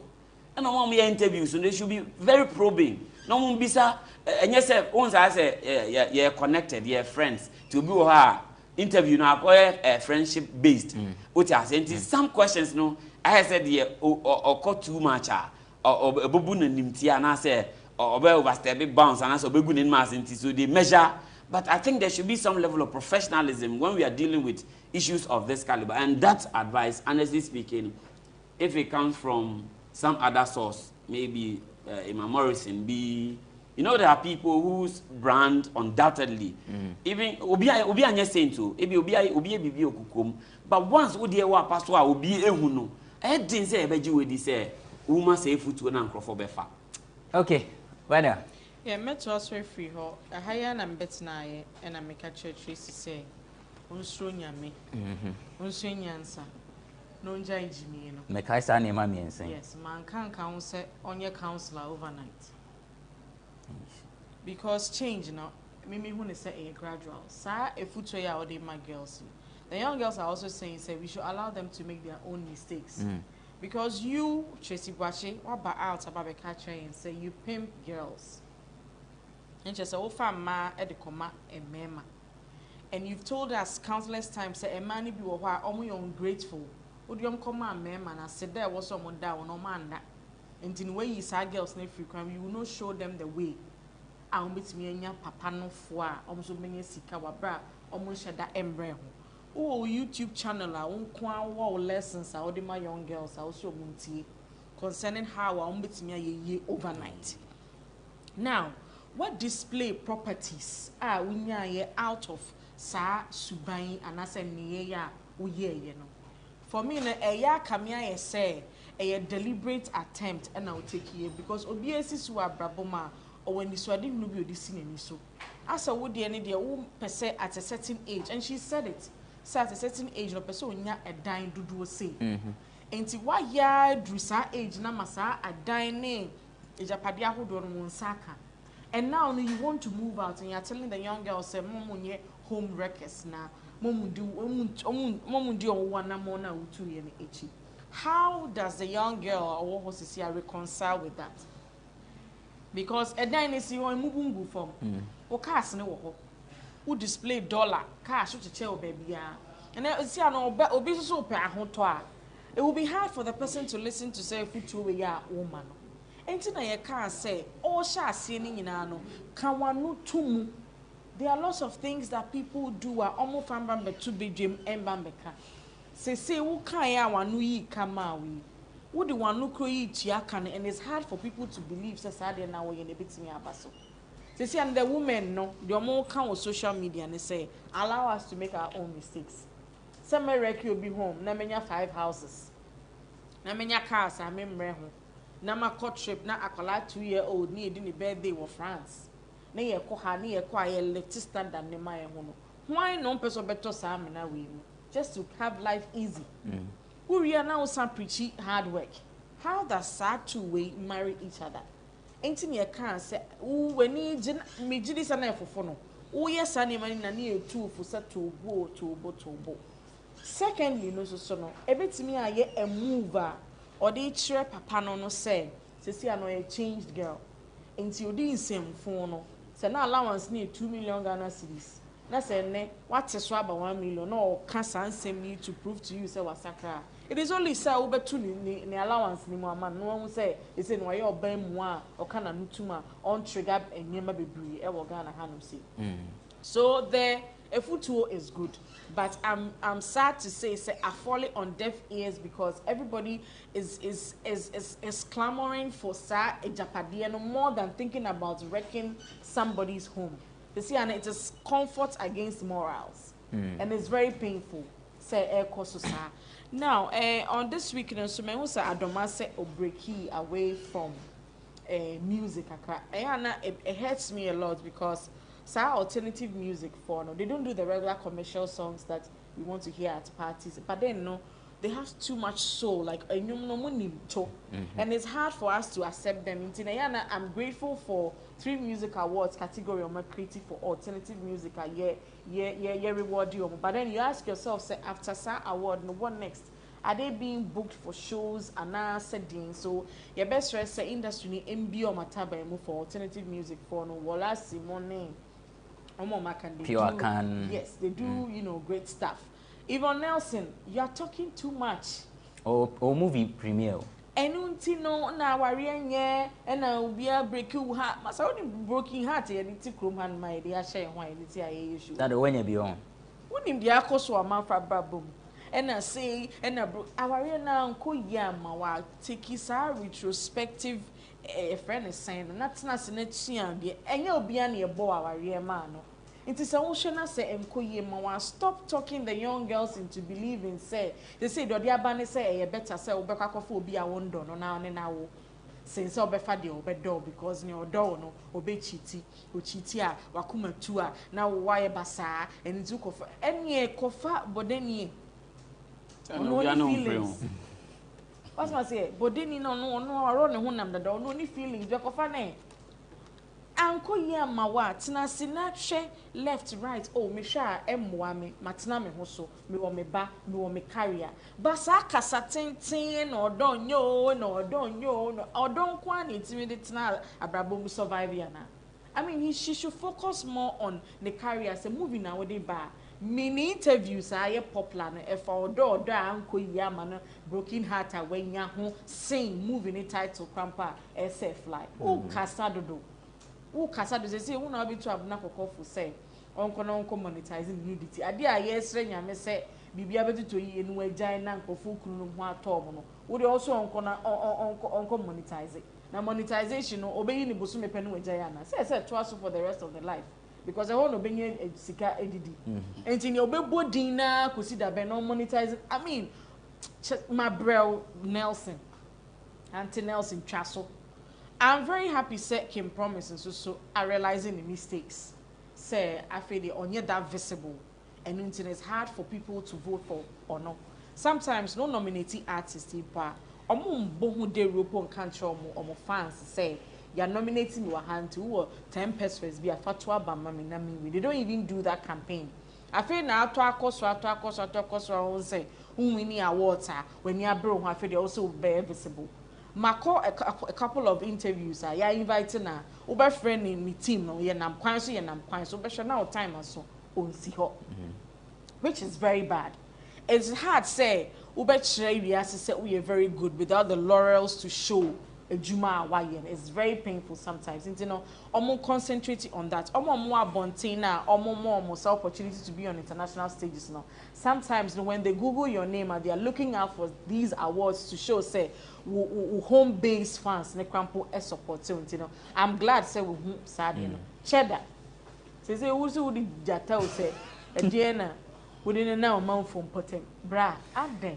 Any of them, I say when you feel. Na say na me on river walls one and I nyanye high jump lessons man.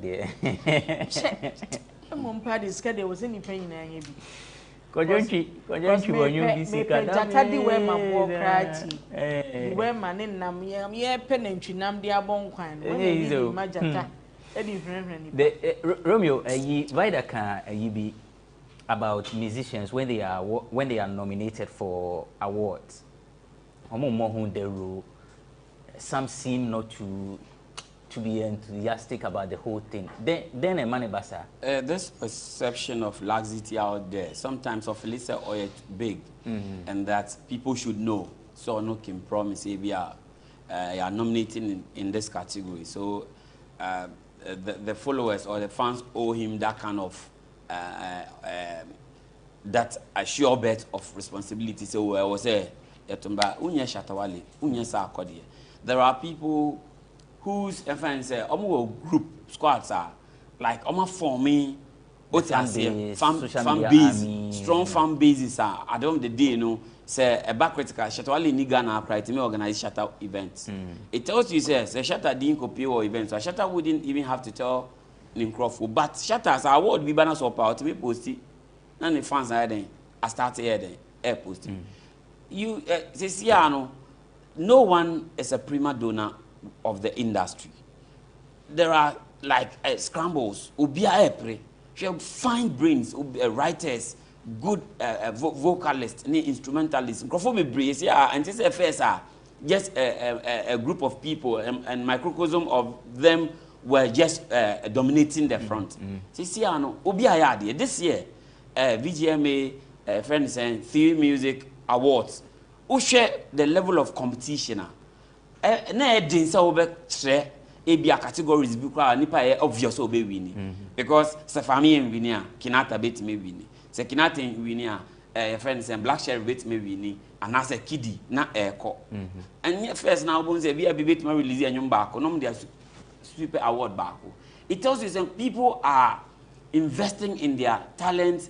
The space is opening up for everybody, and the internet is not so. Say Obiwa or Niska Krobe Payola, we use the space there. No, you should TikTok at promoting you. This is Unya nomination. It tells a story. Say people have recognized your work, but then go back to your people that if you believe in me, then push me so that tomorrow we can talk about this award that we won it together. But when at the day, Unya best 7 nominations. Now at the day 0 out of it. It's even bad press and mouth. Okay. Obia when your nomination. And to even to touch on further, this Vida mentioned 1 or 2 things in terms of friends and Yvonne Nelson. Quick break now. I monitored her discussions within the week, and at some point, I said, Ghanaian men, you can't find love within Ghana and Abibisa. But who dated foreigner? Uncle Siaga.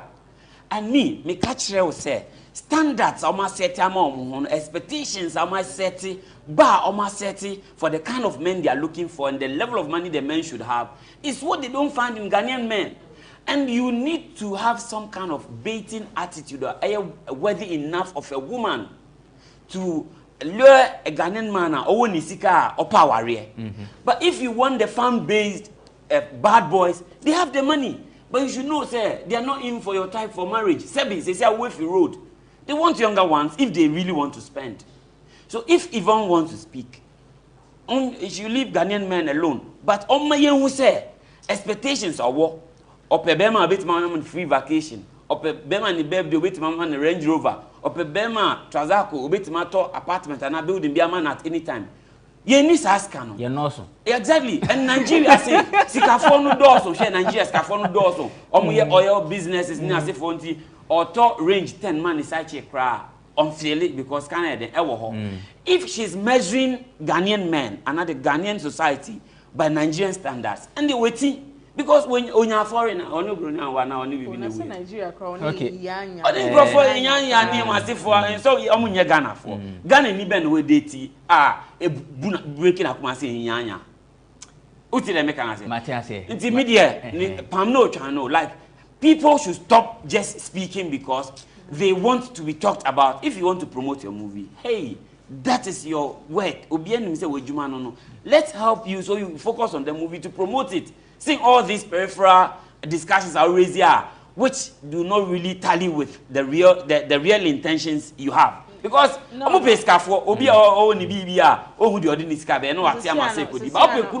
you need to also be a wife material. Nyema wa kan wo radio so yi oben okwa onim se wo wadwunim se onfa na nyehwe because unji Ghana ni ben makra bo ndi the first so beti makase no de gidi meka ne wa fa no wa sure and you will be as be fa wa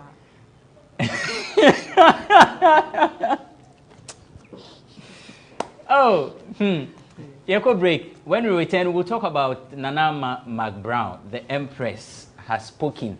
She has, refuted claims that she was pregnant, she has given birth, that she's been sacked from UTV, a whole lot. She actually, recorded 21 minutes of herself addressing some of these issues that have come up. We will delve into that when we return from the break. It's Bloggers Forum on GhanaWeb TV.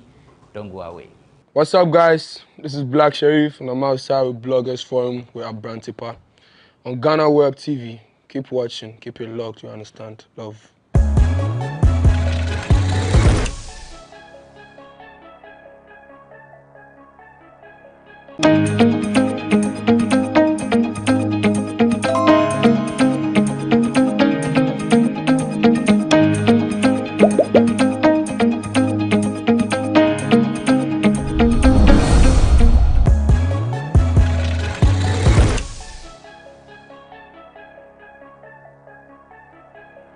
Welcome back. It's Bloggers Forum on GhanaWeb TV. The name is Abrantipa. I'm doing this with McDonald Daniel Asari, aka Romeo. He's an event organizer, artist manager, assemblyman for Madina Social Welfare, and a member of the Miss Ghana team. Vida Duchumabuatin is a columnist, 3 music awards PRO, the first female to have ever done this, and winner of Folklex Media Awards, Entertainment Pundit of the Year. Once again, you're born Abaso. Now, before the break, I said we're going to talk about Nanama McBrown and, the controversy surrounding her, the rumors and all that. She's also one of the people who mutimi sleep. Yeah. And she say, your kind of fashion and lifestyle, they are known. Say, Irabna Everett will definitely be on standby for the segment Vogue.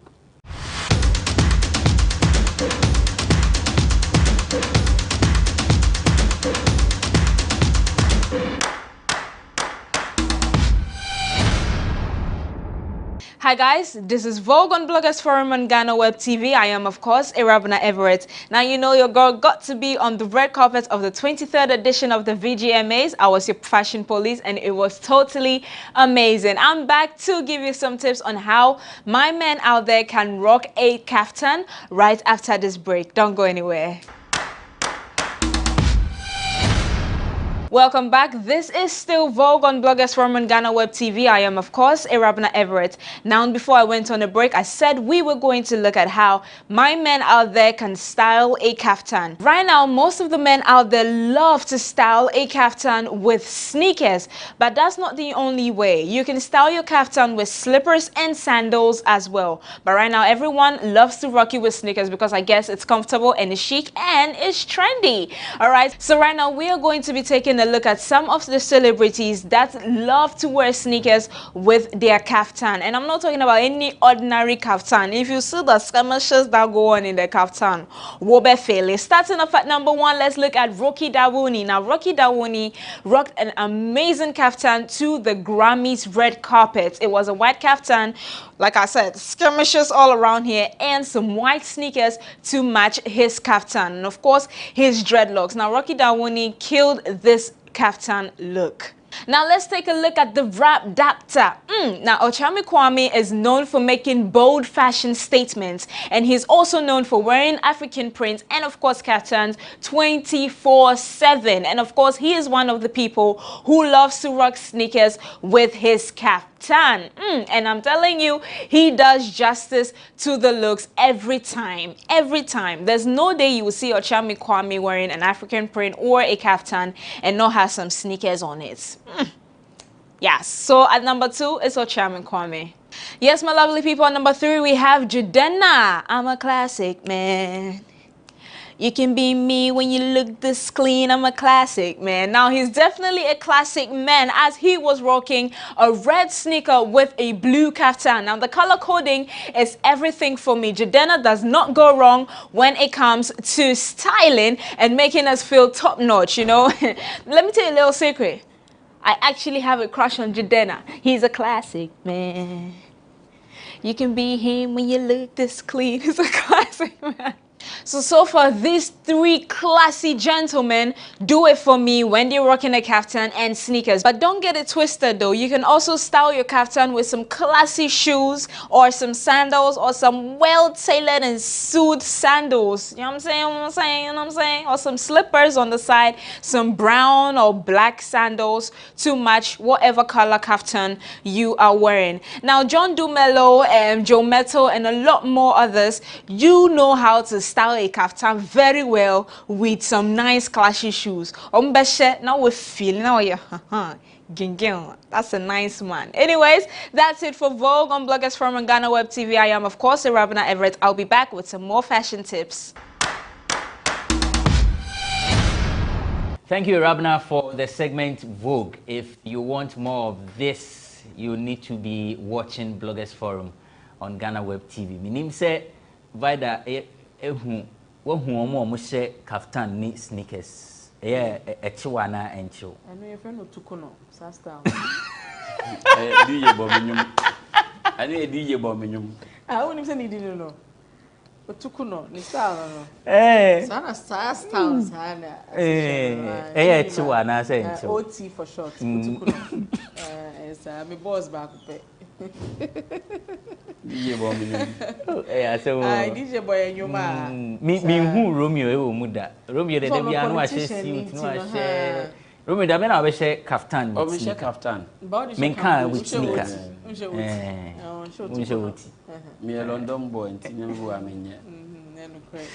Okay, so 21 minutes to address three main issues. One, that she's not pregnant, she has not given birth to twins. That's actually one. Two, she's not been sacked from UTV. Neither has she resigned.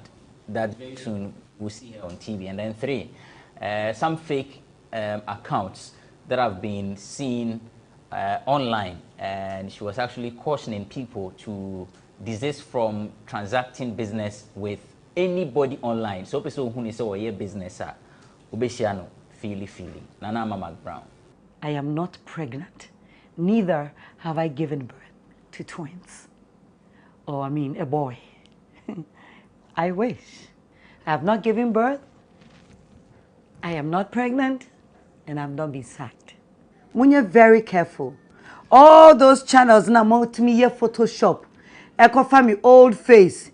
Ede menim beto ho. Now mo dey obi magu me ho Photoshop no. It's all lies. Anya dofo bi anka me nyia no because ni mo nyam ka efe. But the kwan mo den nam so ne mo twi camera sim anim na mo chirechirem na wa wo Canada na ebi mo so kro no mto me ticket. E ma me ne nyame hu mmobo.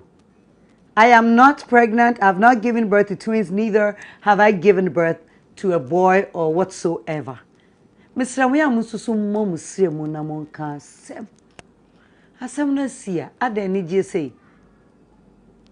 Mususu mom sremu and can sempi. Now I want to address the things that I've been seeing on social media about myself concerning how people have numerously open pages on various platforms for me, not just for me, but using it to deceive people. And it is becoming too much. It is not embarrassing to me because I have not deceived anybody. I won't deceive you to send me money before I post your page. When me and you, before I do business with you, I'm the type that you would see me physically. Ube me wo office and ube ba baby I'm so me wo. Before me and you, we do money transacted business or money transaction piano. I would have to sign in front of you or a witness. Please, I came out to you just to let you be informed that people are out there trying to deceive people with my name. So, Mamisha is free Vida. You've watched the video, the entire video. What do you make of it? Did she nail everything? Like, did she give the responses that was expected? Or was even the video necessary? For me, if I was in her camp, I would have put business ahead of the emotions. Because when it comes to childbirth issues, Mama Brown quite sensitive for her. And the journey or traveling and sana or babinyane banina sem dada. Enti ebeya so bibe friend no abonaba so say oh trinkwa when yantafo nya main shroud semde, then she has to counter and say bo enye no kro na me ngoye ade a ono so na ni da so say ope no be a friend wo ho congratulations na waka say eni ho somehow no very difficult, but the end hand people were rather making money out of it. I think some whole video be ye chat or baby I want to for enimna ye do on nanama etia be see me panekon so na ye say wow. But Nanama has been in the game for over 2 decades. Unim how ye jime etie. These things are new maybe you should expect. And I didn't see the big deal about say yen wangwa say bibi saba because we have people who pay bloggers to peddle lies about them. No more grow on my brand. It's acceptable, so would you want to style maybe any, but this is not coming from your camp. It was clear, say other media for be Niger, teacher, traffic no to their site. And she says, for the loved ones in Tino, she had to come out. I believe, say loved ones in Quantina Oba out there, those who matter no. You could have reached them on phone, and now those who called you could have told them, say, oh, and I say you could have used another medium to say, and without you coming in person to come and speak. Because, Charlie, and yet the whole social media will be in him say, but we're losing a golden opportunity of drawing bars, traffic, attention to the show, no, when next she hosts. Because I would have fed the rumor. Even though I may want another media platform, I would have fed the rumor, say, meba back. Because Obia feel your comeback must be huge. And yet the usual Nanama we know, so obey the presentation skills, a band or no about band. To see I know what bars. Because me, I would have made a post to say, maybe there be and I'm able to you. So I would have made a post that this Saturday may back. But maybe with my family. What must say? Everybody will be wondering, hey, Interphonic Kawana, and why not the neighbor? Shall it need a UTV? In a bit, but what kill it bars because of my emotions override with business, no? Because you see, I will come back, or be expected to say something huge. Because you're more celebrities, you have opportunity to host the program. You won't be our strength and any weakness. I'm appreciating more, said they be on every Saturday and hosting it. Until you see how Kachem and Anama is coming back on screen. Okay, then what? What am I saying? And since I come on a camp and I say, me ben I would have said, let's feed the rumor. You see, our numbers no near the Juma. And one Saturday, probably not so back, no, or best shut it down the whole country, and everybody will want to see say family bang. Especially when it's not bad news. At all. Wow, wow, mengu there. And osa ukunu. Nti wow kura sebi wo. What must say? And I can't na nkofo kama na ye na wunye bi ba se ni de nyame adom owo bi. And I think say the wa be ye no 21 minutes no. Ebe ma no sika wo YouTube. Basa sika na menyi ni se ebeto bars nanka. He come back no ebe sa ora no sa me pemashe no they say we twem say bars no so e bi anken first come out you na say a view who views views need a high na VGM is VGM is they had over 4K views yes, on Facebook but alone. Then not till me as me presenter to send on now me what's I wait now I wouldn't want my comeback to be ordinary. There should be something about it, you know. Oh yeah, when you read after our first show, no, then you can release a video detailing the akosono. But we come vibe now. Romeo. Yeah. I mean, you I think, sir, I'm an advocate for professionalism in this space we call an industry. Sometimes I am a say an industry because as big as Nanama McBrown is, sir, who take a break from your program. It's proper and respectful to put out a communique informing your fans. It's someone who also they know say you are all leave, so that there will not be room for speculations. See, I know Yanteshi, as a Sebi Goberano, which one are the Bia we need Anderson. What shall be a abetenas? I would read Daviamba. Abrante Uzi 7 city. Friday as in Muntimintobi. Like that is disappointment. And if to hold her to what she did, like what disappointing the followers to say me, because now me show no because of the liveliness.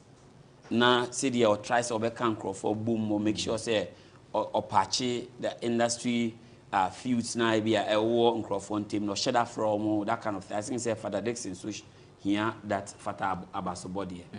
So once you are taking a break, you do season a celebrity way. Say media houses be a year. Make spotlight. Now more seasons no. Me cry me host TV that like TV3. TV3 yeah. Until ne erani. Te basana no one questions your whereabouts. Until also tincha na we dem. Oh share. An issue of this caliber, say the Vada Kaya. If you really want to address it, you should address it on the show. Uti asie. Nkrofo say, me new. Yempamo me. Me woye, magazines uni, onye ni afo. Like, the curiosity of the Ghanaian viewer. Say, it is say, you'll be as well, I want to no say, no, or ba. So, I woo you and a moon made them. Like traffic. Traffic, Banka Champions League, pony a boss at dinner. Was a Ubi getting no Ubi scores. Now, Ocean and Nama McBrown. Because you are interested in finding as to whether you're almost speculating and throw an answer and no. But she missed that opportunity to see the wider air canon. Talking about the criminal aspect, I didn't for a hacking account. I think, say, unfortunately, say, Bibisa. Omo hacking, or say, Omo Edinidin, defrauding for. No, but I think people should also be smart enough. Say, before I will be bad dealing, no. Say, who in him voice. Otiasia. Like, we need Vida air deal, be the Vida number frame. Say, Romeo, I want to text me. Say, Romeo, me will be my stranded sending me 200 CDs. My friend Vida. Or say, my friend, I'm in a voice to be convinced. Do you know what I'm saying? Yeah. Because me, hackers be try me. And now me Facebook way, no, I have some way, and they say me send it. They say, "Who?" Almost send message say, "Who now sending me?" But now who now hack you? You permit the answer account. They say me send the code be amount to send the man. Just or reset me account. Code for everybody. Me send man I say we nya system we hijack. See, we also, you know, as much as we want SaaS space, we also yes we educate here. Anything I was say, make us a professionalism. They say I say we nya media manager or monitor ubi BIM. Because WhatsApp groups every day hacking Crawford. Meanwhile, you see, you're exposed to IT and a whole lot. You see, end-to-end encryption, lucky for a code too. So, nipa never brands our yes, still Crawford intimate yes idea. See, hacking Vida na say me so emotional towards Vida. Maybe I'm feeling Vida. I'm intimate can't number no we are send me text say, oh Romeo, Mr. Vida new na me here 500 today. It's answer that me feeling Vida crowd. Me say opportunity. I'm intimate dream too. Message as a later by the catch them say hacking the line. And in this country, I want to them a bit man sorry so I can register in the same your friend Nanama McBrown. Like it doesn't make sense. And I say who register, I saw you use Ghana card, right? And whoever registered that name, say Ampa, say no cre, say nipa no use Ghana card and register, or say ni DNA system no, need to me tracking. This is a security issue. I was say, and Kodima Yoko and BN and I say national security. No more di juma backyard. Emano. Now it shouldn't have been in the public domain. Say the microphone because why? No, yeah, then you track you. But putting it out that way, my defraud you, and I'm ya bomb chrono use within, and I feel say it was a bad timing. I feel most people within the media space, especially media practitioners, apart from their creativity in terms of talent, there are extra things. I was saying, it's your account. It's almost maybe account. When you do because sometimes we have advisors, sometimes we have personal manager. No, and the bed guy do says but I was say will be a prompt when you are going wrong. But sometimes they don't want to pay. What I say? This will be far I say okay. Invite age mama free music award. Maybe a Sadiq Fele say, maybe I'm image. And maybe my advice is Sadiq say, if when people attack you, you're a big brand. You're trying to create an alternative for the music industry and the players within. And you know, and you be an say, kasa, personal spokesperson. Not sending out your worries to the person. To be busy now, until you can still come back and do a damage control. But you pay camera not to the extent say you feel it too big say be allow say Romeo make kasa mami. But when you my strong until was also that kind of gap no until who the value crowd to I'm a media how the crowd frewa the add value to your frog can say what that be at 2 a.m. ke ya fro say be kasa na also kasa there be. So these are things we need to monitor. Management. So management team, I feel say they would have advised her on this release, which didn't help her at all. I'm one. Okay, so that's Romeo McDonald Nanea. Sorry, you have a poem, but mami more final words na young koye ni. Vanda mami tell bibi wa pesa ode kamwa na say. I mean, whether on the same issue and you want to just wrap it up now. I mean, wrapping up, no. I think say Ghana forces will be kahuna pushy na mana bedu sa break. I mean, obia warrior, obia war, here ni pachen your no be decra dako. So yeah, na ye minimizes her pressure na ye de to ye celebrities in the son here. Na me the. Me share a video no baby. One can tell she's off the show, which has actually been the concern of many.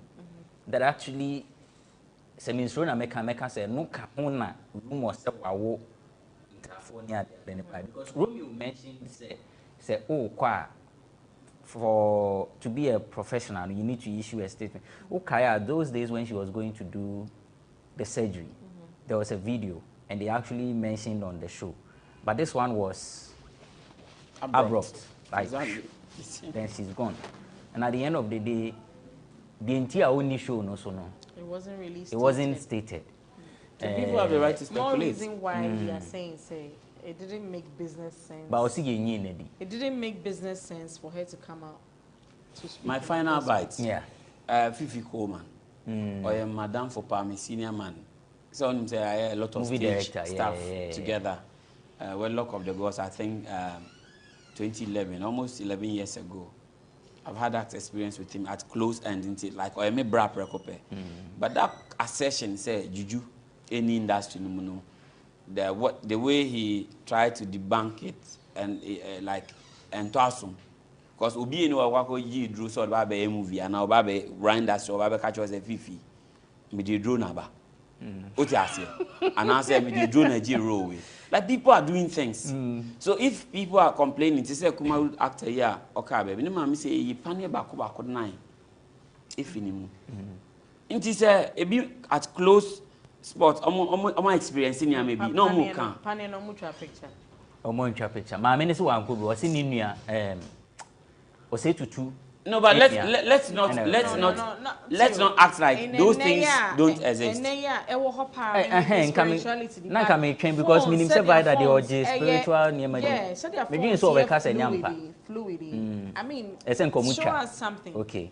And I feel say Ebeba out. Maybe it's early days yet. No, nya feel na ko pin back one person 20 pesos no abo but no, but Memphis was 82 issues no krantonche. But within the space, then ladies nankasa. At some point, even within Nigeria, some colleagues are sure on a set, poison bait. We were having a discussion. Someone say Nigeria, once you cry, yes, you cry. Men will be crying so bottle. Because Obia prepare, Obia being exactly. So a very unfortunate say such a person of his caliber, but the bank case issue without going deeper into it and just saying say mere propaganda. No, it's not propaganda. It happens. Ebia unhu ye, but Obia experience it. And let's leave it as it is. As a football, Obi say a drum bubble. But the secret is say we are koye, we are koye. They need the anu ye dey no. On no survive. Okay, that's it. That's all time will allow us in this episode of Bloggers Forum. McDonald Nani Asare, aka Romeo, is an artist manager, event organizer, Madina social welfare assemblyman, and with the Miss Ghana team. We say more audition. More audition. Okay. And Miss Ghana 2019, Rebecca is having a program. Meba. Mami nya details ni. Think by that. Yeah, invite. Wow, she by that.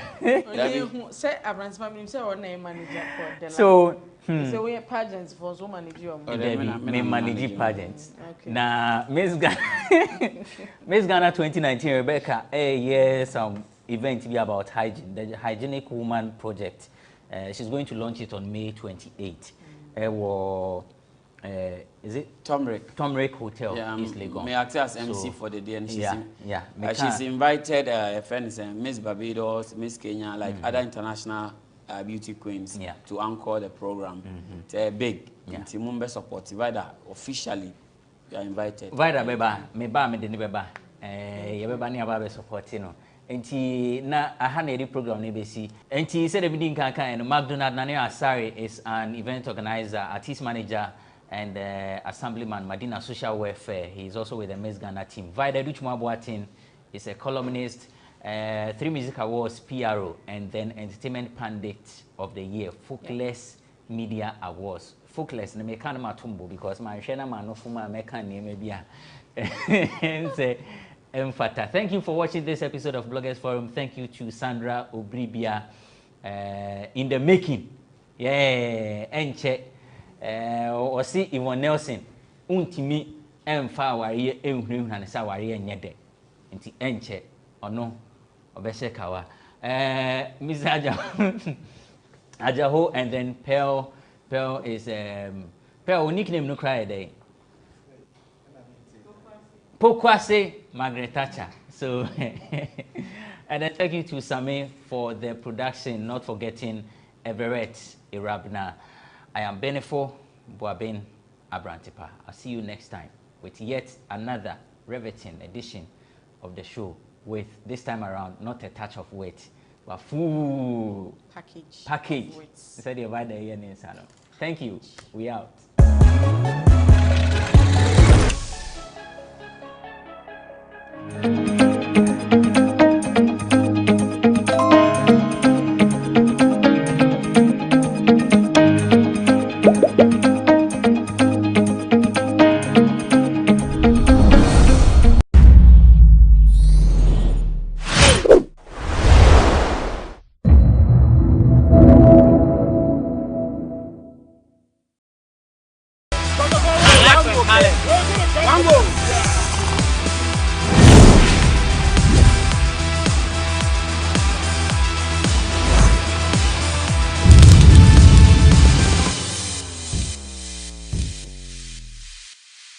From 2003 to 2019, Asamoah Gyan played over 100 games for the Black Stars and scored 51 goals. Currently, he is Africa's all-time scorer in the FIFA World Cup with 6 goals.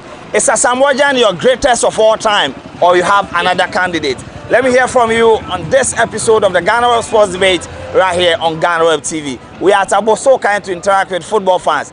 Is Asamoah Gyan the greatest player to have ever played for the Black Stars in terms of the strikers we've produced over the years? Let me hear from you in the comment section, but follow me as I get some interesting answers on the streets of Accra.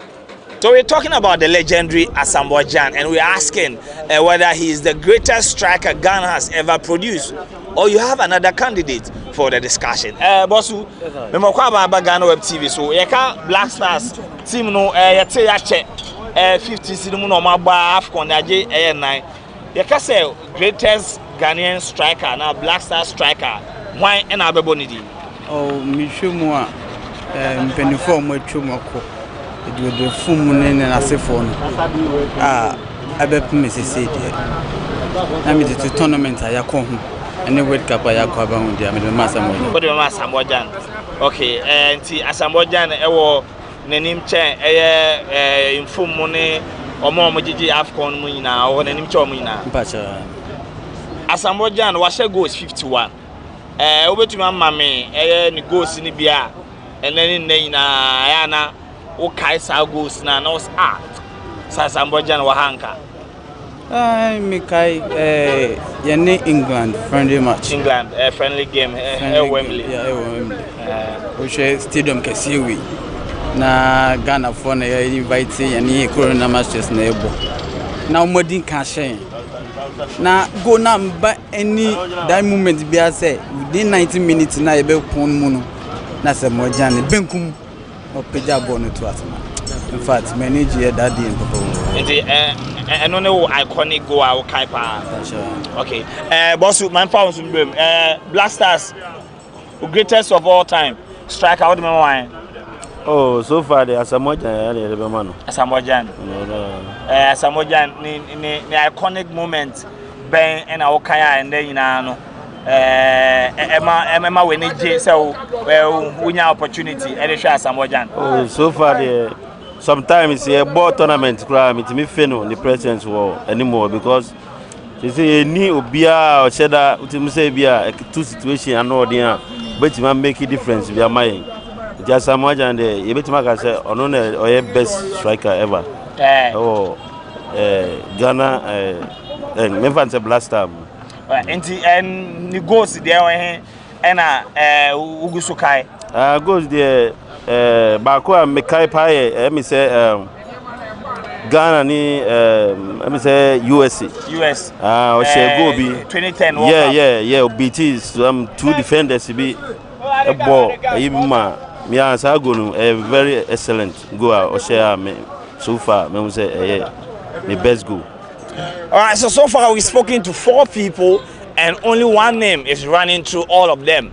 They are choosing Baby Jet Asamoah Gyan as the greatest Ghanaian striker to have ever played for the Black Stars. 51 goals for the country and 6 goals in the FIFA World Cup, making him the top scorer of Africa in the FIFA World Cup. Let me also hear from you in the comment section. Who is your greatest Black Star striker ever?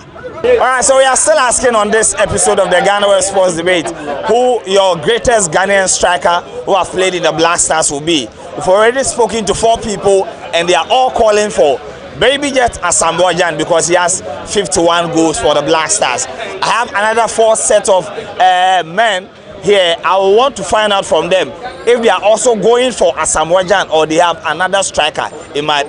Boss, I'm GhanaWeb TV so. And then Bisa say greatest striker I will say I'm a Black Stars. Why and I'll be born I Asamoah Gyan. Asamoah Gyan. I didn't know I'm a Baby Jet. So we share World Cup where you put in na. The what the boy was so far here. Because USA. Bobia Unyanye, our chest here. Saturn Konana Humpano. But you all strike here. Put him himself one home body per year. Or you strike a beer. Or you win power for so many and so this year kind. I'm on my Ghana. Just a more Ghana had here. On a net so. Be no while about Tuno. It be no before for about Tuni, dear, but so far, dear. We must strike a beer with not to Asamoah Gyan. Alright, and Asamoah Gyan was a goals 51 and Adama Black Stars. Then here and then basin day now, okay. The American Pie in the USA, Bobina Unyaya, or Chester 2010 World Cup, or Chester, our Bosch 3 shots, and no Pan Guam, Asamoah Gyan or watch your book. I am memory that way, or the Babonte. In December, CC Black Stars in 2003, Edibesi 2019, Egypt. They are here and our person who are over 1 book in The person between was some year. I think it's a call. World Cup last 4 years ago World Cup. 2014 World Cup. Okay. I issue be a buyer. Ask Kasembi, yes, someone for the upper plane. Bribe on corruption, a course or no part of a person book or strong was some pie near because I'm with the committee and with the committee in the Cosia. Or when you have park as your Ghana had and don't know. So a true book in the hour. You perceive who result the Pussy committee on Tiano. The almost a year, Jumo, you maybe could do ye. Any association, I was some of the one before. Alright, so another Samoan making it 5, but the goal he scored in the 2010 FIFA World Cup against South Africa, round of 16, is the most iconic goal that Jan scored according to this man. Let me move on. Number 6, Pacho, Black Stars wartime top scorer, Samoan, by a case of greatest. Washa Ghana Jesse aboni ya why na okama no Asambojan adentina munyina mo se Jan say ohwe Ghana history mu 51 goals ana washe ediama oman no nti obie ne emumu bibia difference bia obie onene ncha konya no onene ncha okay the greatest of all time top scorer there even Graiba Africa.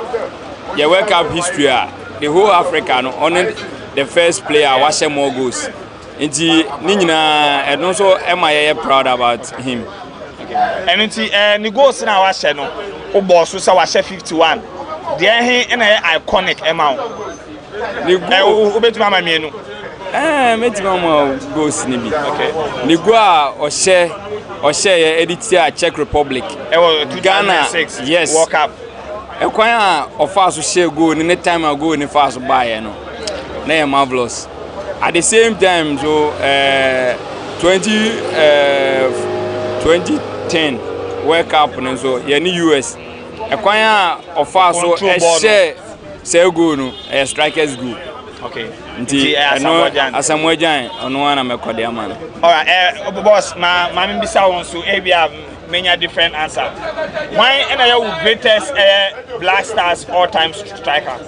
To me, the Asamoah Jan. Asamoah Obiano Nenche. Nebi Mkase Anthony Eboa. Yeah, okay, Anthony Eboa from Bo, but the American say Asamoah Jan. Asamoah Jan, memory bank and Odema wa ebesin de na som go bena. Asamoah Jan Shama wa. Me kai say you could born shake up that time no wapra. 2015. 2015 no wapra. Yani is it Morocco and Algeria? Yeah. I'm saying Algeria by late ebe man you win go bi e dey qualify. Esa go no so na me kai pa. Da go na kai. Yeah, me do wie no. And some bebre see Black Stars in wabra na Asamoah Jan our team no. And they or the book about Bontain. Sansem no then he pa na o be pese o bet say or try pass em book no. To me no the mechanic say nyama bi e call blaster e be me the pass o betro o book no.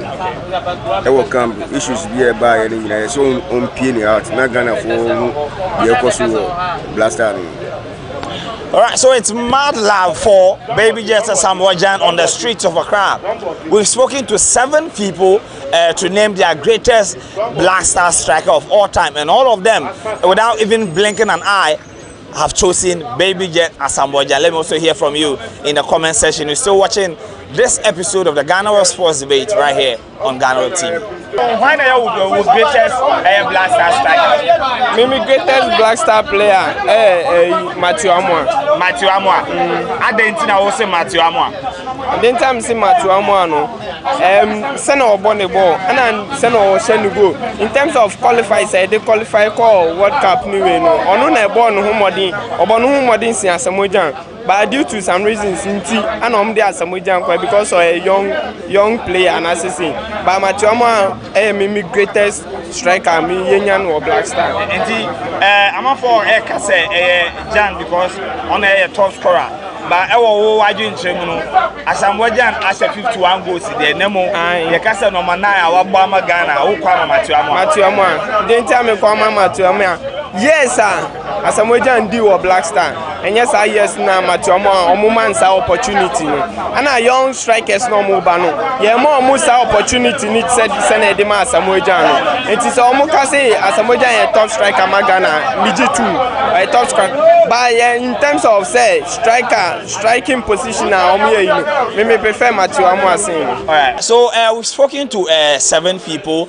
Let's speak to those who got the opportunity to watch the lives of Mfum, Kwesi Usu, Opokwe Free, Anthony Yeboah, and now they are still watching Asamoah Gyan. This is GhanaWeb Sports Debate right here on GhanaWeb TV. And Pacho, and then Asama Ebisa, and they say Ghana no, they produce strikers be AFCON, Yaji 9. They can say greatest striker. Why and now Bekwamano. Medebama Baby Jet Asamoah Gyan. Medebama Baby Jet Asamoah Gyan. The entire Medemano no say Ghana no. So far, almost time no much me call Africa World Cup. And it's tell you say almost to me to me my Ghana doing actually. And this me customer de my Baby Jet or deserve say Medemano because those time players are near woman now want to me and for Ghana and call World Cup. And she said them so to me the Ghana call World Cup and I didn't call World Cup on us, but to me, a prove say or a good striker in terms of any US go out share any other countries. No, that's all about nobody. It's maybe to me no more the Baby Jet Asamoah Gyan and a good striker. But Ebinuso Kase Asamoah Gyan or the Aqua World Cup or the Abo AFCON final mean Nemo went to Manji. But yenya other strikers are a bit say George Alasan. Any Opokwe Free Kabomu 1978 and it's 1980 82 Omoji AFCON MI. Yenya Mfum any Kwesi Usune or Seko Fimuso Musu Edi Enim Eji AFCON 2 MI. And it is okay say Asamoah Gyan Kwana say oh Kabono went to me and Jeffrey Amai. One thing is I want to say football no as technology every behind the corner. I want to be brave. So almost time no na minini say na sand in the football team. But see I know there as a modern at the end of the until the more the more so na dey improvement eba skills na dey eba. It's me to make say so far no on no time nie. Make us yeah. On the greatest what to me Ghana din adu actually because those time no Mfum no money or say Kofim no other players now boom dey no. Those time na say Ghana no and football no na enya more than sa amount for do money dey actually. But say the football I be to say adia the whole world dey kabom eba. The name be brave but amount for dey actually. Until see how call other countries no bo Ghana dey prayer obi abinum no be catch say Baby Jet Asamoah Gyan because other penifo no matwam no bebre no animum sa said am skills no ma yi no etie. Until say the current dey okay, there, the Becca's Baby Jet Asamoah Gyan, so about homody or Ghana football. All right, so I can't argue with him because he watched Mfum, Opokwe Free, Anthony Yeboah, and all the other strikers who have played for the Black Stars. So if he is going for Baby Jet Asamoah Gyan, I can't argue with him. And Pachoman also emblem greatest Black Star striker. Asamoah Gyan. Asamoah Gyan. I didn't know Asamoah Gyan went to me and get trophy. Asamoah Gyan when I'm play striker with baby. Asamoah Gyan actually goes to do 51. What's so be a new Asamoah Gyan. Nti me ka se mame Asamoah Gyan the moment or the ama Ghana for the hempa na okay 2010 World Cup. 2010 World Cup. Or say 2010 go against 3 goals. Go against USA. Go against USA. And then go Asamoah Gyan. What that's okay. If you want the go baby because goals no share baby. Algeria Cup of Nations 2015. Or share me qualify and no say okay, it is a see be Asamoah Gyan Sinjan why now be choose as greatest. Of Asamoah Gyan. That will be no. Apart from Asamoah Gyan, Asamoah Gyan Ghana football. Obi anyi. You call wake up on call actually fastest goal. Wake up on African player watch goal. 6. Obi no. Asamoah Gyan Baby Jet. Asamoah Gyan is the name we are getting on the streets. Super love for the former Sunderland striker on the streets of Accra. Who will be your greatest player to have ever played for the Black Stars? Ghana, we've produced a lot of top and quality strikers. Tony Yeboah, Matthew Amwa, George Alasan, Opokwe Free, Kwesi Usu, and all the likes. played for the national team and contributed their quota to developing the sports. But who will be your greatest of all time? Let me hear from you in the comment section. So I have my final guest on the show. This episode of the GhanaWeb Sports Debate, we are asking for your greatest Ghanaian striker to have ever played for the Black Stars. All the people we've spoken to so far have one name on their list, Baby Jet Asamoah. Let me find out from my final gentleman if he is also going for Baby Jet Asamoah, because one person mentioned Matthew Amoah. Boss, Mokaba, sports debate. So, who greatest Black Star striker? Samoah. I didn't know Kwamajan. Yeah, because me so far no the best striker Ghana to me produce you. Best at Ghana. Yeah. Asamoah was 51 goals. Yeah. World Cup no was 6. Then emu mienu ben na ebda wakoma so a ene ne na wo kai sa goals na na me kai say yeni USA 2010 World Cup.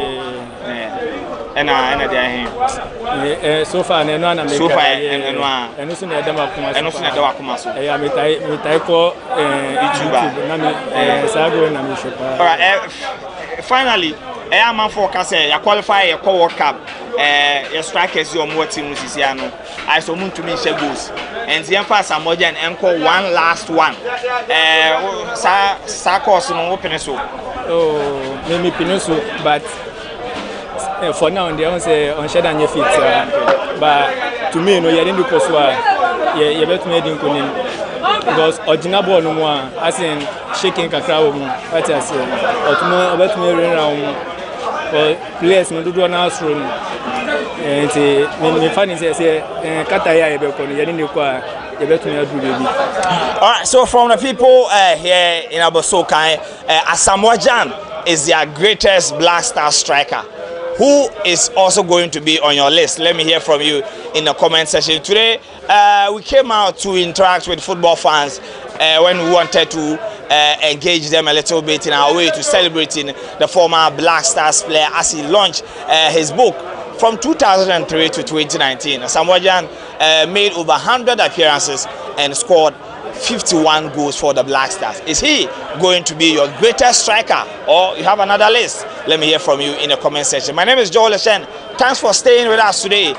Make sure you subscribe to our channel and then do stay tuned and enjoy the rest of our programs. So I have my final guest on the show. This episode of the GhanaWeb Sports Debate, we are asking for your greatest Ghanaian striker to have ever played for the Black Stars. All the people we've spoken to so far have one name on their list, Baby Jet Asamoah. Let me find out from my final gentleman if he is also going for Baby Jet Asamoah, because one person mentioned Matthew Amoah. Boss, Mokaba, sports debate. So, who greatest Black Star striker? Samoah. I didn't know Kwamajan. Yeah, because me so far no the best striker Ghana to me produce you. Best at Ghana. Yeah. Asamoah was 51 goals. Yeah. World Cup was 6. Then emu mienu ben na ebda wakoma so a ene ne na wo kai sa goals na na me kai say yeni USA 2010 World Cup.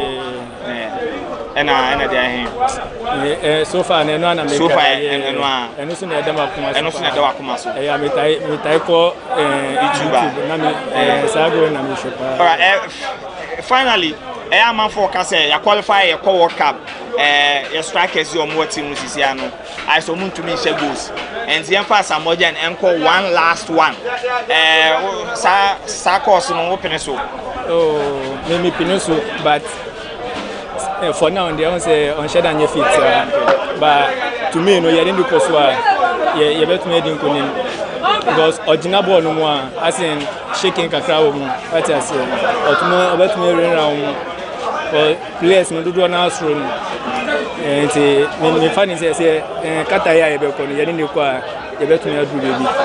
All right, so from the people here in Abosokan, Asamoah is their greatest Black Star striker.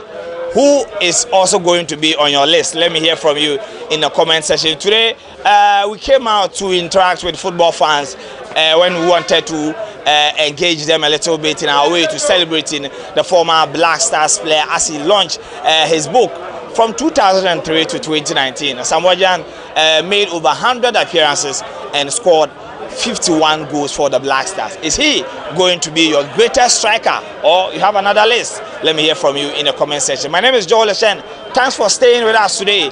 Make sure you subscribe to our channel and then do stay tuned and enjoy the rest of our programs.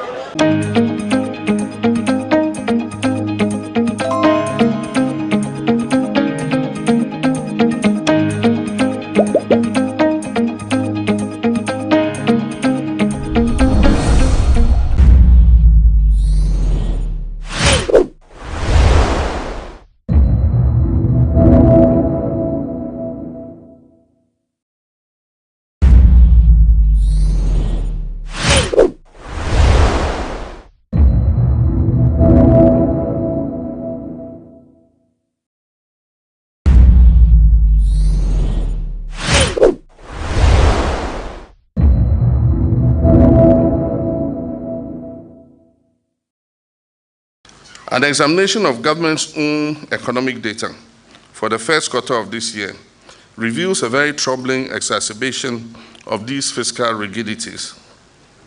Instead of taking the bull by the horn and addressing the root causes of the economic meltdown, government opted to place their hopes in misguided revenue projections and regressive tax measures such as the infamous e-levy. The e-levy was presented as the panacea of the economic problems of Ghana.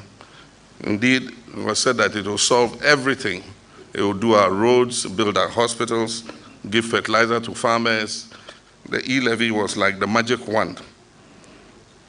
We're in fact told that if we pass e-levy, it will help government to reduce borrowing. True to our predictions and our cautions to government about the overly ambitious revenue and fiscal projections, available first quarter data shows that those targets will not be met. And this, no doubt, will create even bigger credibility crisis for our battered economy. For the entire month of May, figures available to me of the much vaunted e-levy, which was rammed down the throats of Ghanaians, yielded a paltry 54 million Ghana cedis, against a target of 474 million for that month, representing only 11.3%. And so the unofficial Prime Minister was right when he said they are making just about 10% of what they expected. The month of June has not offered any sign of improvement, as only about 7.1 million had been collected by the first week of the month. By the first week of June, only 7.1 million had come in. These figures demonstrate that so far the e-levy has been a spectacular failure and has become the mother of all nuisance taxes. And as you know, a recent survey showed that 80% of Ghanaians who use mobile money have adapted their behavior to avoid the tax. More people are cashing out from their wallets to make cash payments instead of transferring wallet to wallet where the tax is imposed. We've therefore retrogressed in our bid to make Ghana the cashless society that we have all been hoping for.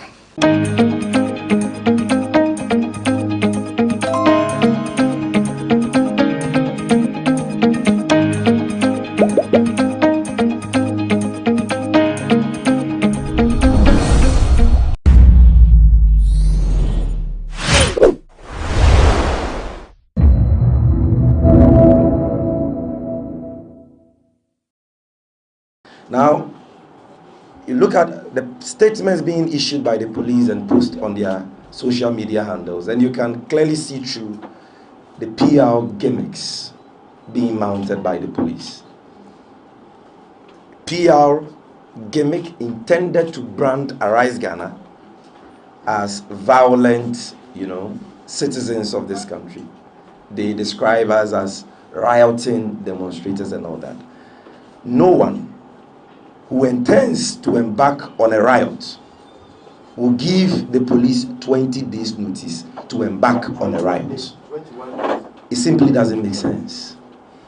And so that should tell you that right from the outset, we knew the laws of this country, we knew our civic responsibility as a group, and we were committed to keep to that. We said we start at 12, we will move at 3, we will get to Jubilee House by 4. But because of the large size of the group and the number of speakers who will be speaking, we anticipate that the program will go deep into the night, and that is why we have made arrangement for lighting. And we want to inform you beforehand so that you are not taken unawares and you are able to provide us with security. This was the rationale. The demonstration was not supposed to take place in the night. So they agreed to the routes, and we agreed on 8 p.m. Later on, we read in the media that they had gone to court to even oppose the routes and the time they had proposed. Initially, they had proposed 6 p.m. They went to court and said they want us to close at 3 p.m. on the first day. And the police have already approved our going to ministries and parliament for tomorrow. So why should you have a problem with us going to ministries? They said we should allow them to make some calls. After the calls, they told us that orders from above, this one too, they won't agree to. Then we said, what do you expect us to do? To go by the route you are imposing on us and go and end at Independence Square and go and talk to the empty chairs there, or what? And so if that is the case, we don't want a confrontation with you. Then we are not moving. We will stay at Obra Spot. So if you were there, I'm sure you heard me addressing the crowd. And I told them that we are for peace. We are not for violence. The police say they will not let us move, but we will also not use their routes. And that we were going to stay at Obra Spot. And that is what we're doing. Whilst various speakers were delivering their speeches, we saw the police pushing young men, protesters who were gathered in front of them. And here I'm talking about the police officers who had mounted a blockade on the road, on that ring road, stretch of the Kwame Nkrumah interchange. And so we tried moving closer to see what was happening. It was then that we saw the police firing tear gas. And immediately they started firing tear gas. See, the whole thing was choreographed. Immediately they started pushing them, and the guys were going back. They started firing tear gas. And then immediately we saw people throwing stones. And these people were not Arise Ghana demonstrators. These were agents provocateurs planted in our midst by the police. That is what they did. And that is why even before that incident happened, if you listen to my speech, when I first addressed the demonstrators, I said that we have information that there are policemen in Arise Ghana t-shirt among us, and they've been sent to cause trouble. I said it before it happened. And we arrest people throwing stones at you. We give them to you to arrest and detain, and you protect them and shield them from arrest. I mean, where in the world have you seen something like this happen? And even after that provocation, after meting out those brutalities to us, we were still on fast. We were not provoked. We managed to gather the people again. You heard some of us speak to them. The language was a language of peace and de-escalation, and we tried to calm nerves, and the situation was stabilized a bit.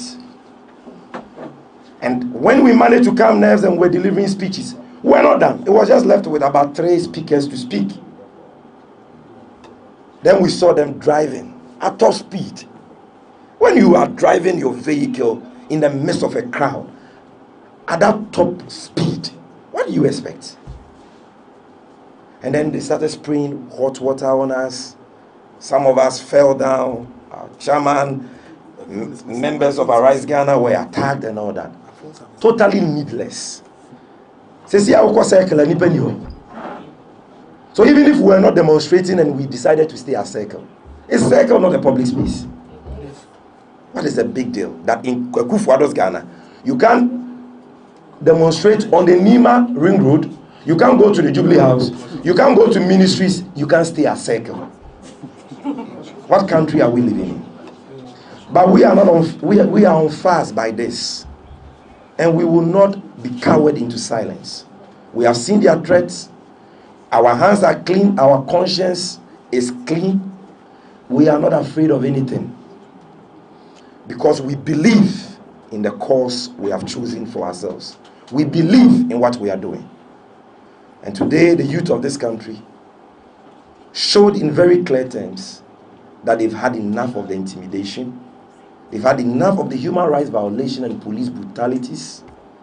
They've had enough of the hardships in the hands of this tyrannical, barbaric Akufo-Addo Bawumia administration.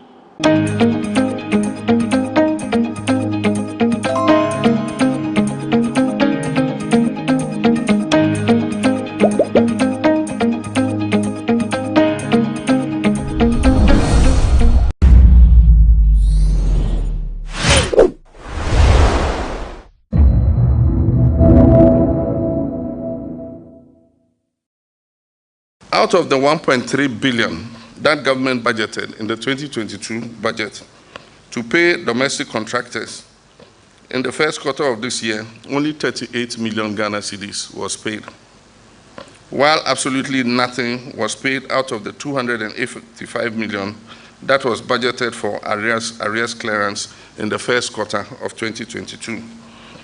And yet more arrears are being accumulated since the beginning of this year. Ghanaian businesses have borne the brunt of this and are suffocating under the yoke of huge debts that are owed to them by government. Fertilizer supplies, for instance, have been owed 485 million Ghana cedis since 2020. And that has hampered their ability to continue to supply fertilizer to farmers, which is vital for agriculture and food production. No wonder the price of food continues to go up, because as I speak, a bag of urea fertilizer is more than 400 cedis. Last year, it was a little over 200 cedis. And so how many farmers can afford to buy fertilizer for their farms? The list of other creditors whose local businesses have been severely crippled as a result is endless. It is now beyond debate that we currently find ourselves in an almost hopeless situation, which we will remain in until very drastic and far-reaching steps are taken to get out of this mess. This is devastating news for any economy, let alone one plagued with the deep-seated problems that we have. It is apparent that even as the ship of state is being buffeted by the choppy waters of economic disaster, President Akufo-Addo and his head of the economic management team and his finance minister have no clue in what direction to lead this country. They have dug their heels in, remained obstinate, and have become totally impervious to sound proposals to rescue the economy and mitigate the extreme economic hardships that Ghanaians are grappling with. They have simply refused to do what is necessary to arrest the decline. The suffering and pain experienced by Ghanaians do not seem enough to jolt the Akufo-Addo Bawumia government into action. They remain tone deaf and dead set in the very misguided ways that have brought us to our knees as a country. Somehow, they have convinced themselves that by refusing to do the heavy lifting required, they can wait out the economic storm and that stability and normalcy will return as a matter of due course.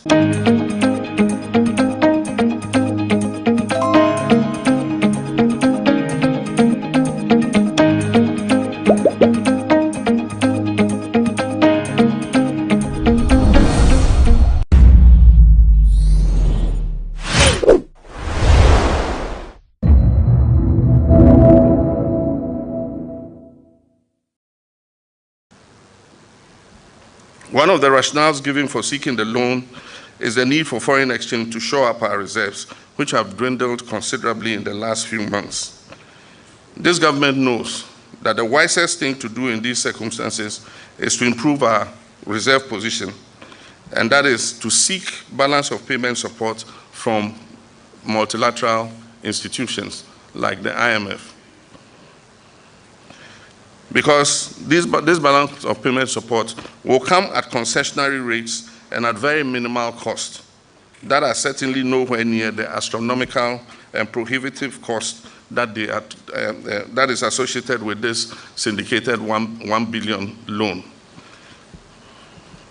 We wish to serve notice going forward that the NDC in Parliament will not support any further non-concessionary borrowing or loans that are not project-specific with clear and unambiguous terms of the benefit to our nation. We will not partake in the destruction of the Ghanaian economy, which this government appears so bent on doing.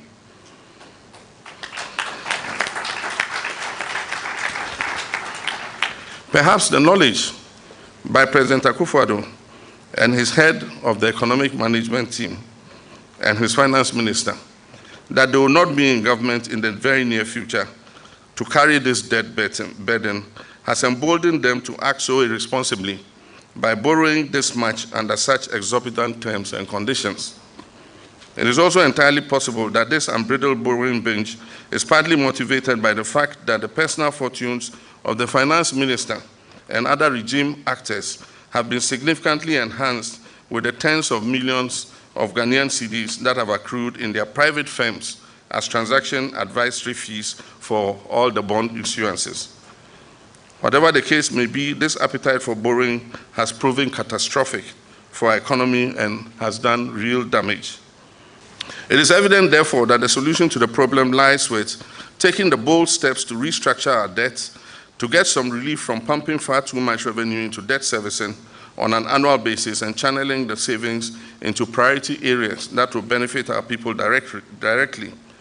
The Akufo-Addo administration knows this too well, but political posturing, empty grandstanding, and a morbid fear of their own pedestrian politicking around less serious problems of the recent past have immobilized and frozen them into action. Inaction which continues to run our economy aground and worsening the living conditions of our people by the day. And with this, I'm referring to their criticism of my administration when we decided to go to the IMF. They said it's only lazy governments that go to the IMF. And I mean, the words they said in that past have come to haunt them. So one of the reasons why they're afraid to go to the IMF is that what they said in the past will follow them.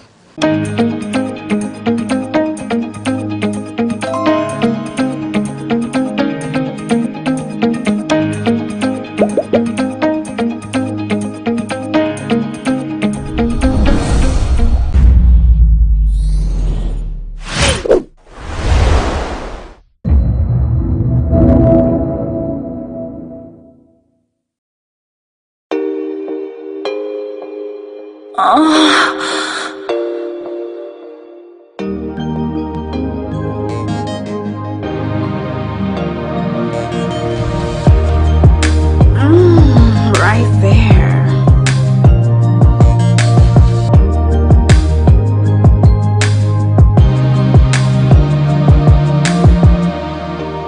No matter how you view yourself as a complete person who is enough, friends and family sometimes make you feel incomplete once you remain unmarried. Many people see marriage as the ultimate goal for well-established people, especially women. Your six-figure job, your PhD, and other accomplishments doesn't matter to them.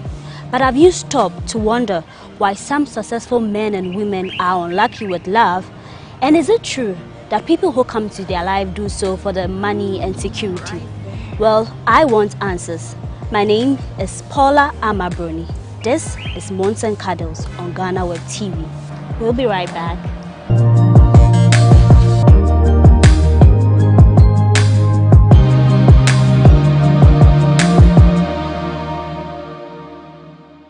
You're welcome back to Monts and Cuddles on GhanaWeb TV. I am Paula Amabroni.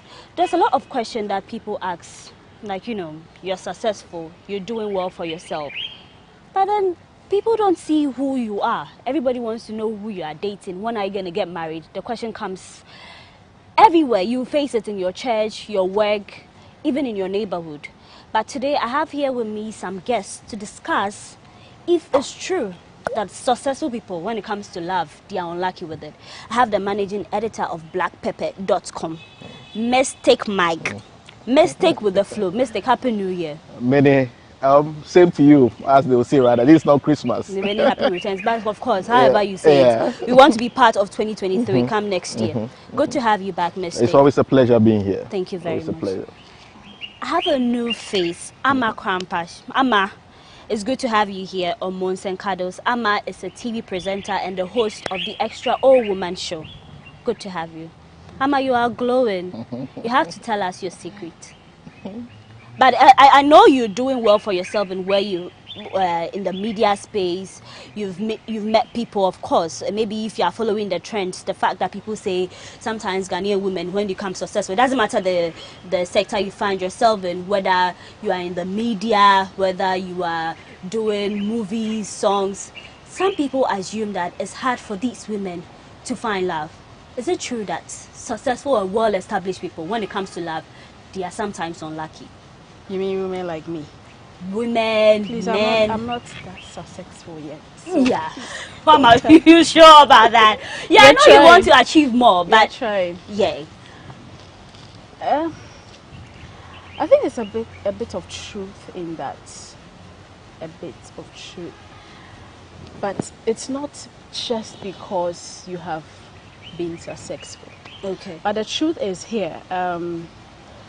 Even before a woman has money or is on top of her world, when you have some level of confidence as a woman in Africa, already you have been sidelined.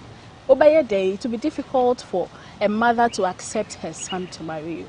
Because she sees you and she thinks, you walk so confidently. And there's no more you. You know, that thing is there. And it's gradually that perception. This new generation, we are trying to change the status quo. When you become successful, let's say right now I'm the host of, let me say, I work with BBC now. More people know me, that kind of sort. So, one, my financial state has gone up. So if, for instance, I was living in, let's say, Dakuma, I'll probably be living in Villaggio, somewhere like that. So the man coming in, if he is not financially at that level, he's lost it, and then there's this perception that when you gain a certain level of status, you as a woman or a man, you expect your partner to be at the same level. Sometimes that's not the case, but it's a perception, and so people don't come for it because they've already put in you in a certain world. So he will not even try his luck. Thinking that, it's true. I don't know whether it's intimidation. It is, of course. He's looking at your car, he's looking at your house, he's imagining your salary, and he's thinking, how can I impress her? How can I impress this woman? I mean, I've had some kind of experience. Okay. And the guy was thinking, like, I can't take you out too. I cannot afford to take you out on a date. I was sad because he was a good guy. And he was thinking that he needs to Black women, why are you laughing? Yeah, the money. He's thinking about the money. No, see, sometimes that's not what it is. The woman likes to look good. She likes to dress well, walks confidently, well put together. It doesn't mean that you cannot get in her life. You don't need to match up to her lifestyle. Maybe that's not what she's lacking. That's not what she's looking for in a man. But you think that you have to be able to probably take her on a $2,000 date. You're supposed to be able to buy her designer goods because you see her wearing that. She can afford them. That's why she's buying them. So she doesn't need you to come on. Some women do though, but if you're looking for a relationship, I don't think it's always the fact or the point that I'm looking for a man who can do exactly for me what I do for myself or more. Sometimes you just need someone that will just listen. Someone that will ask you, baby, how was your day? Someone that will just maybe rub your feet. Someone that you can talk to. Oh, I had a bad day. And he'll just tell you a thing or two, and all the stress and all the pain, it's just gone. But the perception out there is very big, and so to narrow it down, it's going to take a few brave guys to come. I mean, I'm talking in the sense of a female, a successful female. It will take a few brave guys to come forward and try their luck and see that, oh, I thought you were rude, oh, I thought you were, disrespectful, but look at you, you're so nice, you're talking to me, and then, So a lot of successful women are denied or deprived love because of the perception some men out there have about their level of, Yeah. Okay, all right. Black Pepper. Yeah. Do men also feel the same established men, is it difficult to find someone for you, someone who is not in for the cash? Well, finding the right partner is always a challenge. And so just as females have obstacles in that regard, men also do. But with the females, you know, when Alma was speaking, I would like to add that oftentimes when people express concern about you aging and you not having a partner, oftentimes it's well-intentioned.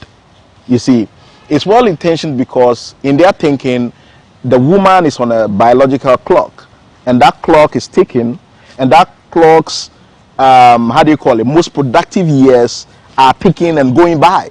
So that it is the same reason why your mom is going to be prompting you, that you've gone to school, you said schooling, you've done your degree, you've done your master's, you have a well-paying job. What are you waiting for? It's the same reason why colleagues at work who know how good you are, that you're a very good person, are asking, why can't you land a man? Because time is of the essence, especially in a regime that we are in where a woman to bear children, in Ghana here, there might not be any scientific data to it, but often the women would love that by their 28th to the 30th year, they should have at least a child. All right. In our Mr. circumstances. Let me come in. You made a point that family or friends will be thinking your biological clock, the clocks. There's a clock. I wanted to come in. I wanted him to so finish. with that, I find it a bit offensive because if there was a man in my house, in my life, I would have gone ahead. Why do you think, unless people who just enjoy being alone, if the men are available, you will go for them. So sometimes the pressure is just too much. Yeah, the pressure. They see. Let me land this one. I have to say this before I forget it. The biological clock thing. Have you heard of surrogacy? I can be 50 years and have a baby. But it isn't for everyone. The cost component takes it out of the reach of the average Ghanaian. It's an option. Yeah, but how many people can access it? And even our system, our medical systems, even the malaria and the Okada hitting emergency, and even for the emergency treatment, where it is, I not to say, Okada mo krana yedo rush to Kolebunin and saying. So the surrogacy thing is for the elite, it's for a certain caliber of people in this society.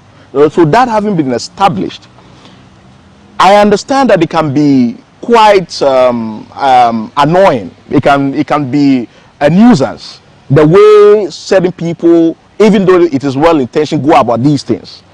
I mean, ideally, if you express your concern and the person says it is something I'm working on, you should leave the person alone.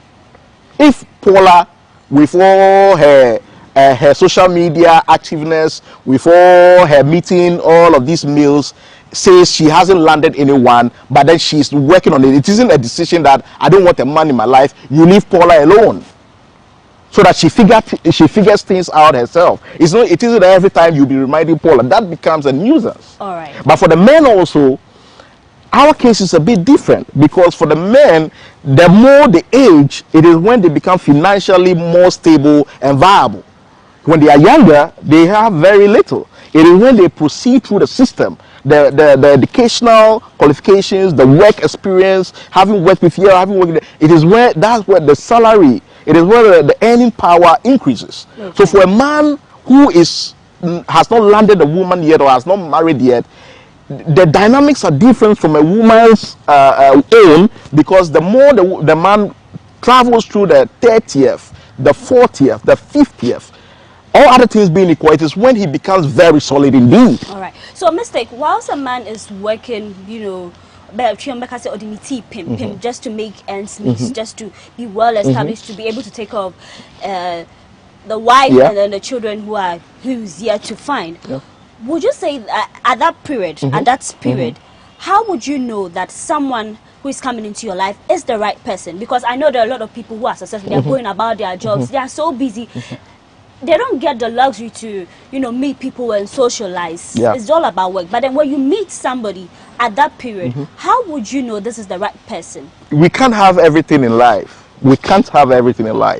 But we can make intentional decisions in acquiring things or having things. Okay. And so, even for a very busy man, a very busy male professional, if you are seeking a partner, you can't go about identifying the intent of people, because you are not a magician or you are not a mystic.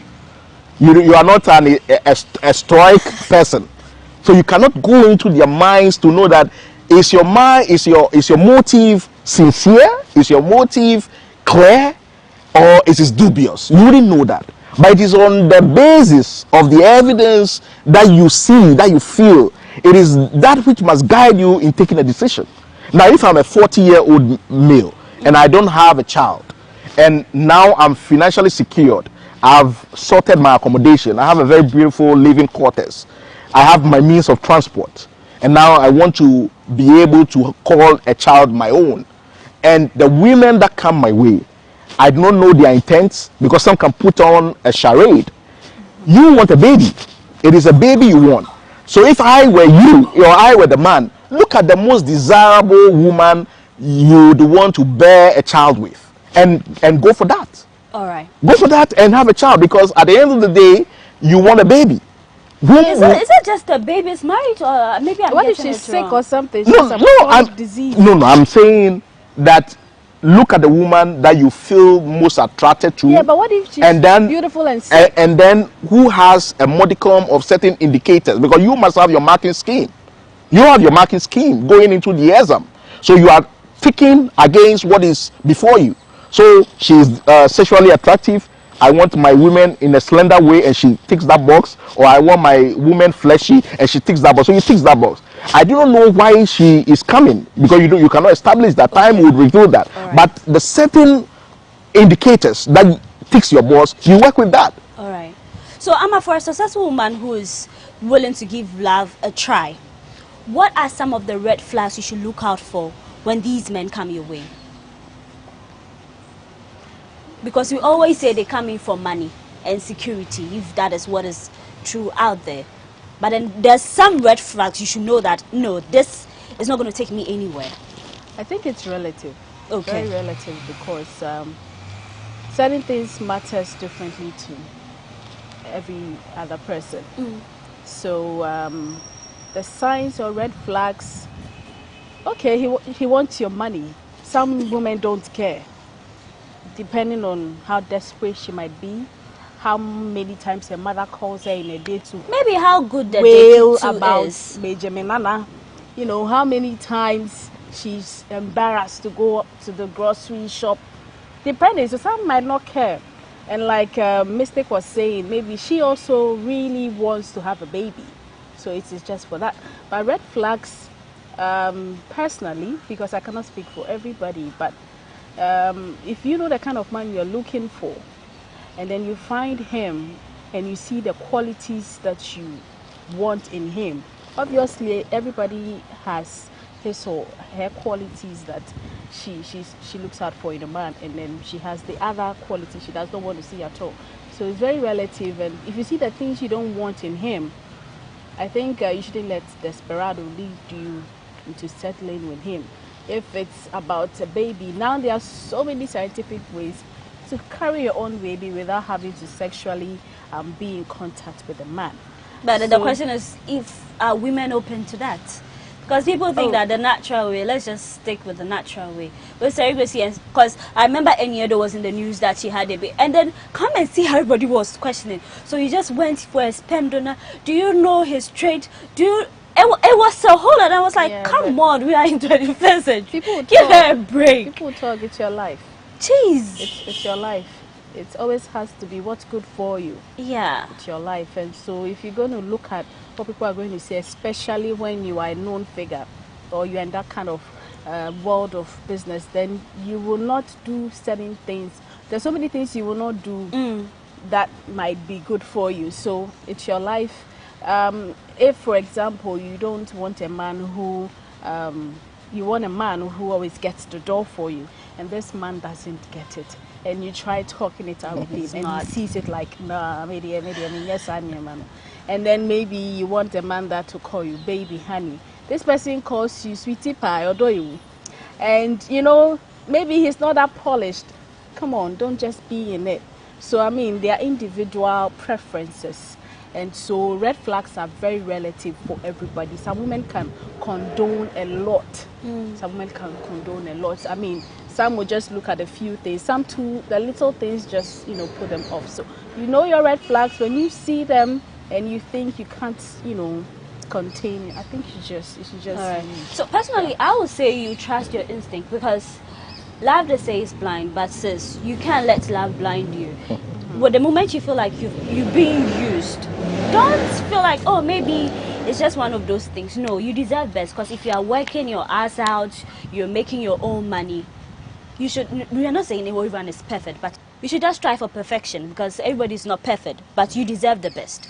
Now, Mystic, are men intimidated by women who pay the bills? So everything, you go to dinner with her, she wants to grab her ATM, she wants to grab her card, she wants to take out her purse, or maybe I'll get you this, everything. Or you prefer that, okay, fine, we know the money, you got it.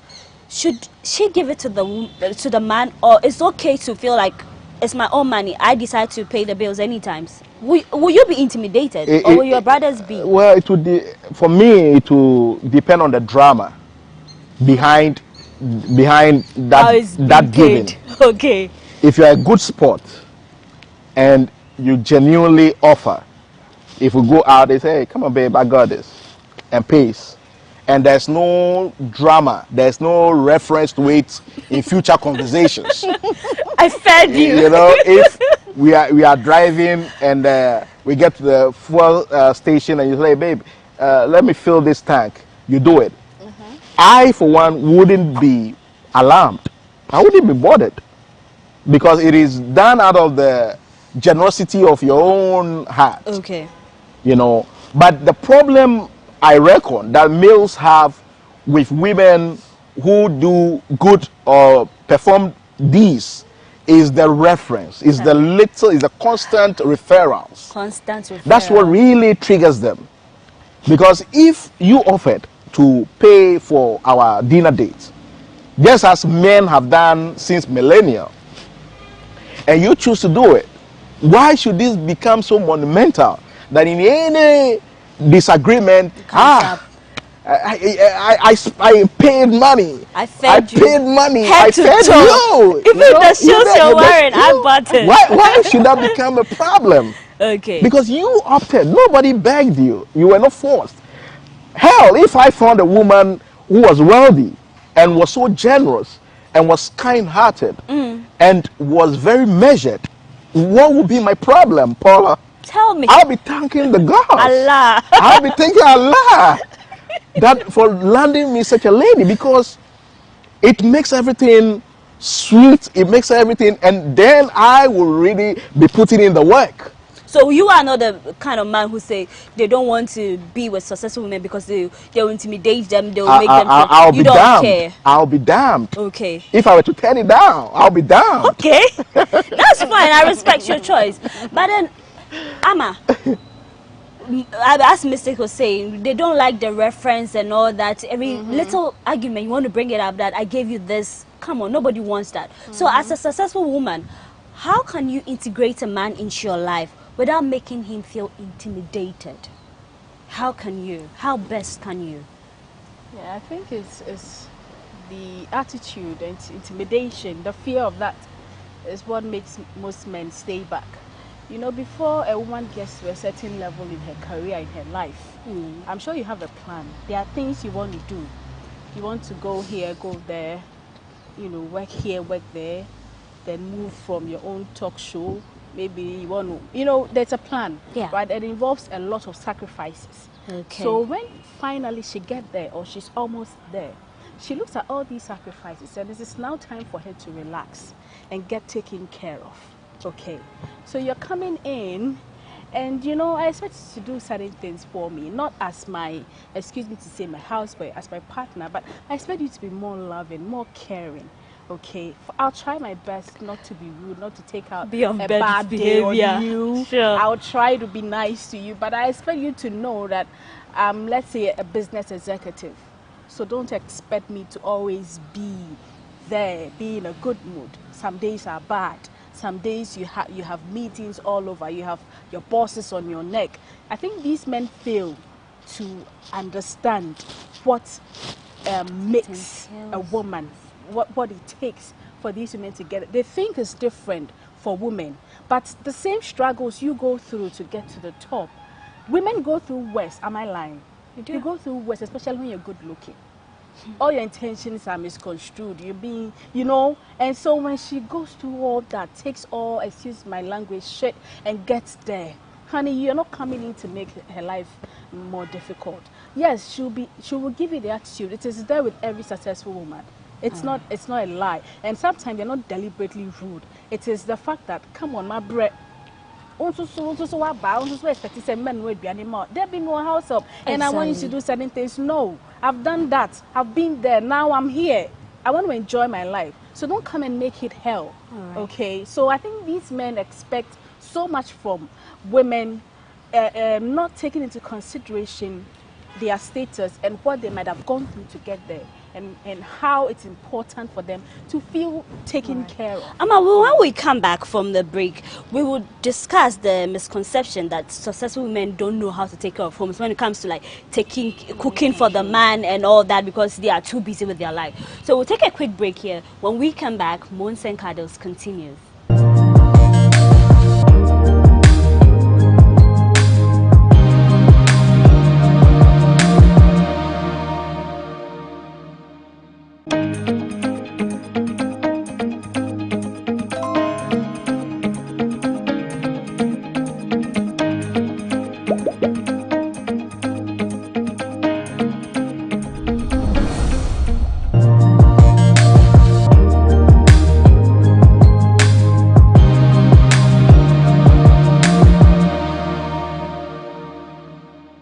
Welcome back to Mons and Cuddles on GhanaWeb TV. Now remember that the show is proudly sponsored by Cheesy Pizza. Cheesy Pizza has all you want, from juices, smoothies, jollof, fried rice, spag, and meatballs. We have great deals for you all week round. Cheesy Pizza gives you the McCheesy combo every Monday and Thursday. With only 49 cedis, you get one small size pizza, fries and chicken, one cola drink at all branches. Tuesdays are Super Tuesdays at all Cheesy Pizza branches. Buy your Super Family Pizza at half price every Tuesday for 40 cedis. Be part of the midweek bonanza every Wednesday. Buy and get one free at all Cheesy Pizza branches. Also remember to start your weekend with special jollof and fried rice from Cheesy Pizza branches every Friday. Call 026-413-3397 to place your order. Cheesy Pizza, your way. Now, am I a mistake? With me, I believe in wise counsel from elderly people. So even at my age, if I bring a man and then my parents are not so cool with the person, you know, it's not because maybe of where he comes from or the money, but then there are just certain things that they see as red flags. Maybe you might be blinded by love, but then they feel like, no, we've seen you be around this guy. It might be his own seriousness and something that he does, but you don't see. As a successful young woman or man, how do you convince your family, close friends, that the man or woman who is in your life is not in for the money, but genuinely, you know what you find in them, that's why you are sticking with them? How can you do that without getting in trouble with the whole drama from family and friends? It's not your place to prove to anyone that they are not in for the money. It's not in your place. You have mistake, but I feel like sometimes you have to explain. No, what matters. Yes. It's not for you to go be their counsel or their attorney. Okay. What it is you must do when these concerns are raised is for your parents, your family head, or anybody expressing that concern to articulate their concerns very clearly. Okay. Make the point you've discovered or you've noticed or you've noted. Clearly. Make it clearly stated why you think this person is only parading as something they are not. And when they make the case so clearly, you must then put it to strict proof. You must then put it to strict test to see what the outcome will be. If concerns are raised, it is not for you to jump. Oh no, this person is so like, no. Put those concerns to the test, and if your man or your woman excels, then you have even better reason to deepen your love for him or her. All right. If they are saying that this is a gold digger, if people have expressed concern that this is a gold digger coming in to squander your wealth, coming in to suck you dry. It is in your best interest to limit the goodies you are giving her. Limit it. If you used to give her 1,000 CDs allowance every week, tell her every week. Okay. Tell her Interesting. Interesting. Tell her that things are difficult at work. Contracts are not coming through. So you can only be giving 200 for now till things stabilize. See the reaction. Okay. For how long do you have to keep on with that charade? No, I mean just examine, see how she takes it. Okay. Other goodies you go, maybe you give her a gift voucher, go and shop anything for a certain amount. So you should hold it for a while to see if there will be the same. You must look at the elements. The sun does not always shine. The rain also comes in. The rain comes in. Even in Africa, that we are not in Europe and the Americas, where we have autumn, winter, spring, and the others. Even in Africa, where they say the sun always shines, there's the Harmattan period. There's the Harmattan for you to also get some chillness, some coldness. Even the elements tells us that there's no one way to life. There are always ups and downs, and the waves will come and go. Go to the seashore. Look at the waves coming and going. Sometimes coming so close to you at your feet, and then going so far off. So a true partner is the one who will stick with you when the hard times come. Exactly. So it's good to play that card once in a while. Let the elements reveal the true identity of your partner, true intent of your supposed partner. Then you can be rest assured that this person is in for the real deal and not for all the benefits that come with it. All right. So I've heard people advise these successful women that, see, it's good to sign a prenup, especially when a man is coming to your life. Make him sign something that, see, if you leave today, we are not coming to say we're married, so I've come to divide my wealth and give you some percentage because of what the law says. Yeah. Is it advisable to introduce that? Yes and no. Okay. Yes, in the sense that if you are more successful than the man, if you have more in terms of money than the man, of course it will be painful to go through all the hassle for 10-15 years. So come and use 30 seconds to divide your wealth. Maybe you be settled. Sometimes you probably settled for him, and then he comes in, and because he sees everything is there, he probably misbehaves and the relationship doesn't go the way you expect.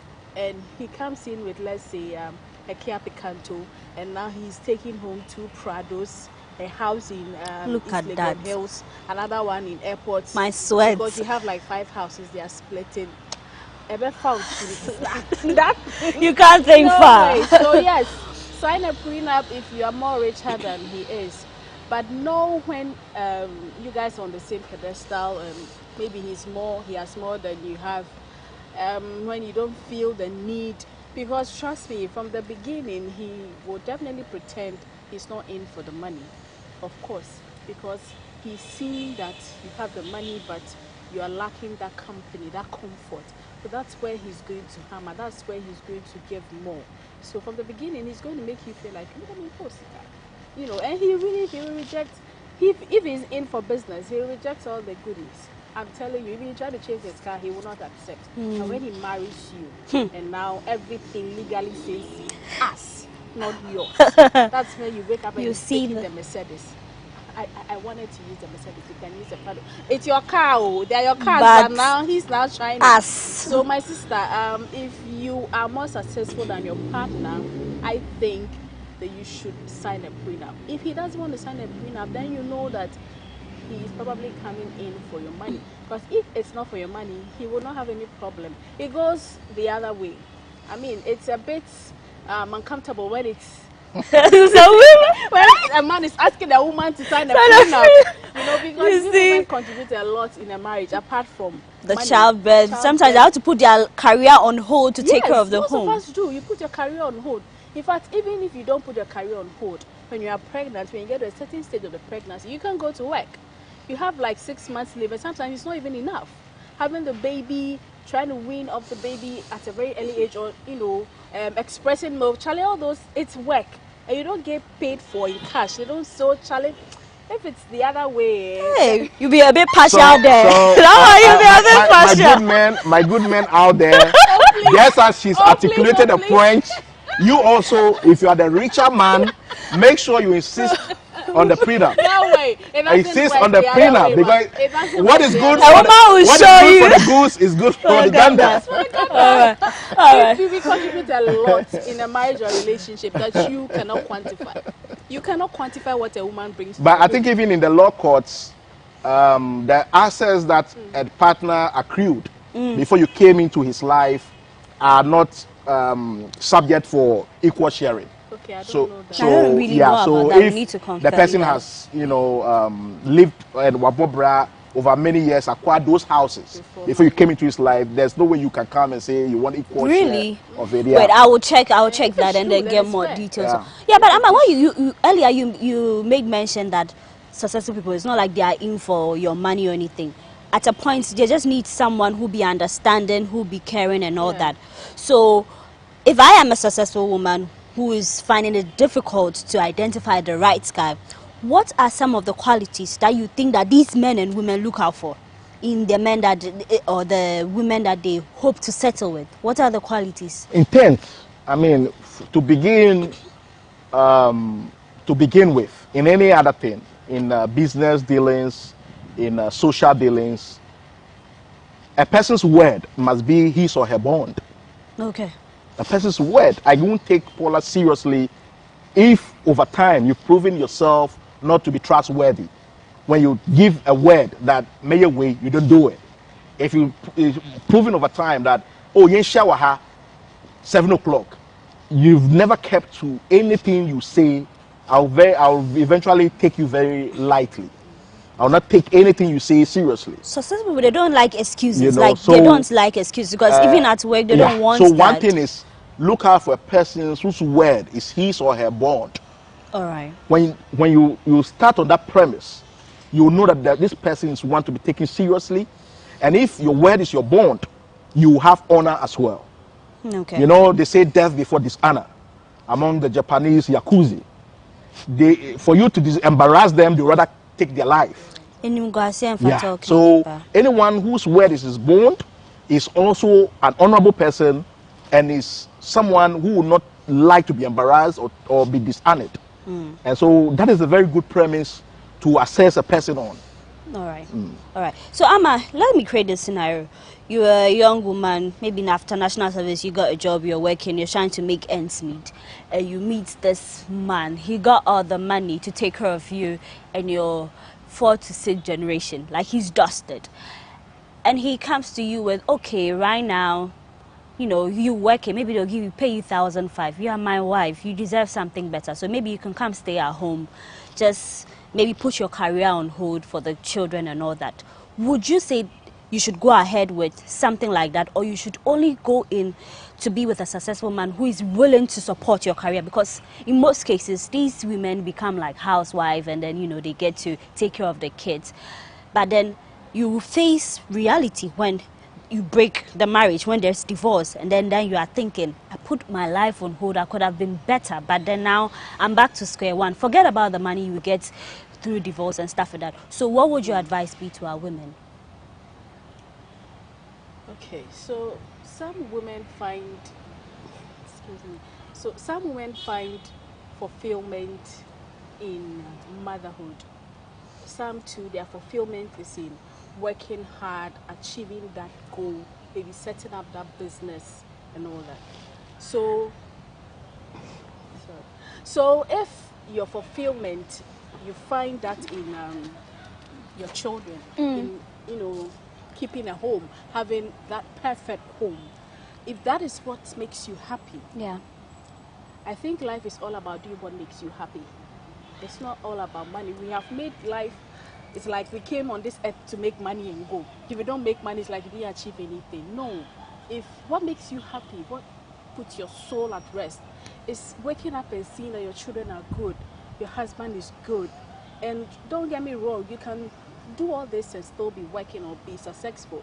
But if your ultimate goal in life is, okay, I have this business or I'm working, but when I see my children okay, when I make breakfast for my children, I know what my children eat, when my husband comes home and I welcome him, that is what makes me happy.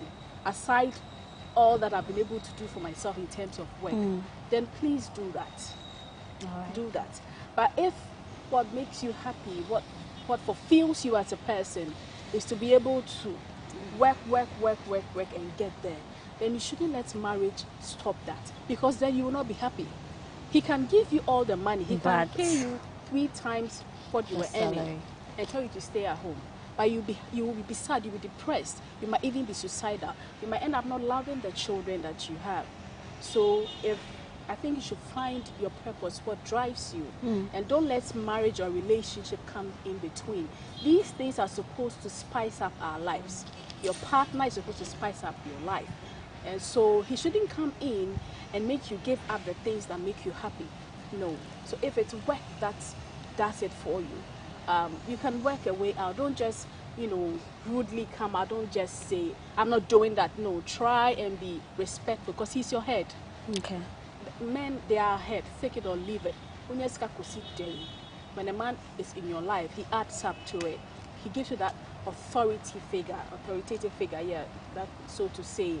I mean, having someone to call, hey, honey, I had a flat tire. He's not your mechanical. But you just calling him and telling, okay, baby, where are you? Okay, have you called the mechanic? You say yes. You have called the mechanical, but you're still calling your husband. Someone upset you, like, wait till I tell my husband. Like, So they are ahead. They are ahead. A good man, honey, will make you blossom. So let's not try to you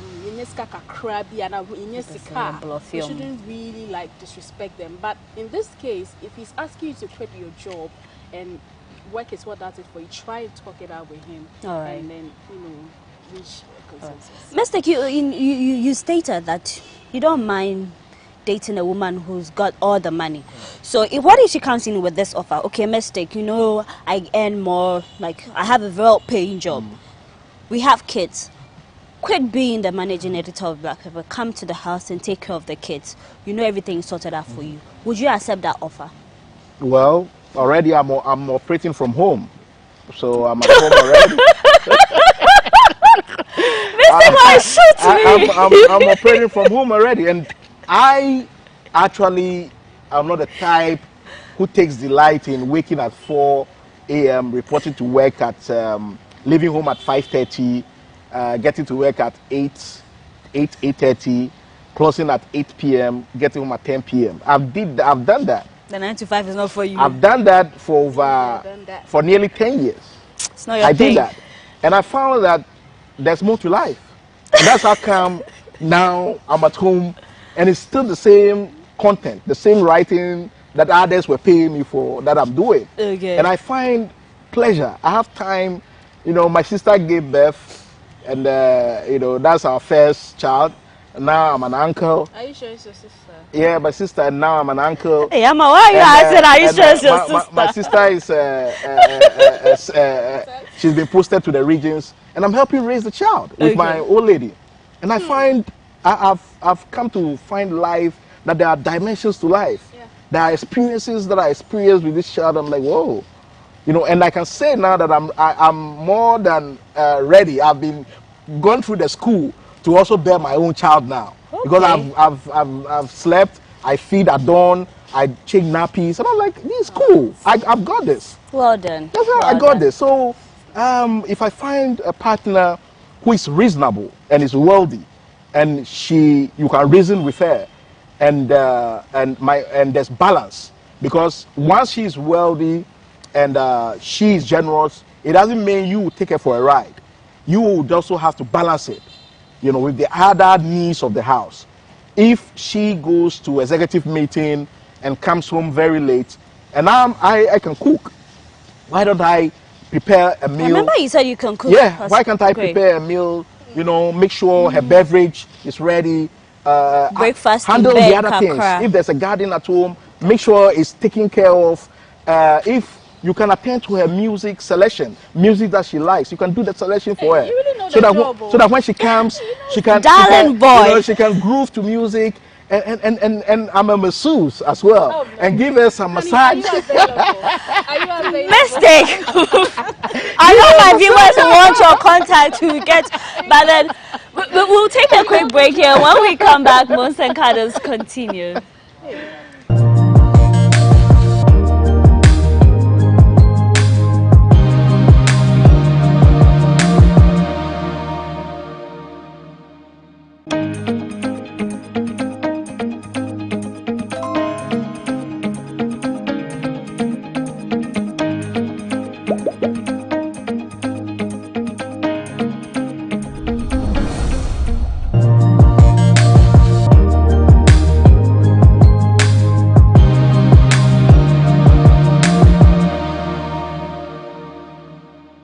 You're welcome back to Monster and Cuddles on GhanaWeb TV. I am Paula Amabruni. Now, Ama, I just want to find out too. If you get all the money, you are rich and wealthy, everybody knows that, okay, where their cash is shown, and you meet a man, should you declare all your assets to him? And I said, there are certain things that you should hold back. Because I've heard stories that, buy and I just say, eliminate you, then they take over everything. So how can you thread cautiously? I think you don't, of course, you don't declare all your assets. Our politicians they declare. We won't declare. Now, look at they are legally bound. They don't. So please don't, including even if you have children or anything. Baby steps, baby steps. Because the moment you have reached a certain level of success, there are lots of perceptions around you, and even sometimes the man has money, but he still wants yours. He wants yours, you know, because he finds you gullible. At that stage, he thinks that he can sweet talk you into signing some checks, into giving him some properties of yours. So don't declare more. In fact, if it's a house you're living in, just let him know that that's all that you have. Or even cry, you partly own it or something. Sometimes you got the light to protect yourself, and then you see how it goes. But no.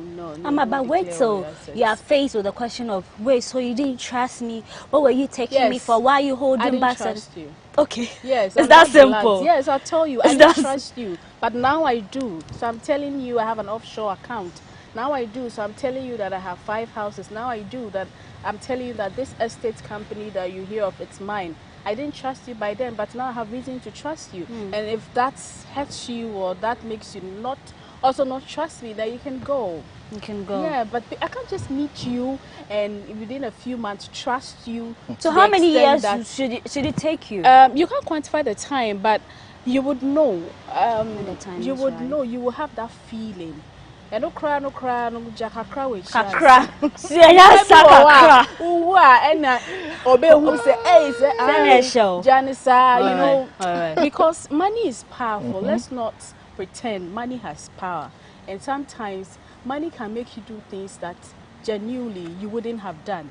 Maybe the man is not that bad, but Charlie, seeing that you are worth, let's say, $500 million, it's human nature, and so he might tell some lies, be to get $1, $2, $3, $5 million, be. You know, but if you are only more, I could do said the out here. Exactly. All right. Mistakes. So the $1 million question to you and Ama. Ope a debi and I say a bendada. Moving forward, finding a partner, because Obianis and DT and how they move around. A straight jacket question. A straight jacket question. A elicit straight jacket answer. You know. Debi you know, you levels. Okay. No level ben na debi you know, yeah. What you say? Oh, debi you say minika minifie. But me siesie me ho. Me pakadia that chebet me amame that earning power that I can earn a decent sum. Inti mini saga mani say kra no. At least me single room, you know. I'm working. I'm schooling. You know, me schooling so me age my kra, you know, so that in about 5 years time I can be solid and have something decent. And now they be and say me akwadro, me pejuma, me soya me sash me frame. And I say they be no. O ya ne sa emwa into obi a obon hu modern. And so enya me, e de nya me about to me say bibi sijaso. Okay. BBC Jaso. Inti says I did the baby year dia. It me the ejuma. Unim se so me de my ho den eta ho a. At least within some reasonable period no. You bet me pija. You be no be pija. Na I say e ka tete na nanom even say compound house. People lived in compound houses and still thrived.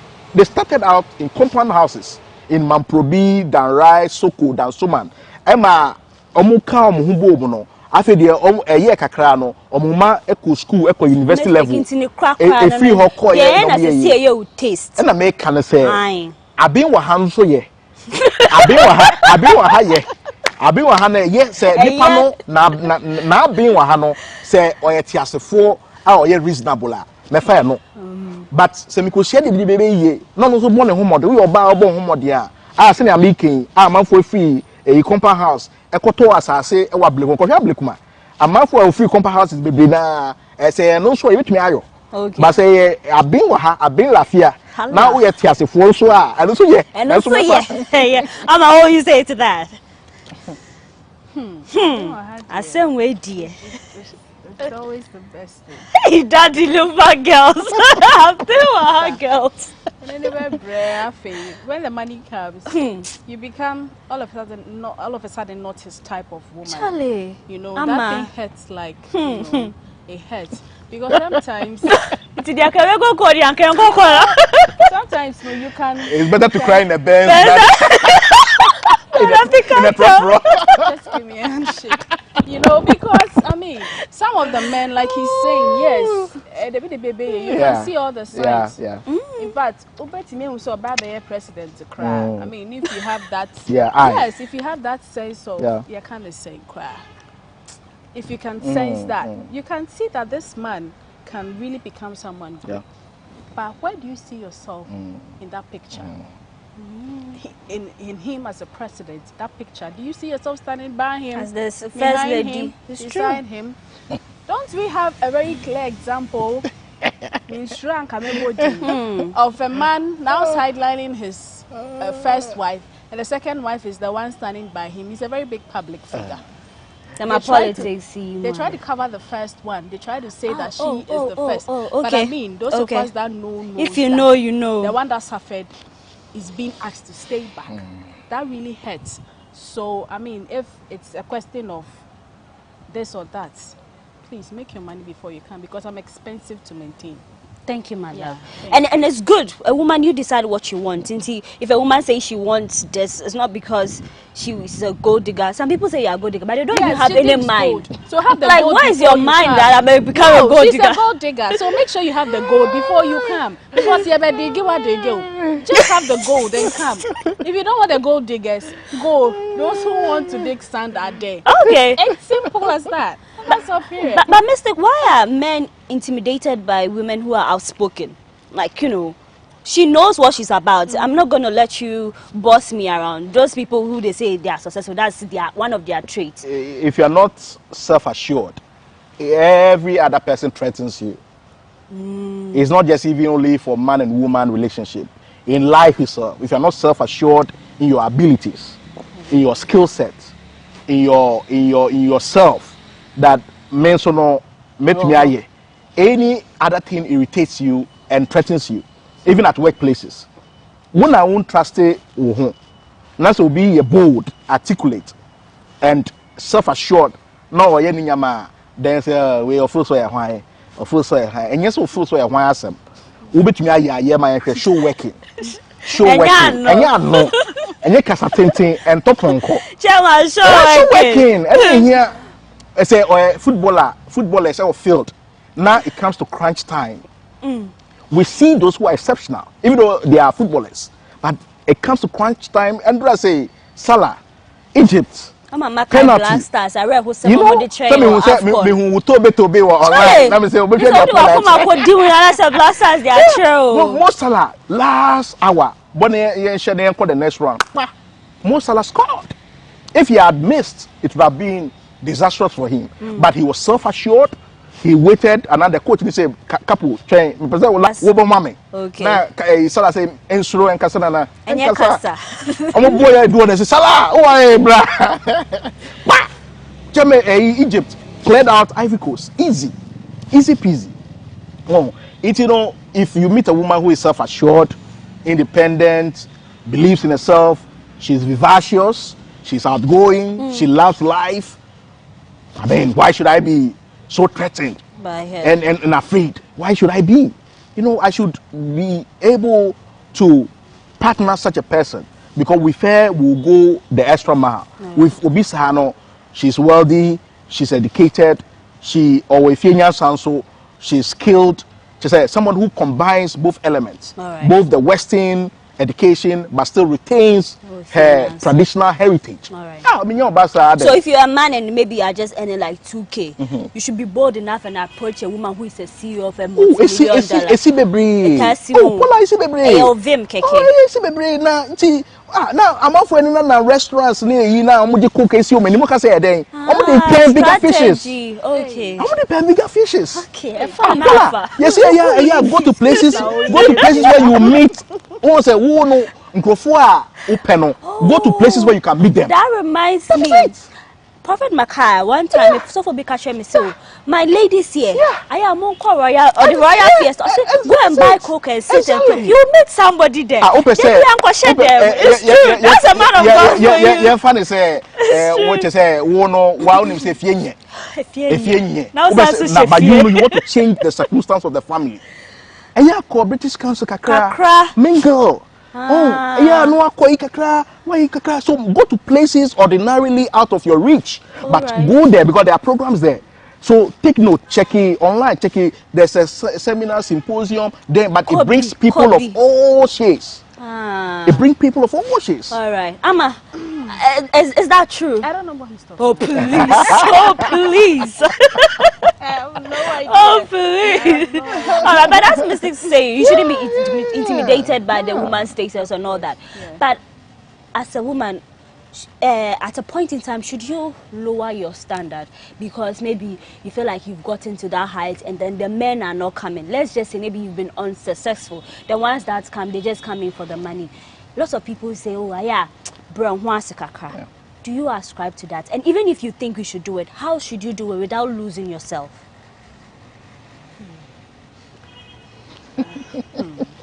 The attitude, the problem in question. Mr. Kim, please, the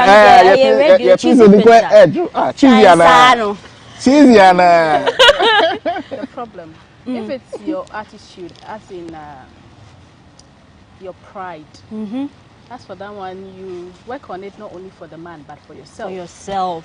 So I know Sano dear, just sure. You need say, but sometimes so maybe but you have to do that because, like I said, the men, they are heads, and every man, if you have a son, you know when they get a certain age, or they can sign away your own child. Now he wants to, you know, rub shoulders with you. So it is divine. Men are made, or they are created to be the heads. And he as the head, there are certain demands. But if the other thing that she had to let go is it's not attitude now, but I had a friend who met a guy, and the guy told her, Kumasi to Accra, onjai flight, non for bus. We still scheduled. Kumasi to Accra, they on for bus. Onjai sell lunch, Okodi restaurant, 200 cities, 300 cities. On, you know, that kind of lifestyle is extravagant. Onjai, me aboarding it top. Brother, and no sikau. But you know, he thinks, but the guy was coming from a good place. He was coming in a way, he said, trying to tell her to cut down, save money for herself. But can you do that? Let's say that, let me use cosmetic as an example. You now use a makeup brand that cost you 1,500. Okay, this guy is trying to tell you that cut down on it and go back to 200 cities, 100 cities. But you have been there, and now you think, say, with the money you have, you can afford those things, and it makes you feel good about yourself. This is something that if it's difficult for you to let go, then maybe the man has to go. Because if I'm not asking you to do those things for me, and you're not telling me to start taking a woman for truck, and I feel, say, I've taken Kumasi, Accra, bus, now I can fly. or I can have someone drive me in my car, and you are trying to tell me to cut down those things, then it means I'm going back to when I was struggling. But we are all praying to move ahead in life. So I know why then, no, Sika, you better have to just keep quiet and let the woman, you know, live a life. Exactly. But try and dialogue it out, you know, respectfully. Yeah, but if he's not going to have it, then I think do what makes you happy. But final question, if you're a successful man, woman, who finally found a man who is up to your standard or whatever it is, what must you do in order to keep them? Like, in order to make them feel okay? Because at the end of the day, people claim that you are unsuccessful and all that. Are certain traits there that we should drop? Are other things there that we should focus? Because we see what is going. We've heard stories, we've seen people's experience. So what would your advice be finally? Having landed a partner, how to keep the partner? Yes, please. Well, in exception of those who don't want to be kept. So they but you're just tips like education. Well, I think love is the trigger. Love is the engine that attracts, you know, the elements. But beyond the love, respect is key. Respect is key, because you go to certain homes and you see that there's a lack of respect, and you yourself, you are left confounded and wondering what's happening here. You know, but you go to certain homes too, you see how the woman relates to the man, you see how the man relates to the woman, and you're like, this is desirous. I would want to have this if I start my family. You know, so much respect, so much, you know, respect amongst them or between them. And how you address each other also informs the worldview of your children, how they see you interacting. You know, so when your children see you, the man, you know, their mom, how you treat her, how you know, you address her, and then the woman, to how you adore your man in front of the children, like, wow. Even your daughters and your sons, from there, take a cue. They say, I want to have what my mama and my daddy has. You know, and so for me, love, yes, that's the thing that tugs at our hearts. You know, you see someone, you're like, God damn, man, woo. You know, you this thing couldn't. You know, you see it and you're like, God, I need this in my life. Yeah. You know, so beyond that, how you call, hello, I'm busy, but I'll call you later, please. You know, if you call someone, you don't get them, the feedback you get. And when they say they'll call you back, they call you back. When you offer suggestions, they take it seriously. They don't popo your thoughts or your contribution. They take it, they incorporate it in things that you see your suggestion manifesting. And you're like, whoa, this big woman, this rich woman, me, I suggested this and she took it because it's sound. It's sound because you know, okay. You know, so these are a few things, and then another thing I would say is compromise.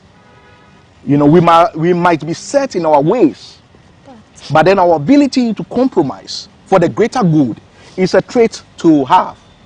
All right. You know, you must be set in your ways. That as for me, Paula, dear, Sunday, dear.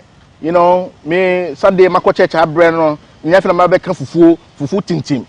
You know, that's you from your beginning. Now we just say, oh, Sunday nya de obe fufu but you meet a partner who doesn't love you to cut the fufu or so one tintim mano. But there's a trade-off.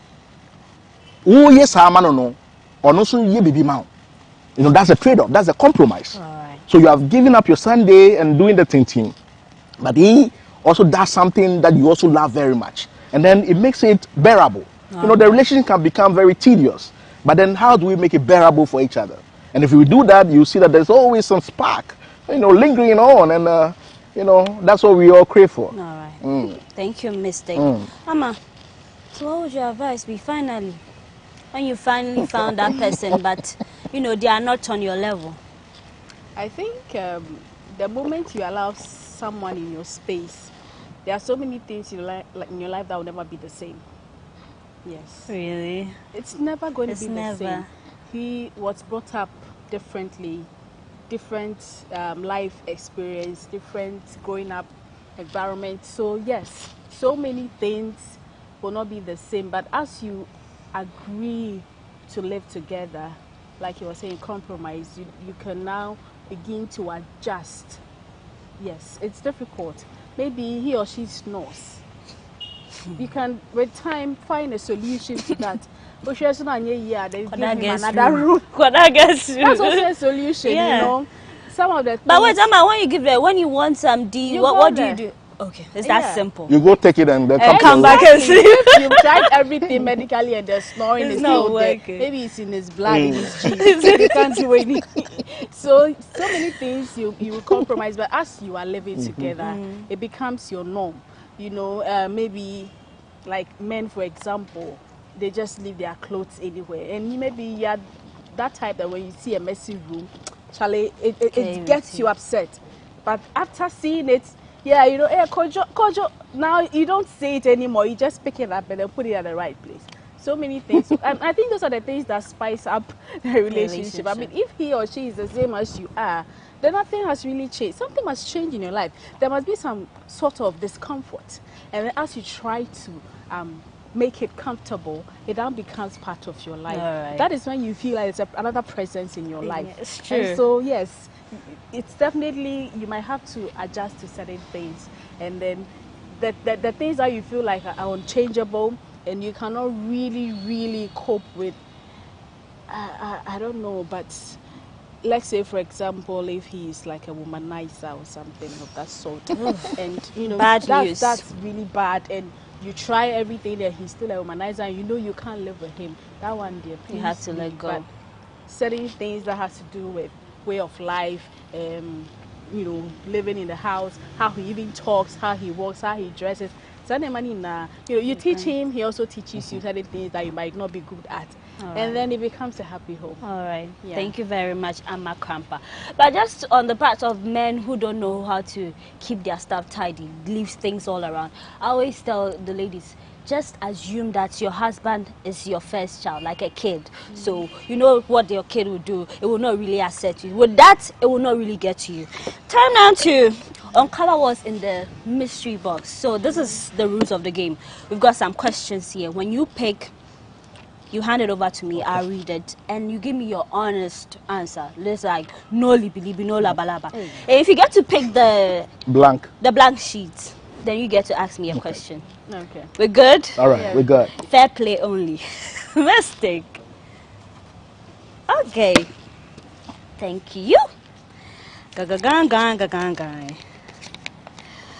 Can you forgive a cheating partner? That's a hard one. I don't reckon. I don't reckon that I can. Okay.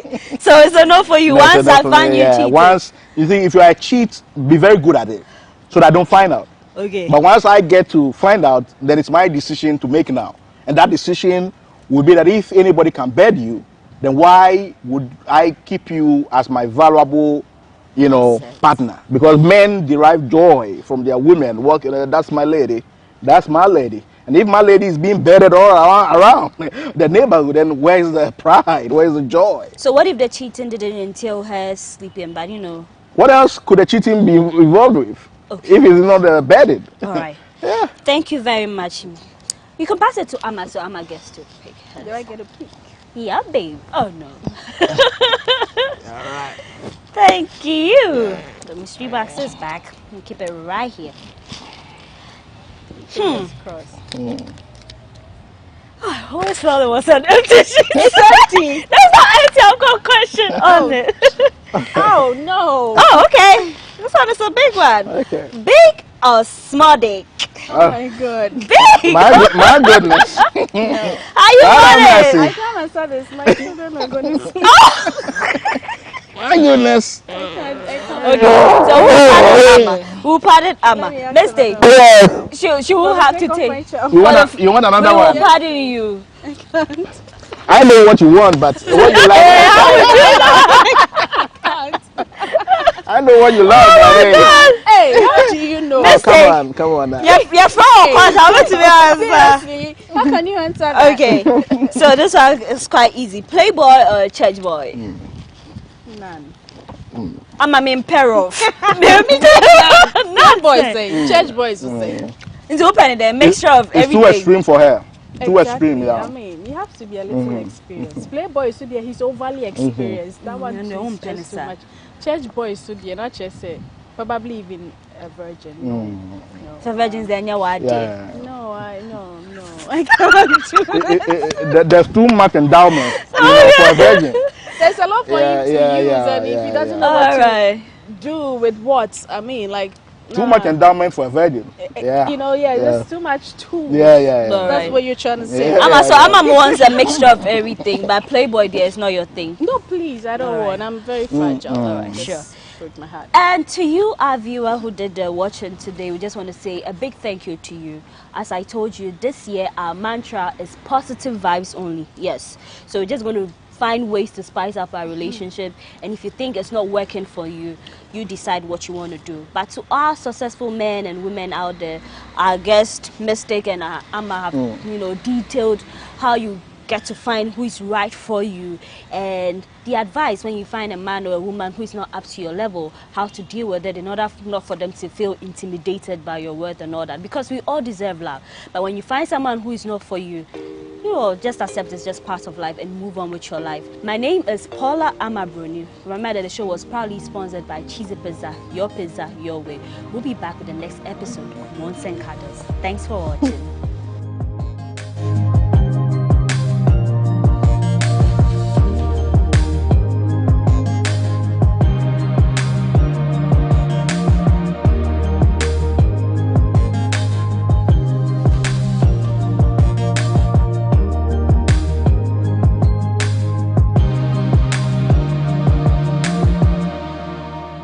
Thank you.